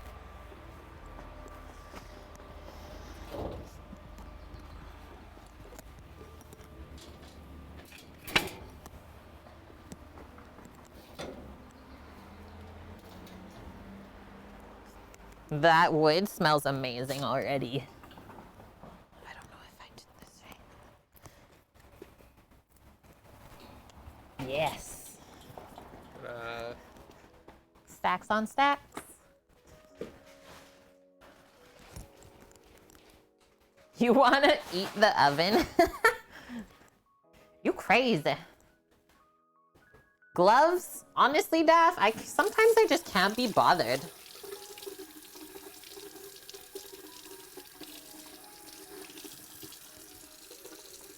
Even though it's there.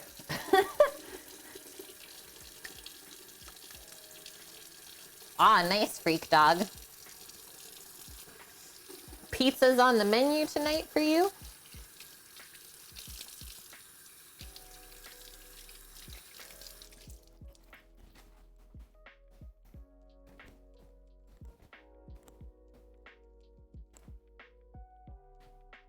Yeah, I don't have time for that. Ain't nobody got time for that.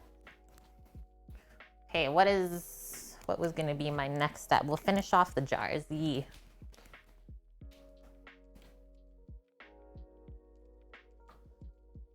Bring you back in.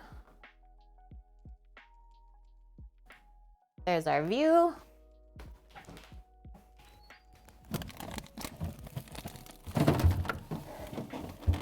Good little 10-minute cool off for our coconut custard. Now it's pineapple time.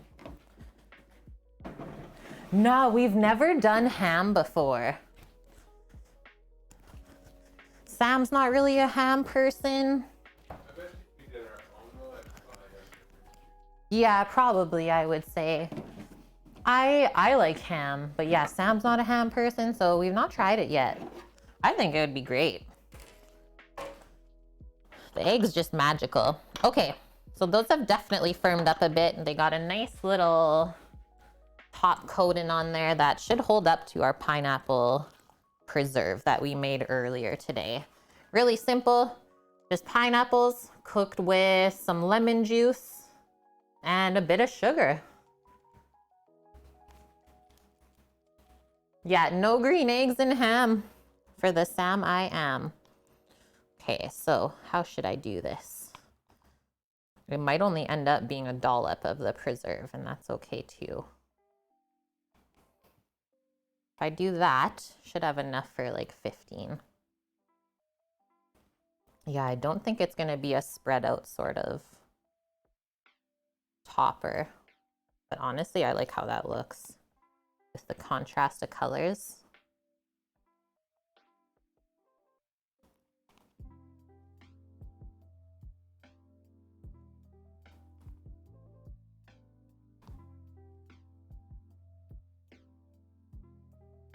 You can buy a full pork leg for $30 in Quebec.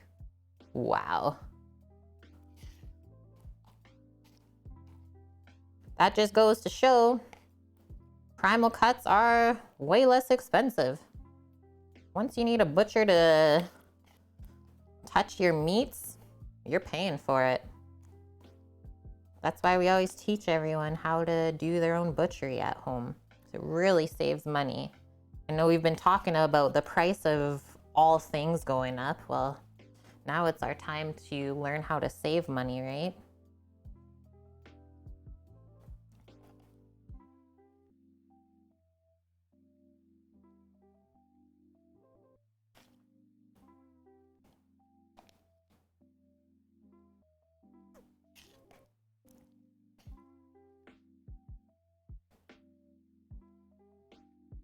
Oh, yeah.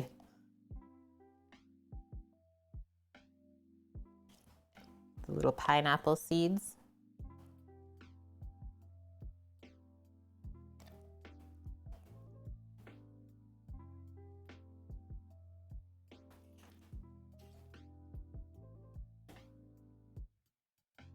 I know, I'm not really doing like a proper quenelle. It's just easy to scoop it with the spoon like that and let it kind of fall off. Yeah, I like the contrast. You're right, Strophium. I think that was a good call. As much as it's satisfying to see all the layers. Okay, now do we feel like we should save this or just top up? Probably just top up. Little bitlies all around again.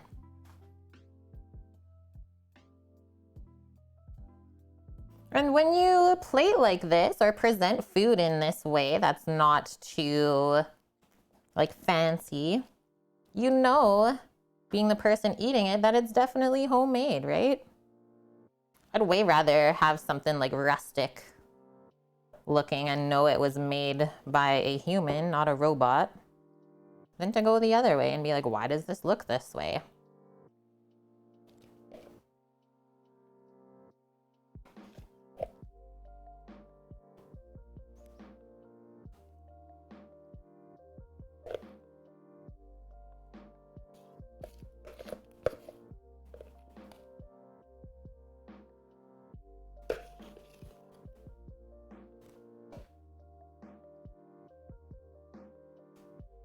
Namis.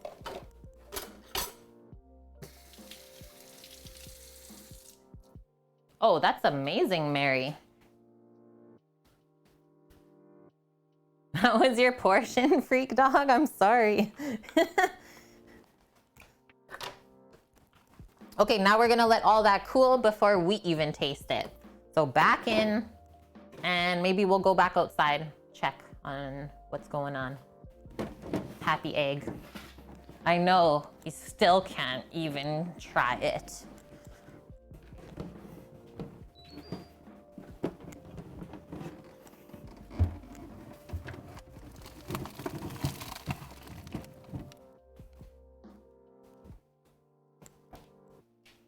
So we want the egg to be around like 200, 250, you said?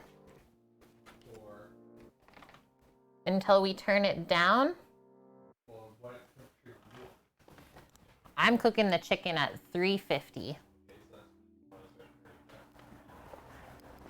that's Okay, so right now then. Right now, that's where we're at. We'll just close the top a bit more. This smells amazing, friends. And the bottom a bit so we can equalize this temperature. So it's like 1/3 and 1/3 open, I would say. Come back in a few moments, see how that equalized, and then we'll go from there. We used mesquite. Also, just a fun fact for the egg. Did you know that every single little dimple is done by hand? By somebody? Pretty amazing, I would say. They're literally handmade. Now, I suppose we'll grab their chicken.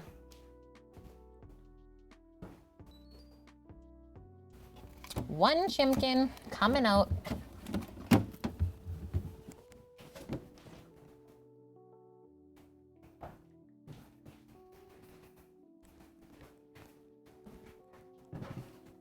Yeah, sad to say, JR, is pimento wood doesn't exist here where I live in Canada. It's hard enough for us to just find oak to use for cooking. So we looked it up and it said mesquite was one of the closer flavors comparing to pimento. You actually control with both vents, Ghetto Beano, but typically once you figure out where the bottom vent is, you don't really touch it. And then it's just a little bit on the top part. Yeah, I wish there could be a purple egg, right? Okay, we're just gonna put this chicken on a plate. Just taking a peek at my reso list for today.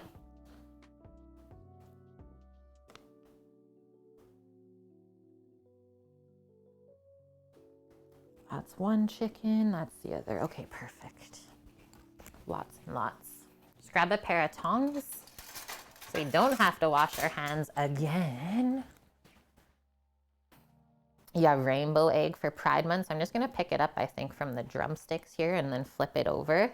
So this has marinated in the jerk rubber marinade since yesterday. Overnight marinade for best results. Whew, almost made a mess there.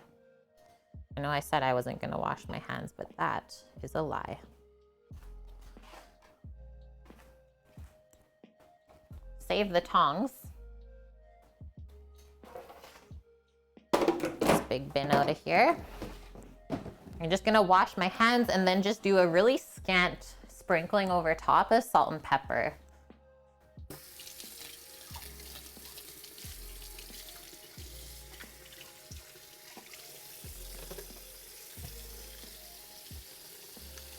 Strophium, the top vent controls the amount of air moving through the barbecue. The bottom vent controls the speed. Yeah, totally.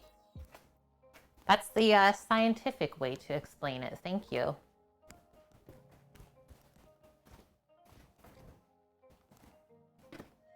And it's just another one of those things that takes practice. That's really it. Is I wasn't always this comfortable and I'm still not even like perfectly comfortable. But as long as you try to be better every day, that's how you get better. Okay, this is just our little salt and pepper shaker, just equal parts. And we just grind our own pepper and mix it with kosher salt.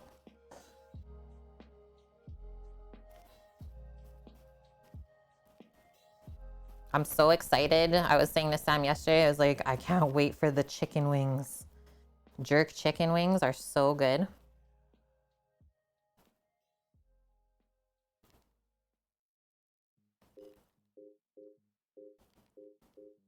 And all the little crevices as well.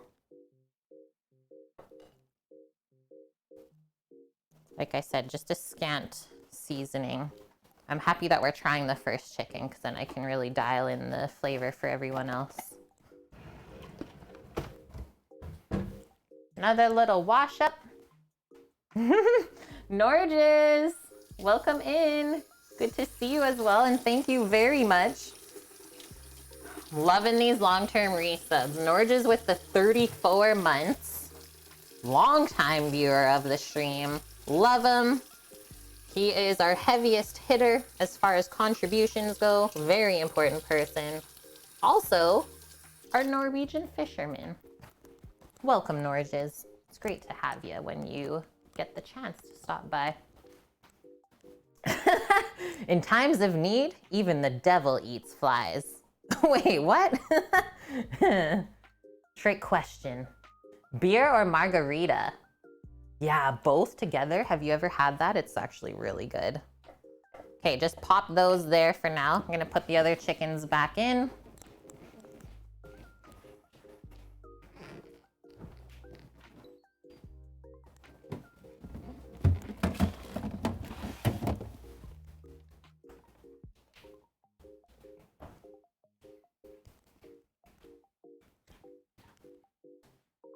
Beergarita, yeah, that's exactly it, right? The suspense. It's building. Okay. Finish off this sippa. It's getting late. And back to our peas and rice. I'm gonna take out some peas. 2 cups worth, they're just in the freezer. Get those starting to thaw. Then we'll measure the rice together while we're waiting. Probably gonna go check on the egg again.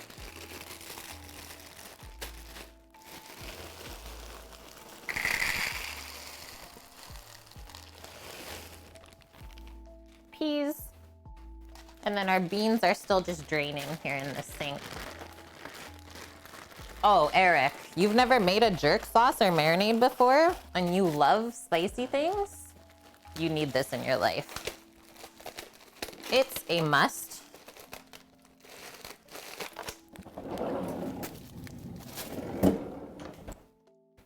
Okay, let's go see. And yeah, enjoy. Hope you enjoy your pizza snacks. I heckin' love pizza. One of my faves. Look at that. Oh, of course it's gonna rain right now. I was saying look at that to my dial-in on the grill. I said, chat, I wanna cook at 350. So I closed down the top and the bottom vent. And that's where we're chilling. Just gonna double check with Sammy that this is good to go, but I think the chicken is gonna go on. And I'm gonna take the camera inside because, well, it wants to rain. Does that mean we're good to go?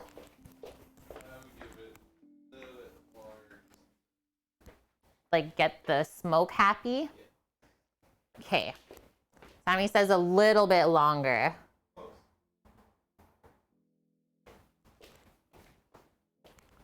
Okay, well, I'm gonna leave Chad out there, then I'll have a quick bathroom break at this moment. And that should be the last one. Okay, just gonna mute you real quick. Watch the egg, chat. Yeah, we're almost there. I know, it's so close. Okay, BRB.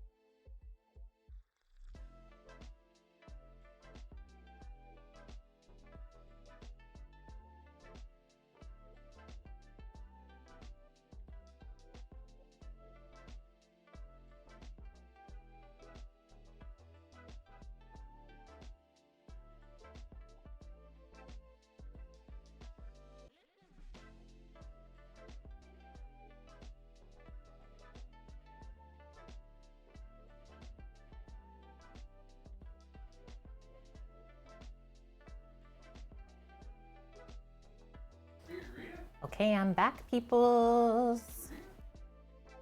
Beer garita? Watermelon Rita? Watermelon lime Rita? In a solo cup? Perfect. As long as you recycle it.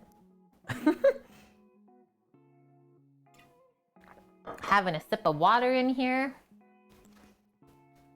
Okay, so I'm gonna cook 1 cup of rice just for Sam and myself separate, like a mini version of peas and rice. And then for everyone else, what is it, six dinners? If I do the 2 cups of rice with the beans and the peas, that should be lots, right? 2 cups of rice kernels for everyone else. And then right away, guys, I'm just gonna pop outside, so I'm not switching the view. This is part of being a pit master, okay? No rushing.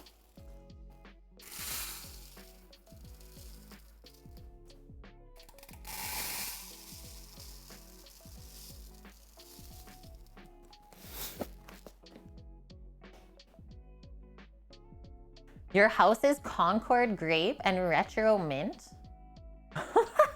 I love it.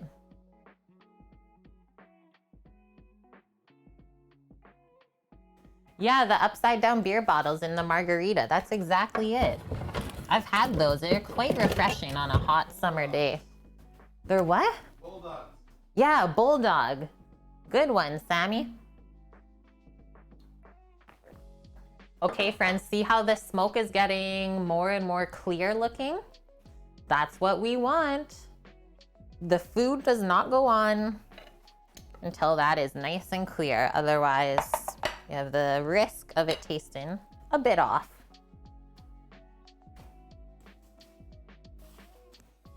Same thing you want to do if you're cooking over a campfire as well.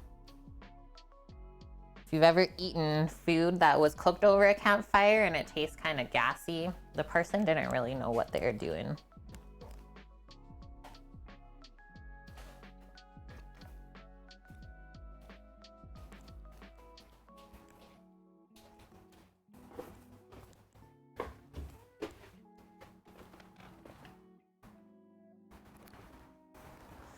Okay, it's still staying pretty steady at this temp. Have a touch more. Yeah, I'm good with that.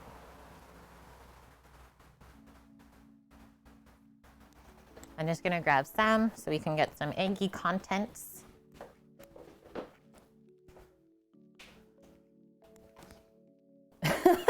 Yeah, who doesn't love a surprise ashtray chicken here and there, Swilliam says. I mean, you'll only do it once, and then you'll be like, never again.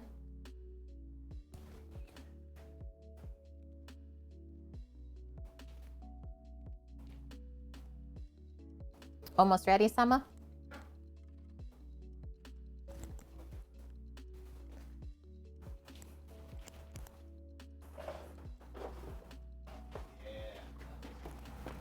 Yeah, she happy. She is happy. Oh, I suppose this is our brushy, right? Nope. We'll do a little brush first. Burper. So that you don't get flames to the face.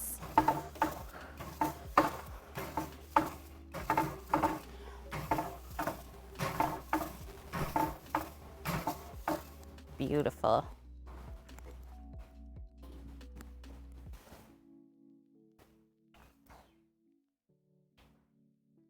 Sam's getting ready. Gonna take a photo as well. Hello, John Leung. I think I'm just gonna go with my hands, honestly. And we're cooking it skin side up. Really important.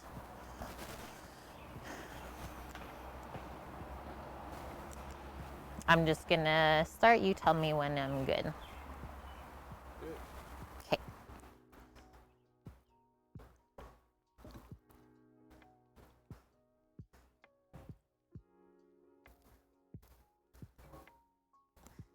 The smoke. It's getting my eyes. Okay, that's it, friends. Get rid of all of our dirty stuff and then we'll close it up. And then we'll check on it, in about 10 or so minutes. Make sure the egg's behaving. Oh God, I'm dying. Not actually though, I just tripped a bit.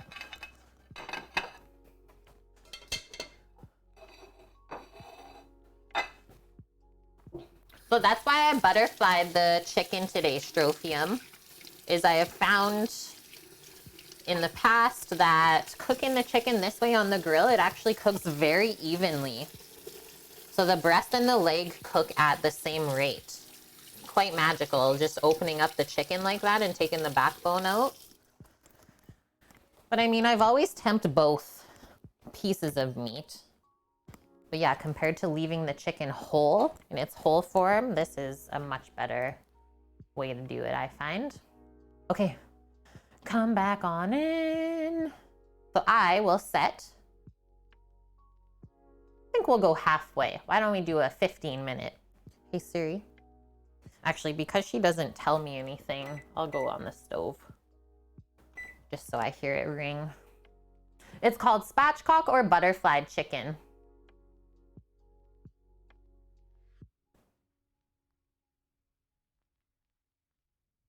John, how are you doing today, my fellow Canadian? Okay, I'm getting rid of this pan as well, and then we'll get our little pot out and start our peas and rice while that's cooking. And that way everything that's hot is gonna be served hot at the same time, and our salad's just marinated in the fridge. Easy scoop and serve, good to go. Let's go over to the stovetop.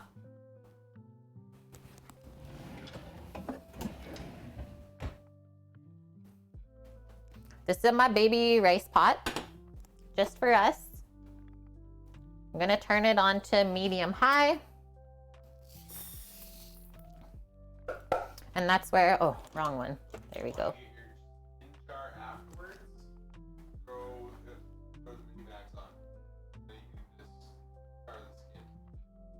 Okay. Okay. No, I know that. I find that it chars really nicely, just like that. Okay. Wait, Mary says a chef called the chicken cockpit chicken the other day. I love it.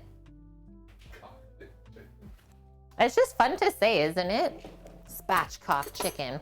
So, what we're doing with our rice, back to that, is we are dry toasting these kernels right now. Just give it a stir. And right now we can see the kernels are like nice and kind of see-through. Well, as we toast it, it'll go more white and opaque. And then we want 2 cups of water going in there. So for every 1 cup of rice kernels, you want 2 cups of water. And then I'm just going to get my beans into a container that's easier to grab out of. I'll just do a little bit of kidney beans and a little bit of peas as it cooks. And that'll be the perfect little side dish for all this.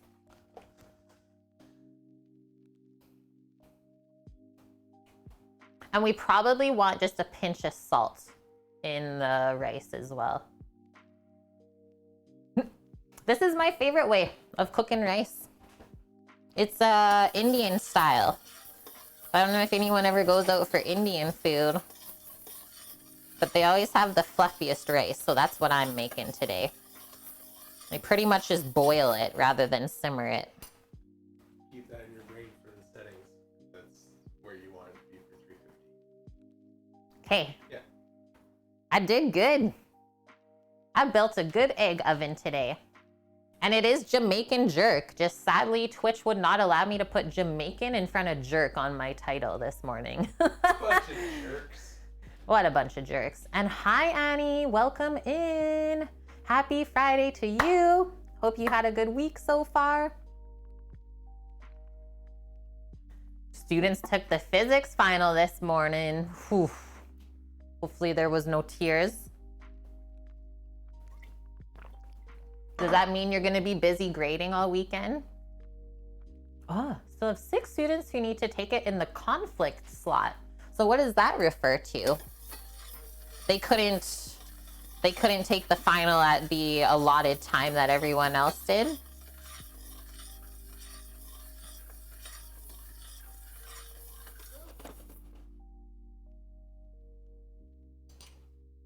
When it looks like half of the rice kernels are toasted, that's when we put the water in. Rice and peas or peas and rice? I don't know. What should it be? It's easier to say peas and rice. Well, just for me, I suppose. Oh, okay, Annie. Makes sense. But it's beans and rice. Yeah, but it's beans and rice. I've never been to Jamaica. So... yeah, I know that. Cool run-ins. Cool run-ins. Toasted rice is more fluffy, and then you might also notice like a nice kind of nutty flavor from doing it this way as well.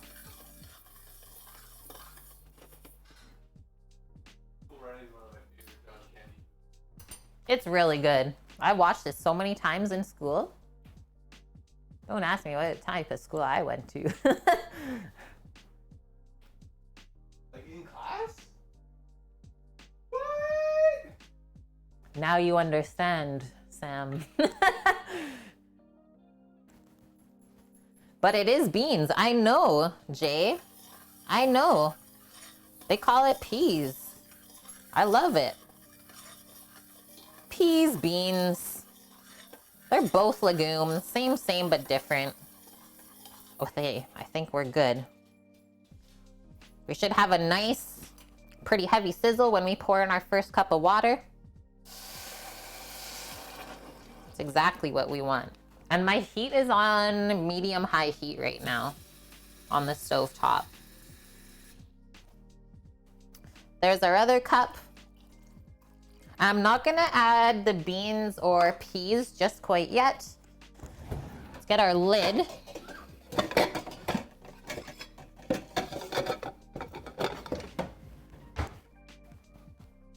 And then I'm just gonna do a little sprinkle of salt in here to season it through to account for the veggies going in. And that way our one side dish doesn't taste like bland, right? So pop the lid on, and then we're gonna wait for that to come up to a boil. And then we'll just turn down the heat a bit and crack the lid so we can let the extra steam out. Oh no, Annie, the downstairs neighbor is gonna be a bit noisy. I'm so excited for you. Yeah, you deserve it. You've waited long enough. So Jay, I just wanted to say today, we're not doing coconut milk in the peas and rice. Traditionally, I have in the past, but our dessert today is a coconut custard dessert jar layered with pineapple preserve and toasted graham crumbs. So I didn't want to over coconut everyone.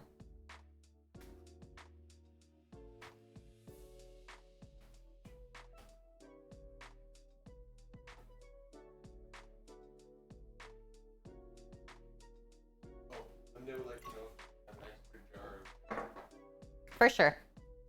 For sure, for sure. Yeah, coconut overload. That's what I was trying not to do. I mean, I love coconut, so I would be okay with it, right? But maybe it would be a bit much for some others.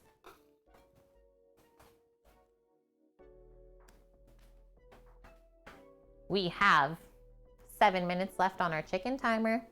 Almost there. Well, that'll be the 15-minute mark.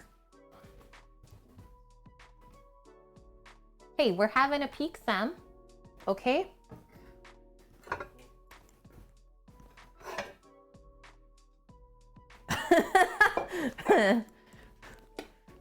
We need a peek. Chat needs to know. I'm going on the square plate today. Brown plate is in the dishwasher still. Square white plate it is. Coconut cream is a bit hard to find on its own here, Annie. I think maybe I'd have to go to the Asian market for it. But it is something else. Yep. So thick and rich. Yeah, like Mary, her husband hates coconut. I'm sad for you. I basically lived on coconut smoothies in Thailand. They're so good. Like once a day was part of my breakfast routine. Just tell him to not put as much syrup in. Perfect.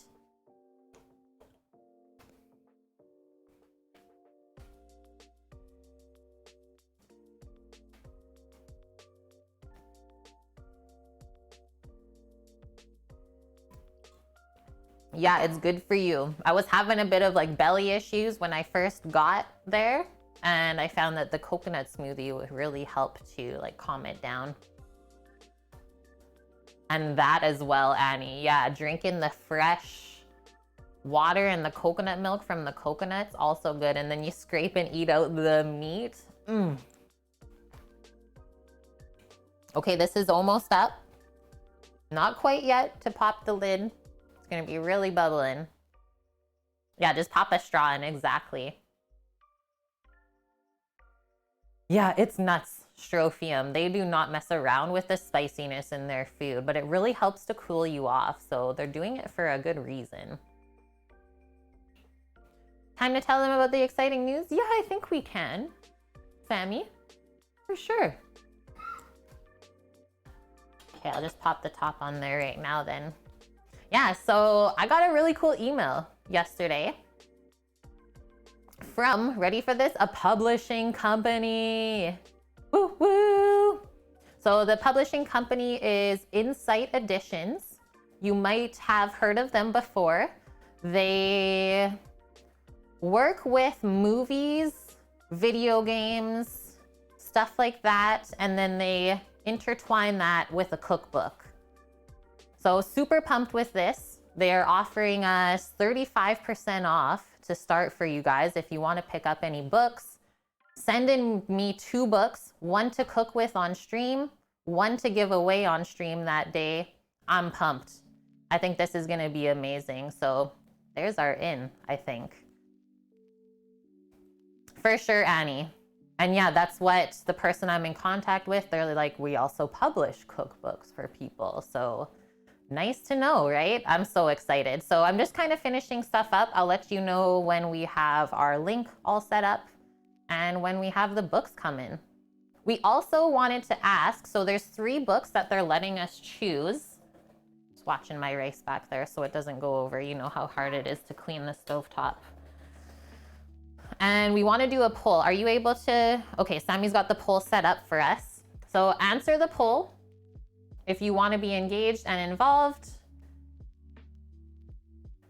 Okay, you only did the 2. So there's a cookbook pertaining to Star Wars, and then there's also a new World of Warcraft cookbook. So let us know whichever one wins is the first book that we're gonna choose to cook out of. We're gonna be famous. I think it's the beginning, for sure. For sure, for sure. Like, I was shocked that they were offering for you guys 35% off. That's a pretty massive discount. Yeah, Paul is the professional taste tester. I think out of anyone, he's eaten our food the most. Yeah, the Baby Yoda soup. I knew I would really enjoy cooking out of the Star Wars one. I mean, I've watched Sam play WoW, but I'm not like huge into WoW. Mandalorian mussels. Well, that was the other thing is like, maybe we can also ask them to get in on a book. Like, what about an Animal Crossing cookbook with some of the things in the game? Or like Sam said, a Zelda book. Okay, this is about halfway cooked. This is where I'm gonna add in just a little handful of our canned kidney beans. So they're already cooked, but they'll soften up really nice if we add them now. You determine how much you want in there. That seems like a pretty healthy amount. And then same with our peas. Just put a little handful on top, and then those will steam and cook through. Yeah, I went for it. I went rice, peas, and beans. And now that can just get popped right on top. Notice how I didn't stir it, anything like that.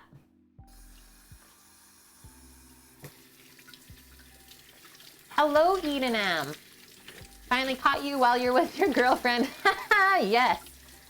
Get the GF on Twitch. It's the next best thing, honestly. Interactive shows. Times of cable TV, I think, are coming to an end. Yeah, Zelda cookbook, crafting with Kate. Okay, we need to save that, okay? Because I think it's gonna be a thing. Minecraft cookbook, steak, honey, and pumpkin pie. Yeah, they have a lot pertaining to different movies and games. Like I said, I'll share the code, update you guys on the info once I get everything set up.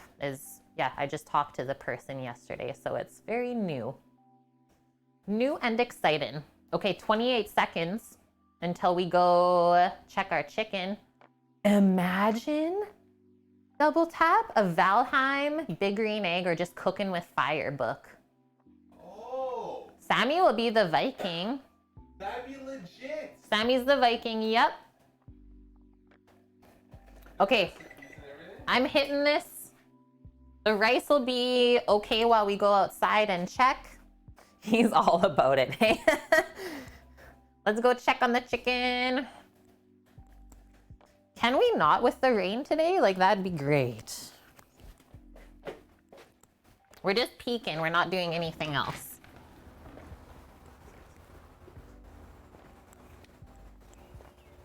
Okay, so it's just at around 375, but that's fine. Oh yeah, it's getting nice color from the wood. Really, really good. First 15 minutes, all good, friends. We'll check in another 15. It will be close.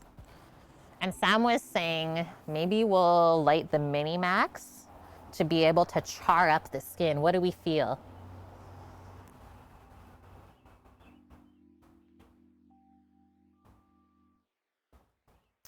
Yeah, Norges. I challenged Sammy to a death match for all of his belongings, shield and axe. Okay, you guys are into the charring. Maybe I'll get Sam to help me move the Mini Max onto the other side. Or not. Are we keeping the Mini Max in that spot? I will just switch the camera over, Sam.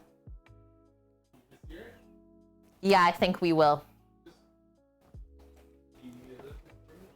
Yeah, I do. Or at least need help. I don't think I can. Okay, let me try. Just don't want to wreck this.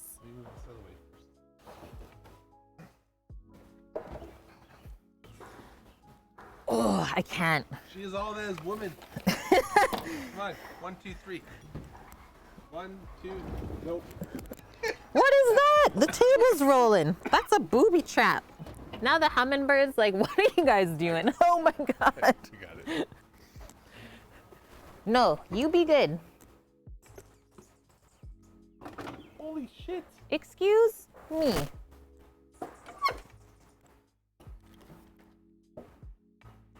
Next.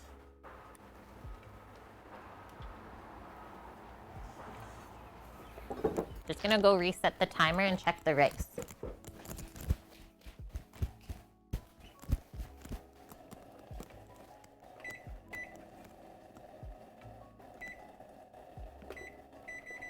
One too high.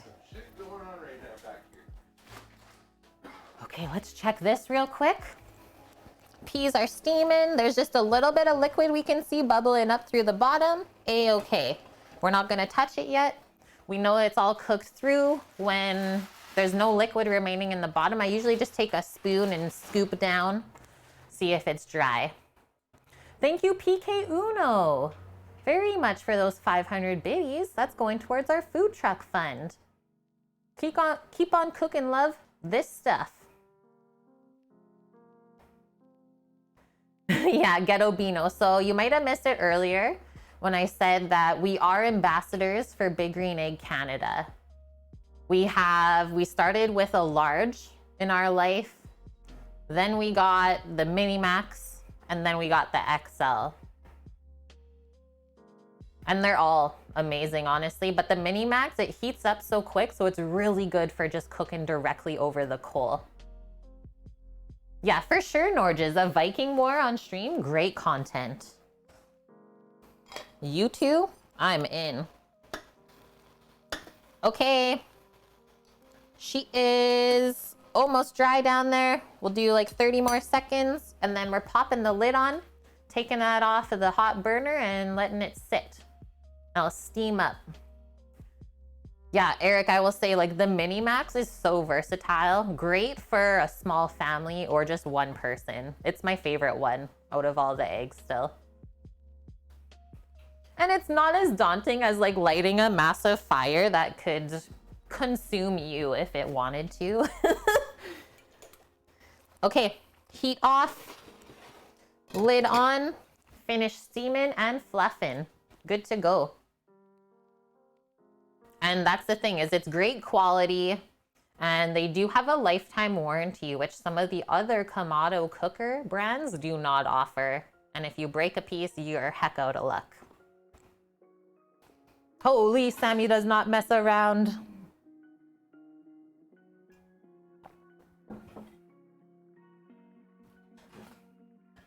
Yeah, that is fair, Barracuda. And hello, good to see you. I feel like cooking with fire is a great choice, but loads of options are already there. Personally, like a cooking sides on a barbecue book. Yeah, not often done, right? All the barbecue sides are typically done not on the barbecue. On the fire. Yeah. Corn on the fire. Broccoli on the fire. So cabbage much. On the fire, Yeah. Peppers over fire. Zucchini's fantastic. Anything grilled. Yeah, veggies grilled is just amazing. Yeah, the little one is my favorite, Ghetto Beano. And you can see it has a little like handle cage. I really want to take it to the beach one day and do an IRL stream somewhere with you. That'll be coming up once we move province. We'll get better internet connection.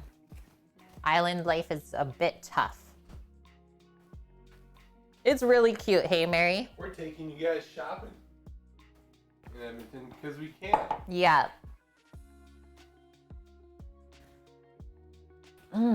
That rice smells really good. Okay, so we got 11 minutes on the timer. That means we have 11 minutes to get that mini max to where we want it. Well, that's what we can pay attention to for the next 11 minutes. I think it'll be more like 20, Sam. So that'll be fine. Star Wars cookbook it is. I see that. Thanks, friends. People were even contributing bits to the poll. So Star Wars cookbook is going to be the first one that we will be cooking out of on stream and be doing a giveaway as well for a book. Very, very exciting. Barracuda melted the top of your loaf lighter today. Chunk of aluminum dripped off. I don't think that's supposed to happen. Oh, wow. You gotta pull it back from the fire. That was hot. And that is so exciting. Williams just upgraded to gigabit internet today. Very exciting. Hi, puppers.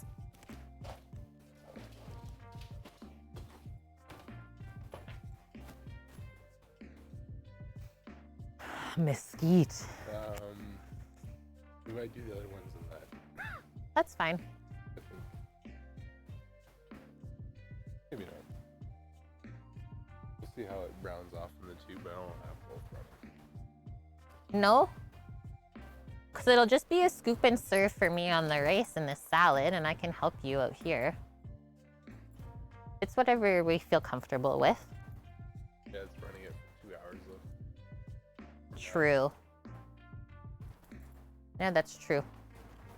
We're just hanging outside, friends. I don't often get to hang out while we wait, so this is great.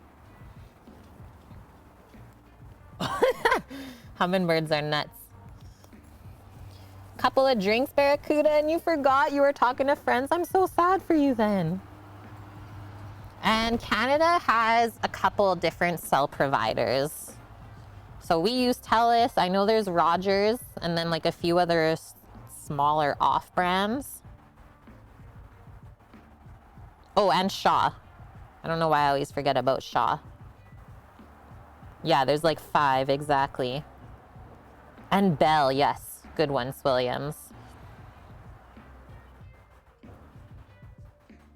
It's TELUS that is the offshoot from Bell, right? Great. What is Sammy doing? TELUS is its own. It's its own now? Yeah. Okay. Kudo's the offshoot from TELUS. Rogers has Virgin. Mm-hmm. Bell has something as well.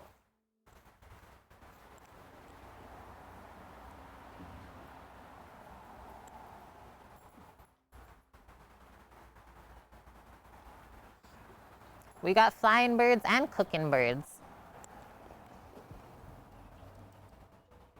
Yeah, no AT&T or Verizon, but I will say when we went to New York, we used Verizon. Yep. And what did we do at TwitchCon? Same. And we did the same at TwitchCon in California, and it worked really good.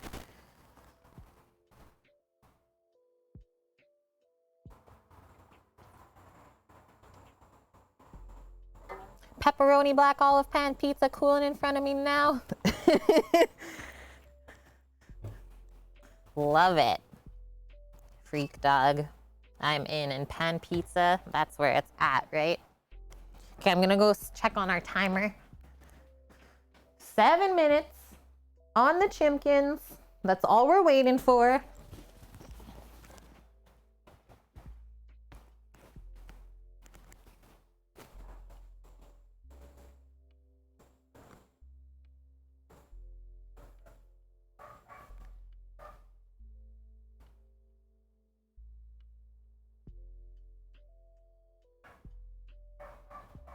Norges, yeah, I use Telenor.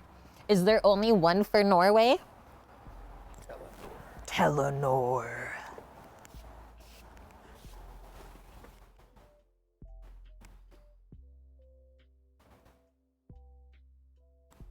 Hey, sharing is caring.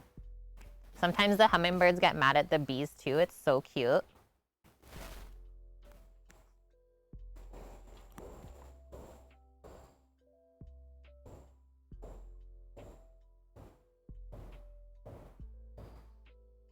Yeah, you're still vulnerable.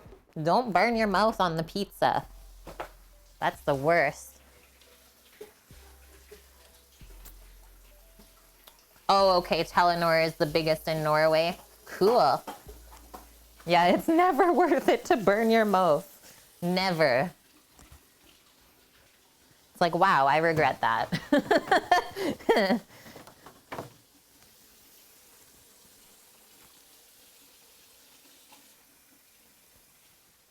I have to say, with how much cooking we did today, really didn't make much of a mess. I just made the sink unorganized with all the cans and stuff.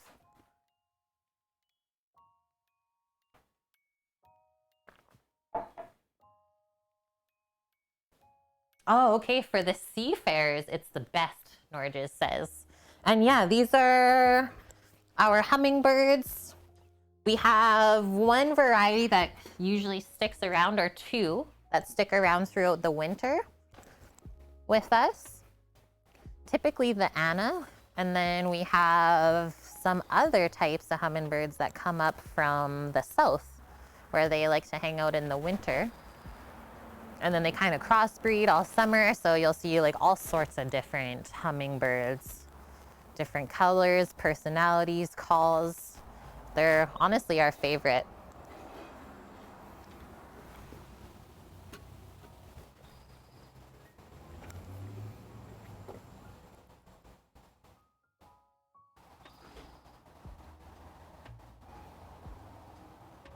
Yeah, even hot beverages, I never drink right away. I'd rather have it like lukewarm. Mary, you're a big believer in the beer Rita now? Was this your first time?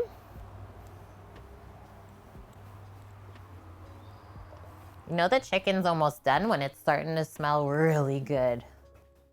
4 minutes now only. Oh, it was the first one. Yeah. Aren't they so satisfying?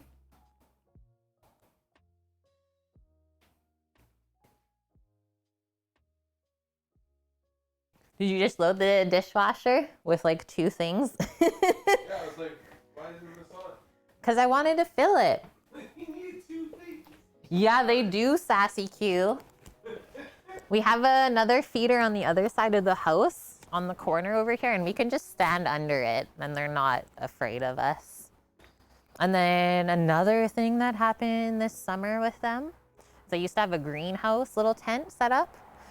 Somehow a hummingbird got caught in it, and then one of the other hummingbirds literally flies in front of our face. It's like, chew, chew, chew. and then flies over to the greenhouse to like show us what's going on. Yeah, Sammy went and saved it. Like landed on his arm and then it got out.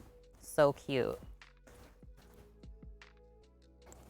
Yeah, it was adorable, Dust. I was like, what is going on outside? They're just freaking out with the bird calls. Those plants are called lupins, both purple and the pink ones. And then there's just a nice big rose bush in there. I'm not sure that variety of rose.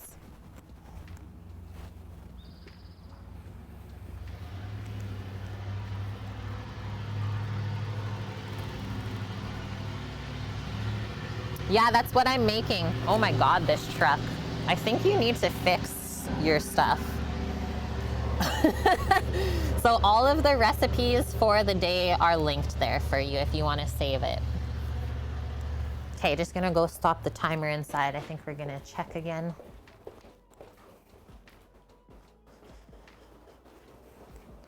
Yeah, hummingbirds are very, very interesting birds. So in the winter time, to conserve their energy, they can drop their core body temperature to the ambient temperature that's outside.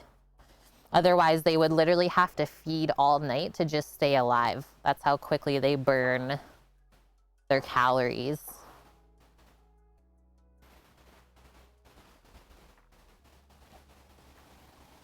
Yeah, the watermelon salad is really, really simple to do though. Just cut up watermelon and cucumber, crumble your feta, chop some herbs, and a simple vinaigrette.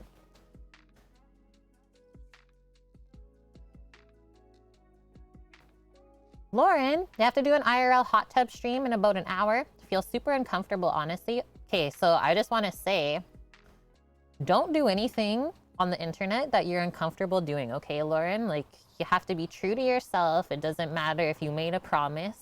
If you don't feel the same, you might regret it afterwards, right?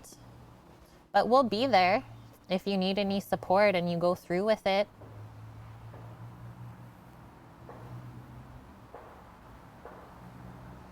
Or it might be wise to maybe do it a different day.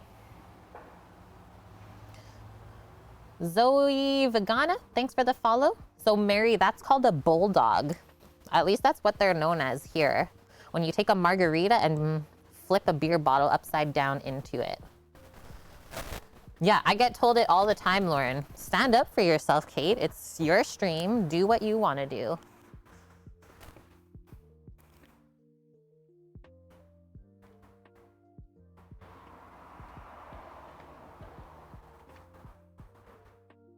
Just gonna switch a few scenes here. Hold tight.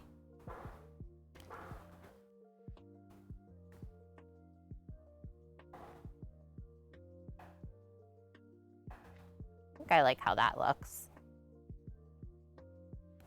So Eggie, oh yeah, Eggie's really happy. That's all good. I'm going to grab the thermometer from inside and we're gonna temp the chicken. No, Twitch didn't ban hot tub streams. They just created a separate category for all those streamers now.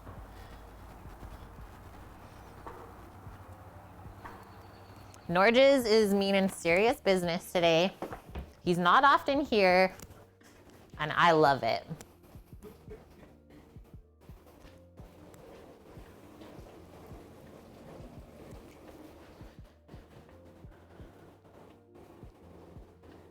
Yeah, exactly, Double Tap. You can always modify it. Like, I would be the person that would like wear a little shrimpy costume or something.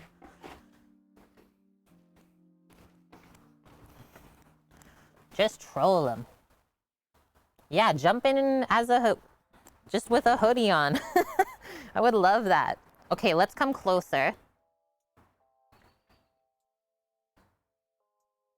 For temping together.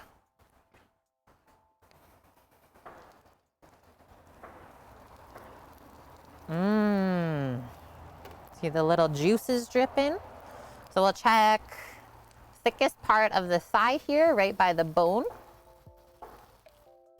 Yeah, look at that skin.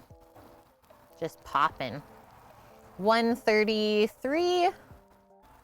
So we're getting close. Not quite there. And then the thickest part of the breast kind of by the wing and the knuckle. And same thing. So we're actually at about 120 there. So a little bit more to go, and then we'll flip it onto the Mini Max and give it a nice little char on that skin, crisp it up. So I would say for temp and timing now, we've already gone half an hour. I'm gonna go 6 more minutes. Remember, we're gonna put it onto really hot coals next, and that'll cook it a touch more too, right? I have this cranked at 500, the Mini Max. Yeah, just sit near the hot tub. Good one, Double Tap. No one ever said you had to go in.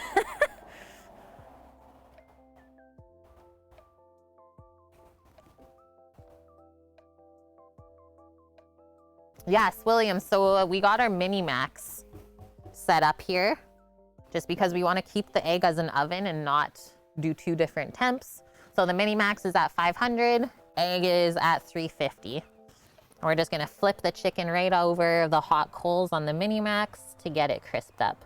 Or it could also be just a simple fix of putting the chicken on a sheet pan and putting it under your broiler in the oven to crisp it. That'd be pretty easy.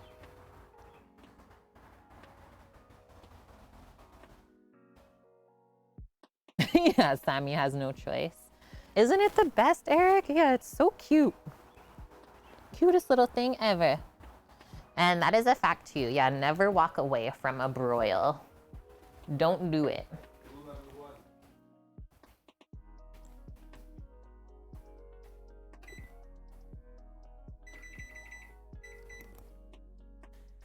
See where we end up there.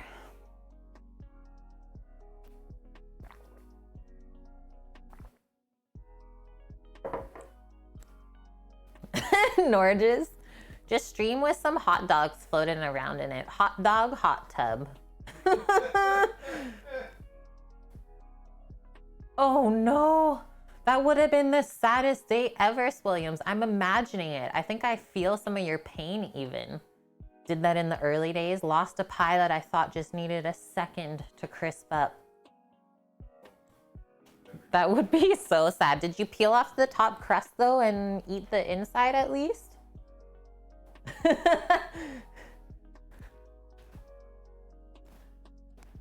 Did you save it? Yeah, you did.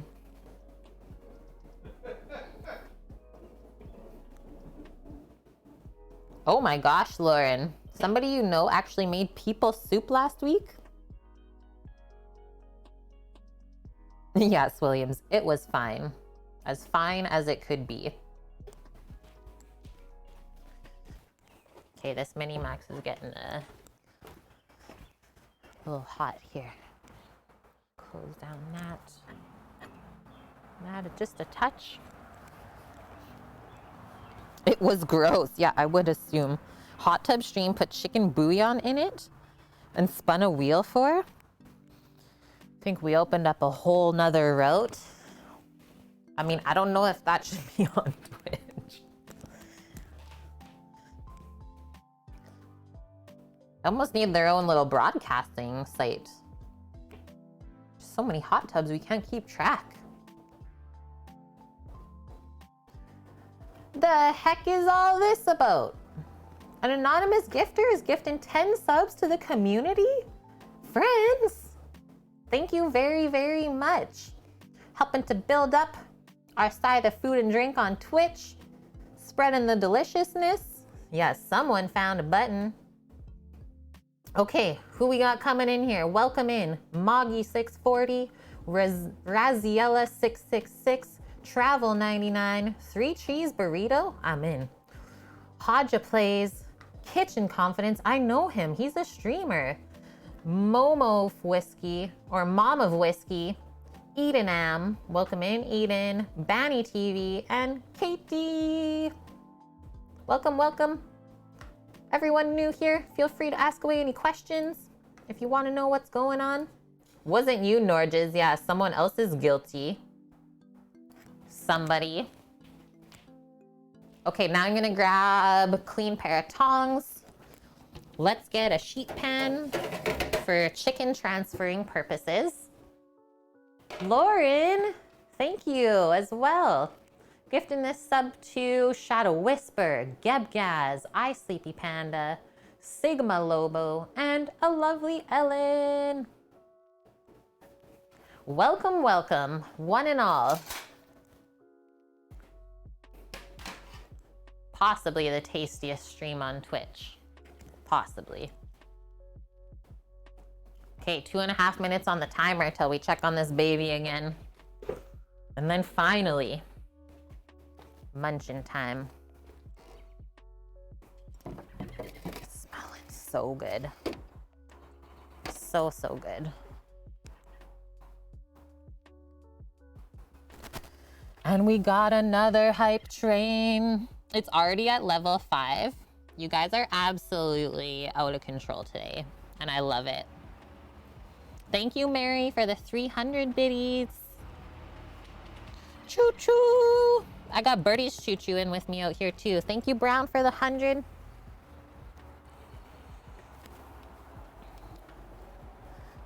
Sammy brings it out for us.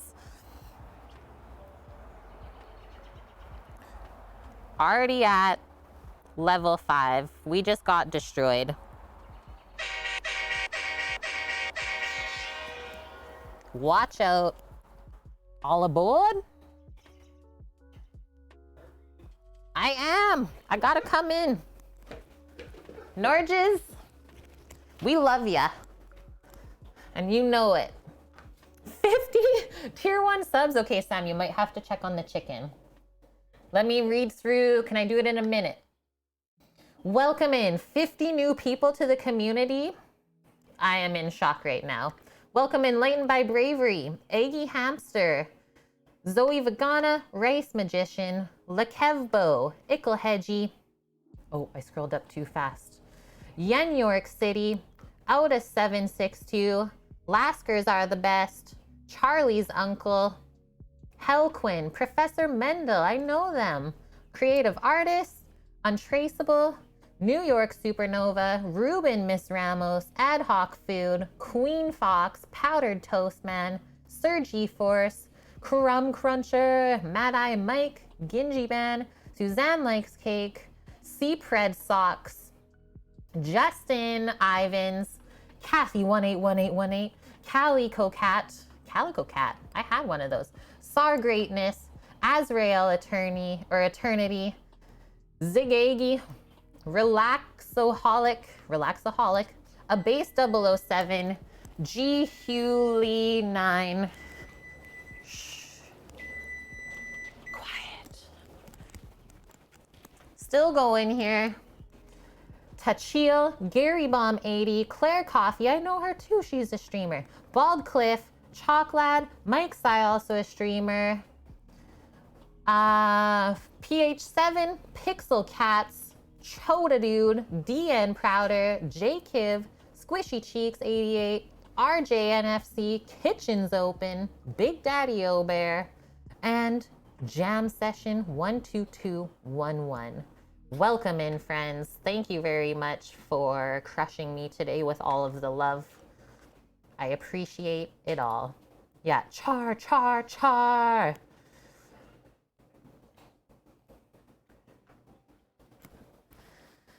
Hooray and ahoy, land scrubs. We set sail soon. Okay, see you soon, Norges. So you tempt that chimkin? That's 144 right now. Ooh, that's perfect. Okay, let's get out here. Thank you, Double Tap, for the 100 as well. Love all of you. Love you, appreciate you. Thanks for spending time with us. I think we're gonna go close up for this action. See the little, from the rain, like the salt, or sorry, not from the rain, from the fog burning up. Just the white little film. What is all this about? Oh my gosh, this smells amazing. Okay, give this a little burp. She's hot, hot, hot at 500. We'll give it a little scrubby as well, and that'll be good to go.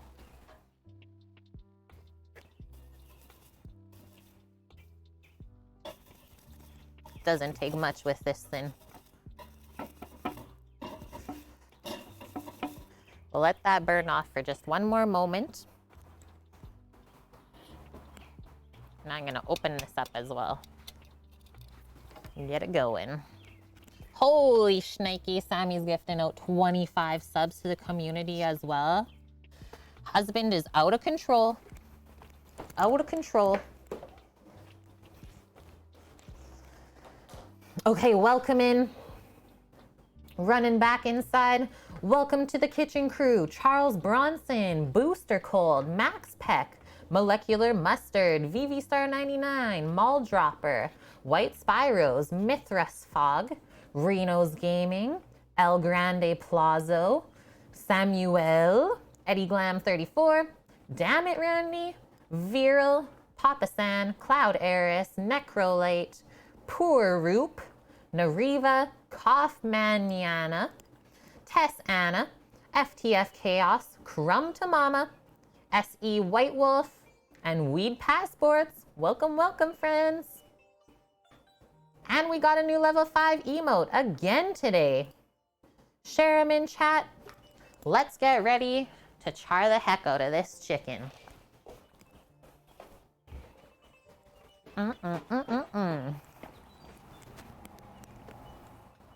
Yeah, we hit the sub goal, I would say, friends. Oh, yeah. Ah! What did I just do to the bee? Ah! Why are you landing on me? What is going on here?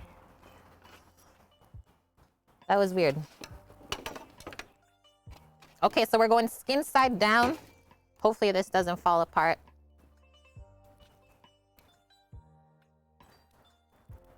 We're going just open. Open grill, kind of listen, watch. It could potentially flare up. Maybe I'm actually gonna close it for a sec. We'll just keep kind of opening and closing it.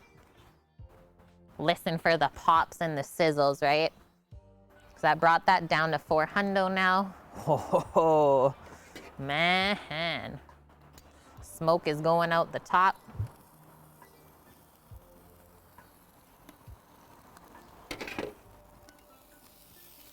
That's not taking long at all. We'll just leave it open.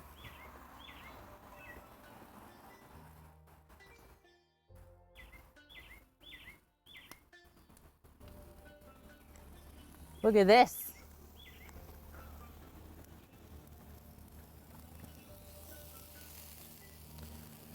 Flip it around the other way. Holy, the juice is dripping.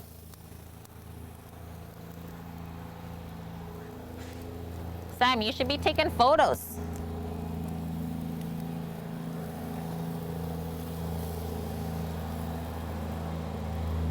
I think that's good. You have my phone. I don't know where you put my phone. I don't know. I've not touched it the whole time. At all.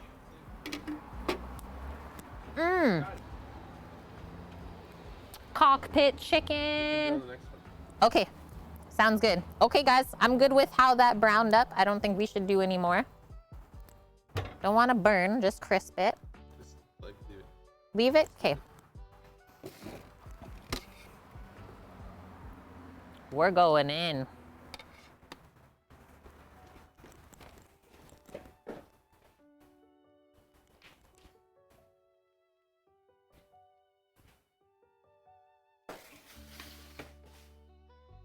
Yeah, we're gonna be finishing up actually pretty quickly here. 'Cause I gotta we'll get some more rice and peas going together. And so Sam just asking, what's the plan for cooking the next chickens? Are you gonna keep doing egg or are we gonna do Traeger? Just the eggs? Okay. Do we need to add any more fuel to those No. fires? No. Okay. Sounds good. Do lots. Okay. Okay, so that's gonna rest while we keep going. I'm gonna build up the plate while we wait. How long did that take?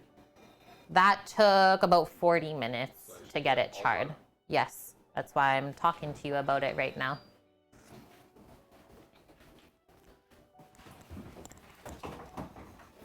So you eat one leg and a half. For David? Yeah. Okay. And I can get Paul's on right away. So I'm giving you one more whole chicken, and then there's one more whole one to be done. That's what we talked about yesterday, remember? Okay, so I'm letting Paul know he can come for food then? Well, he's coming at 5. Yes. Yeah. Or you want to do David's later? We're just streamlining things, guys. I know it's fine. Yeah, so I'll let Paul know to come for dinner. Because you have the half chicken ready. Oh, that's just for us. Okay, well.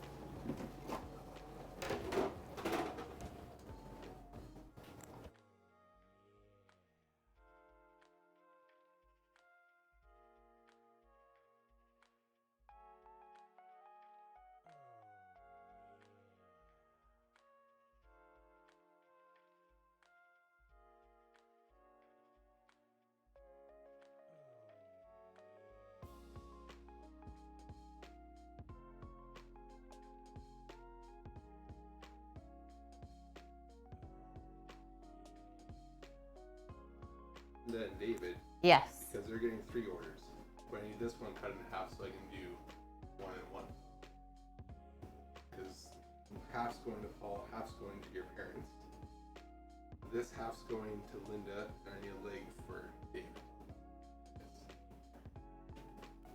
Everyone's mind works so different. I don't know why this always gets confusing. But Sam always confuses the heck out of Do me. you want to use the scissors, or do you want to cut it up on the cutting board here? Or do you have a cutting board? So I can get this on. I have to also do the rice and peas, so Okay. this is a team effort, That's please. what I'm asking, if you had something ready for it. No, okay.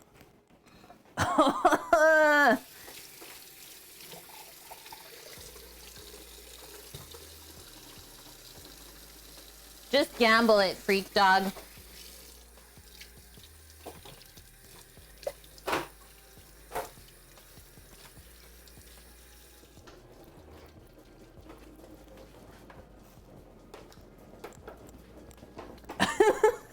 Okay, it's not just us, hey Mary?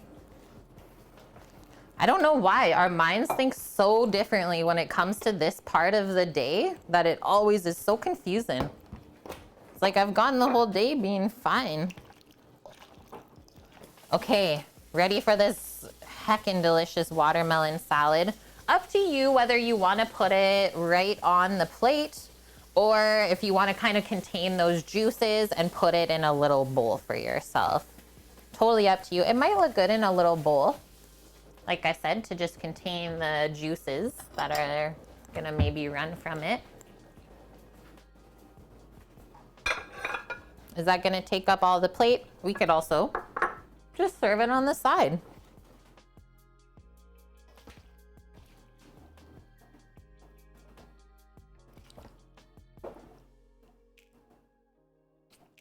Nom, nom, nom. I piled it up. So colorful, so fresh. I'll come over with our rice and peas. Do a nice little spoonful of that. We'll give it a mix as well. Look at how the beans kind of popped open a bit. Rice fluffed up. Peas are nice and green still.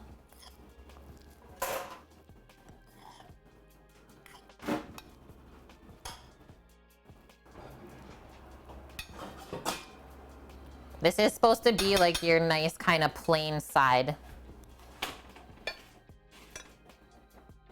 to put on the plate, and everything else is super flavorful, almost like a palate cleanser. And then like we talked about earlier, you can cook it with coconut milk if you want, but we have a coconut dessert today. So I chose not to do coconut in the rice.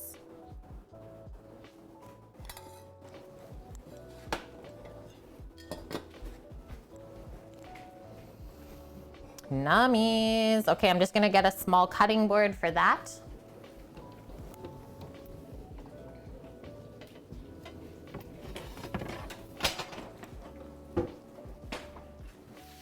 Healthy too, yeah, totally, Mary. Have this board flip this way because it's gonna get real juicy here, I think.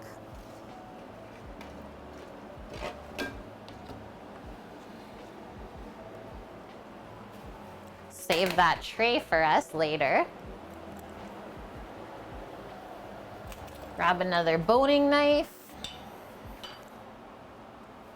What do we want here? What pieces do we want?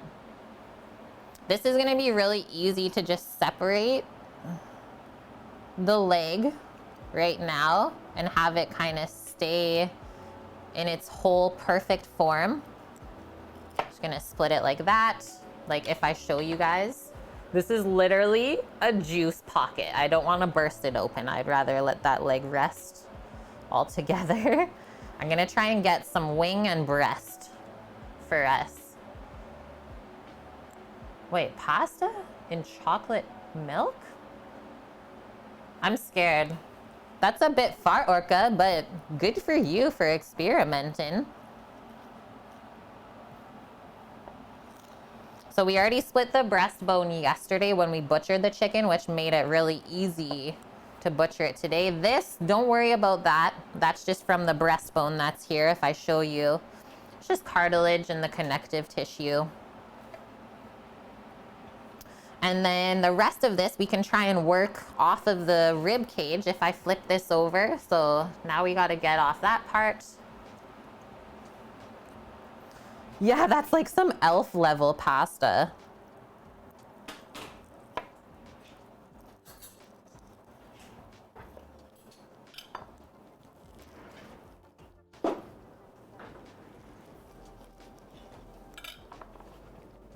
Look at that.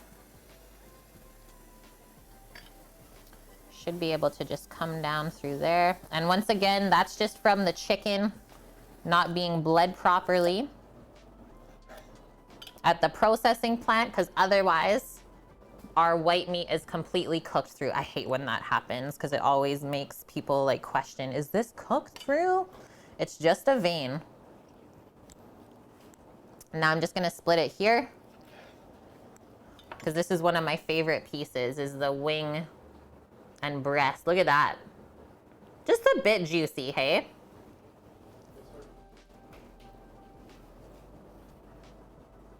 I think I'm gonna sneak that watermelon salad onto here.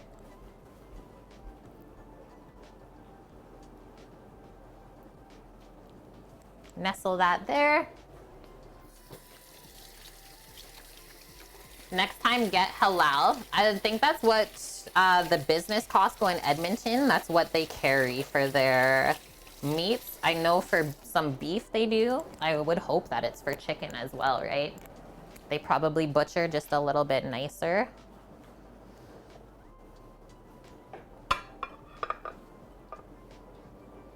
Okay, I'm gonna take this out, do a quick photo, and have a taste. How are you feeling?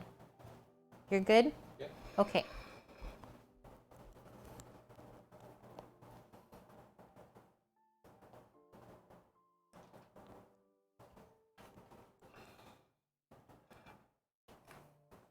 It's really simple food, I have to say, but everything takes time, right?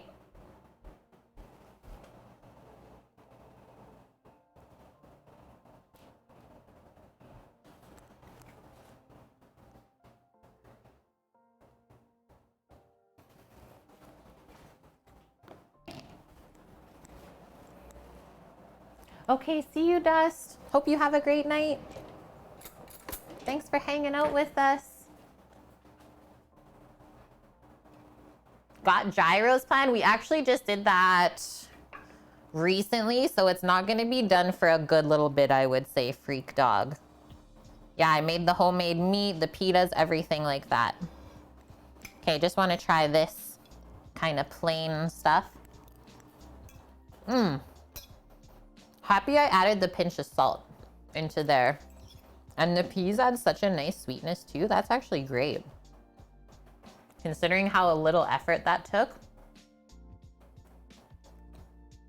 We need a Tempo King? Tempo King. What's that?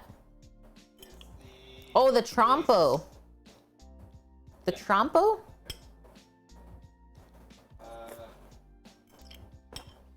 There'll be a plate and then you put everything on top for shawarma and stuff. But you get extenders where you can do more. 5 spits going at one time. What I like to do is for shawarma is make really good pizzas. I'm in. Okay.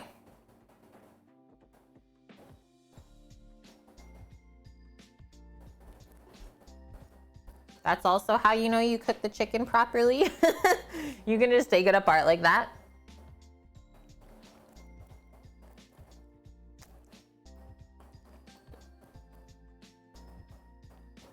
Should not be allowed. That is the best jerk chicken I've ever had.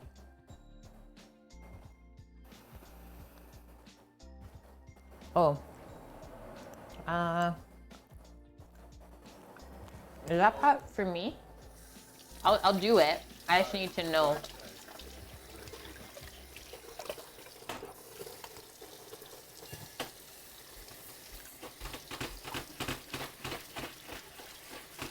Okay, the heat is working its way in. I was just waiting for that until I tasted it really with you guys.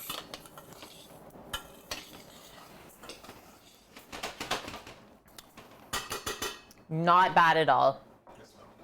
Everyone's gonna be A-okay with the heat level on that, and everything in the marinade really combined well, like the onion, chives, allspice, nutmeg, soy sauce, oil, a little bit of salt and pepper. I'm happy I added the extra seasoning today as well. Let's see how this tastes.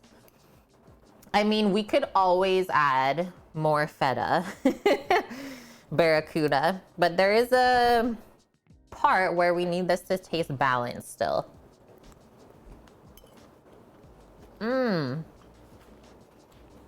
It's literally like an instant cool down.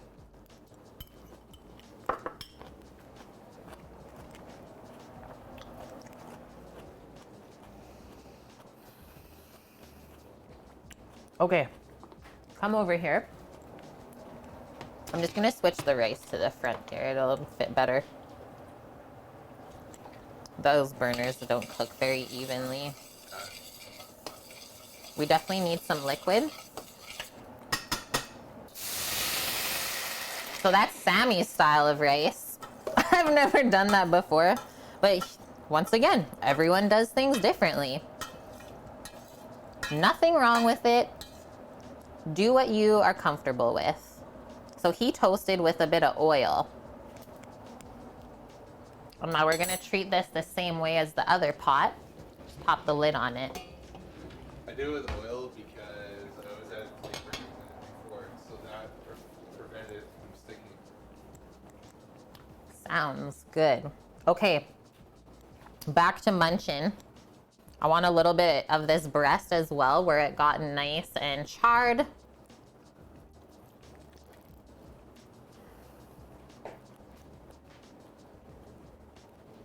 good. Want some? No. Okay. Or slice me off the piece of the breast. It's easy to eat. Have at her. Oh, I got the dirty hands.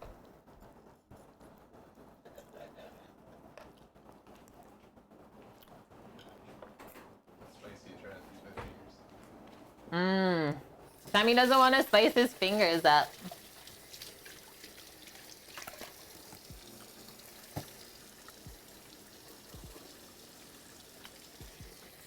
Think it needs more salt? A little bit, yeah. Oh, did you not season before you put Paul's on? Nope. Okay, I did a sprinkle of S&P. Okay. So defo then. Mary, I might be tipsy, Kate, but this is definitely one of the best streams. Just wait though. We still got a little bit more to go. I gotta bring out our dessert. Rare occurrence that we didn't actually get dessert before dinner.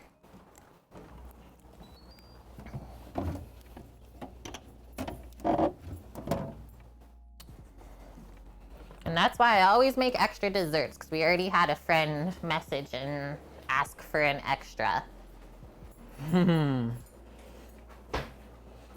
The layers, thank you.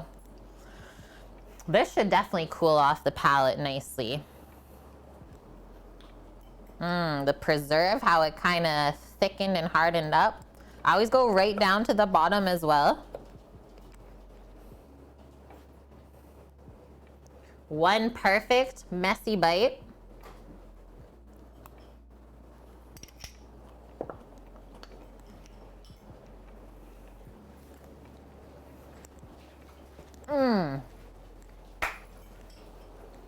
Who in chat has ever had pineapple delight? Because that's literally what it is. That is so, so good. Buttered cookie crumbs, dairy-free coconut custard, and just a pineapple preserve or quick jam. Perfectly, like, almost unsweet. Like the pineapple is sweet and sour, the crumbs add a nice crunch, and the custard just like brings everything together. Mary, I ate a cookie and salad for breakfast and lunch. You need a bit more than if you're drinking, right? This should not be allowed. Seriously. If you love pineapple and coconut, make this for yourself.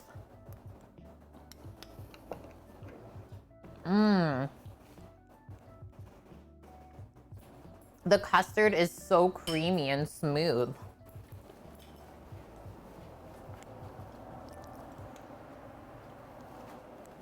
Okay, race is almost coming up. We could call that a success today, stream. We did it, friends. We made it. Made all of the deliciousness, and now it's time for us to spread it. Yeah, a shot of rum with that. Perfect. We want to keep cooking outside. I see Cheese Pizza's doing some marg pizzas in his ovens. I am into that. I know how much everyone loves pizza here too. And it's a rare occurrence that we get to go raid cheese. So let's do this. Getting it set up for us. We got our friends popping over in about 20 minutes or so. So it's crunch time for us. Freak dog. Yeah, I like pineapple and coconut. That's like Sammy's little background things that he says to me too. I like this, Kate. Okay, let's go visit Cheese Pizza. He is Twitch's token pizza maker. He's cooking outside in his unis, so anyone that has an uni, learn along, ask questions, right? That's what we're here to do.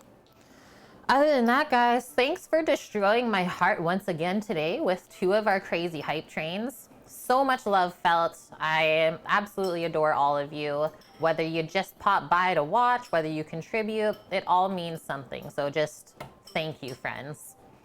Yeah, welcome in, Czar. You weren't here, and we'll be back tomorrow. Excuse me, a little belch of approval for the chef. Sometimes it sneaks out. What are we making tomorrow?